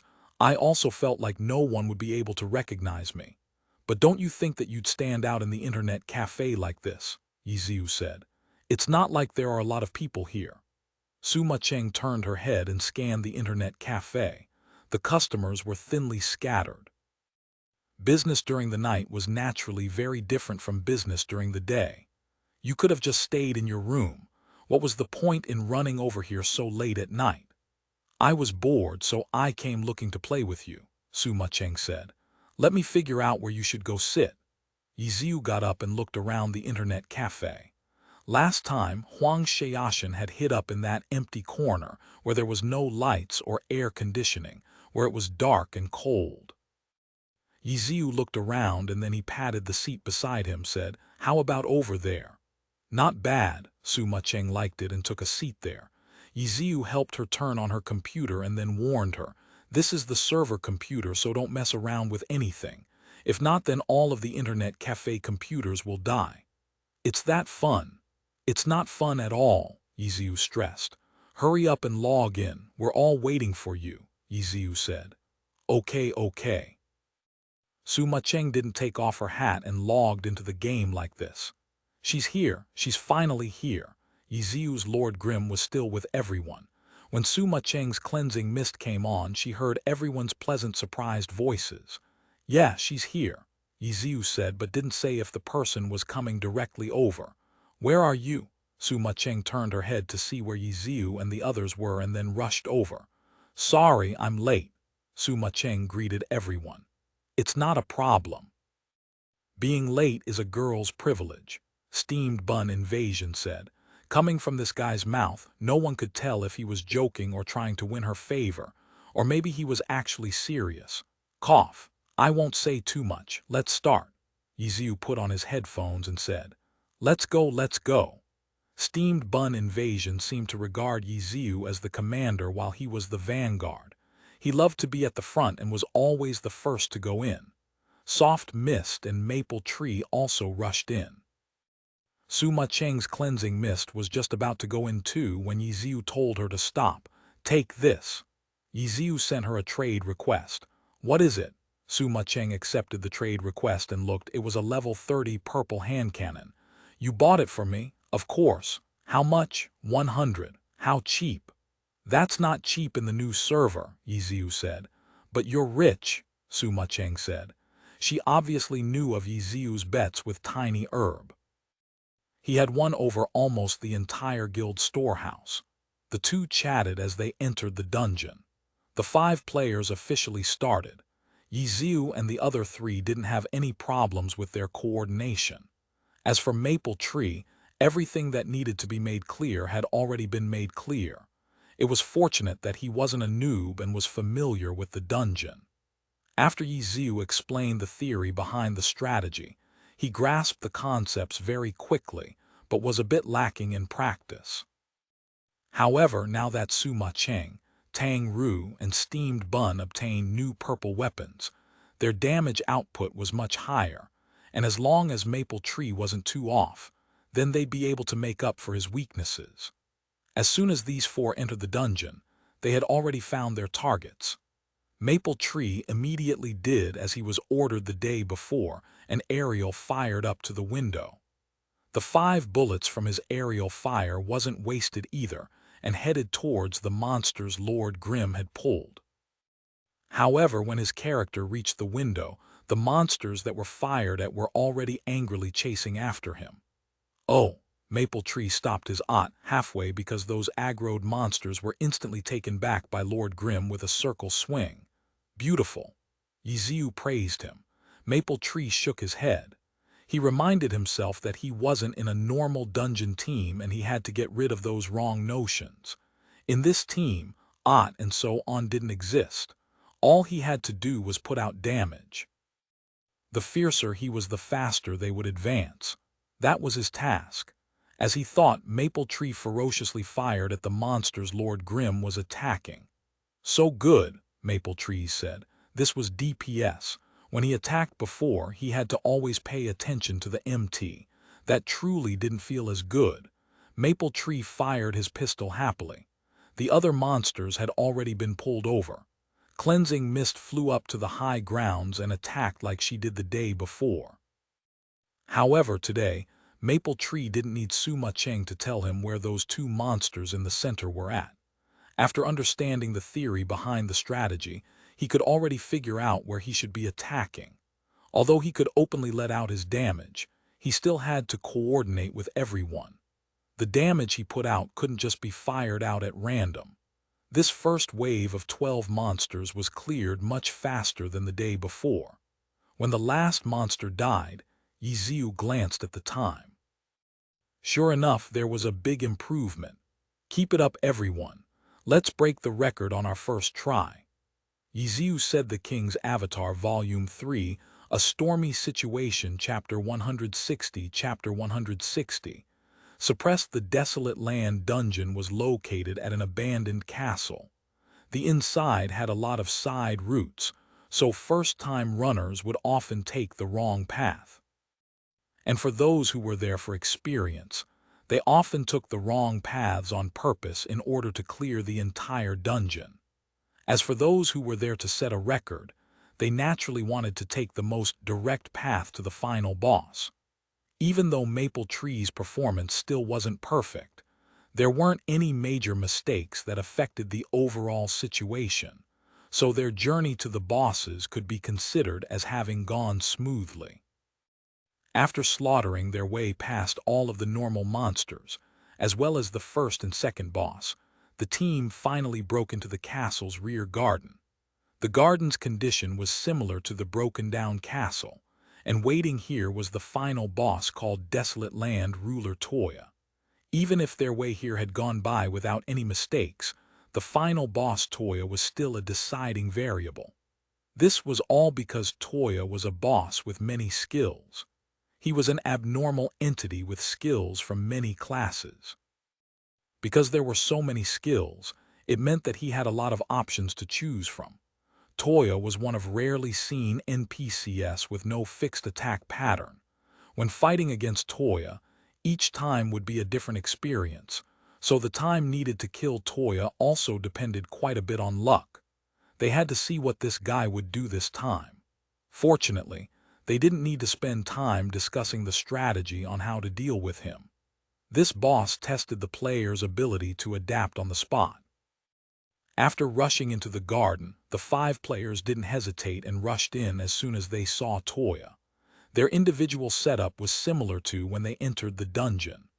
Cleansing Mist and Maple Tree, the 2 long-ranged classes, leapt to the high grounds after entering the garden. Cleansing Mist lifted her cannon and fired an anti-tank missile over.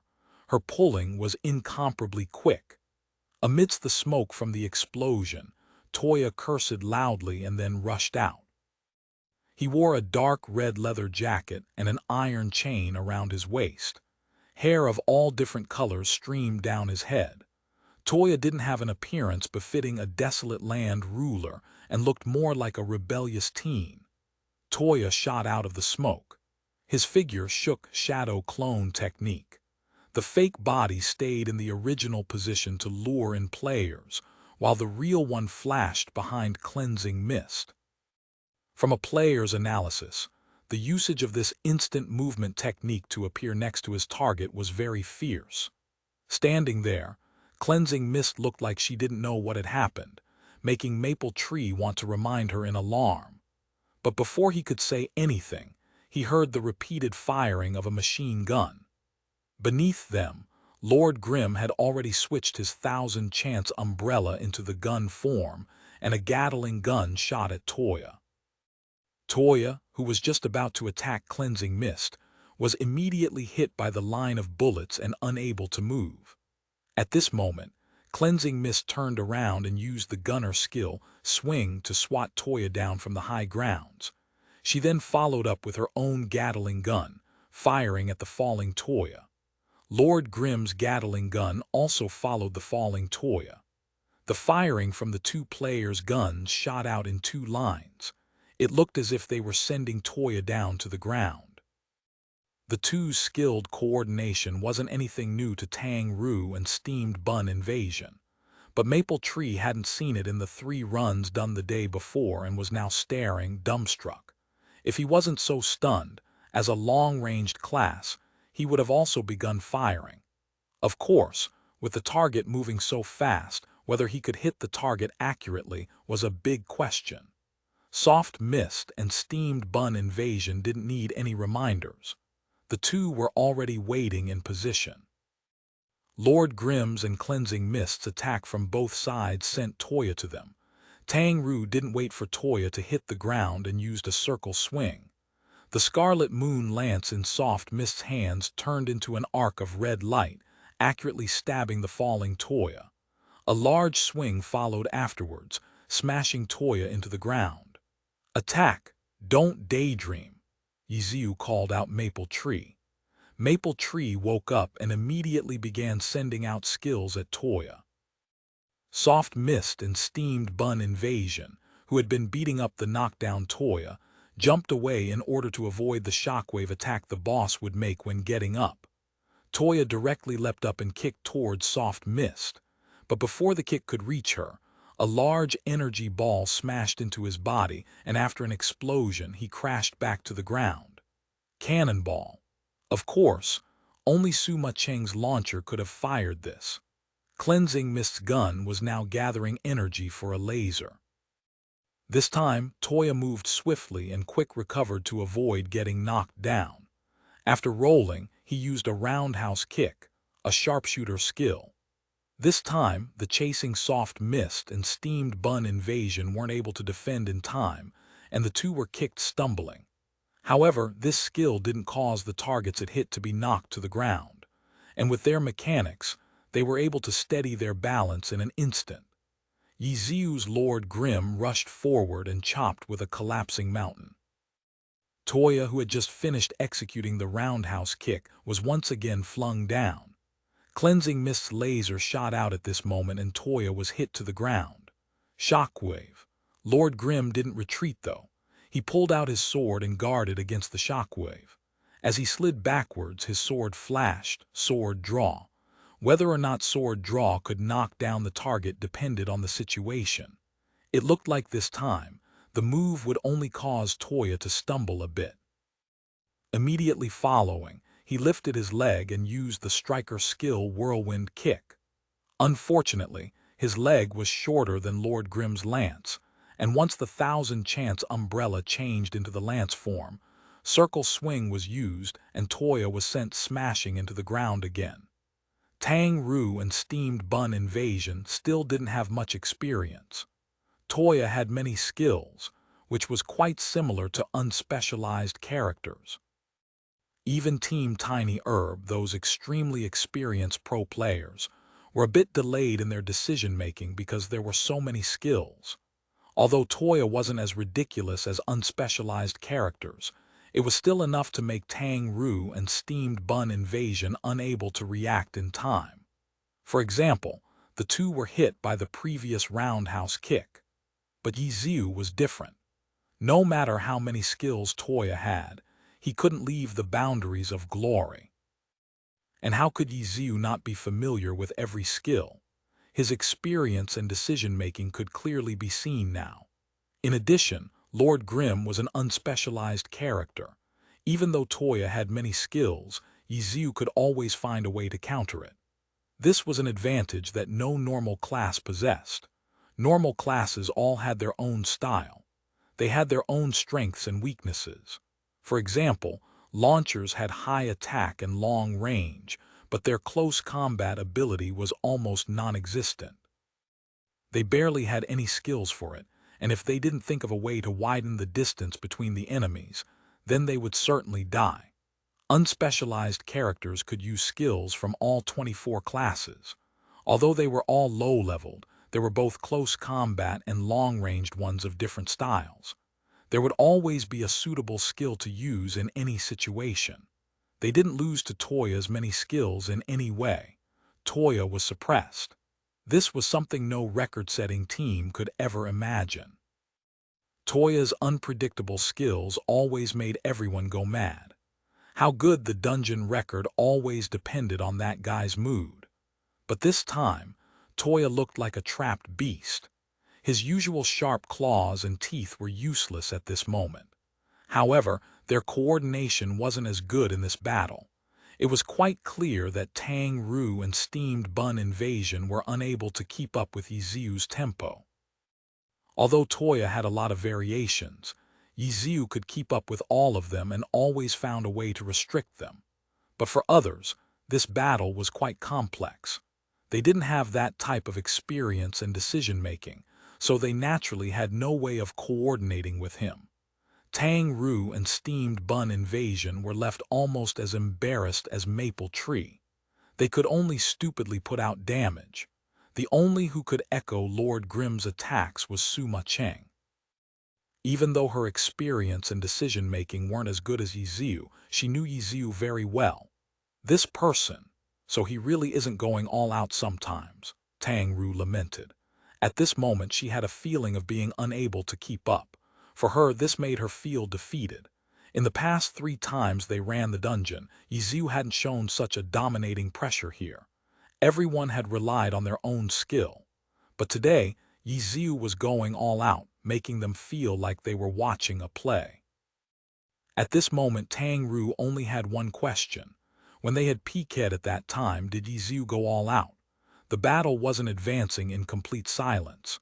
Lord Grimm's and Toya's skills were executed extremely quickly, so there wasn't much time to talk for the majority of it. But there were still places that Ye Xiu had time to remind everyone. It was just that there weren't many of these types of places. Careful, almost red blood, for example, Ye Xiu had time to remind them this. No one had any response. Red blood was red blood. Is that something you can't deal with? And sure enough, after going into red blood, Toya's attacks quickened, but the overall situation didn't change. Ye Xiu was still suppressing him. Just from this point, they could see that the Ye Xiu suppressing Toya before red blood wasn't his limit. If not, then once Toya went enraged, how could he have kept up? If that wasn't his limit, then what the heck was it? Tang Ru was at a loss, but there was no way Steamed Bun Invasion could figure out all of these details. From the very start, he had been shouting and shouting just like always. When it was time to coordinate, he would coordinate. When it wasn't, he would just act rashly on his own. To him, the game was always fun no matter what.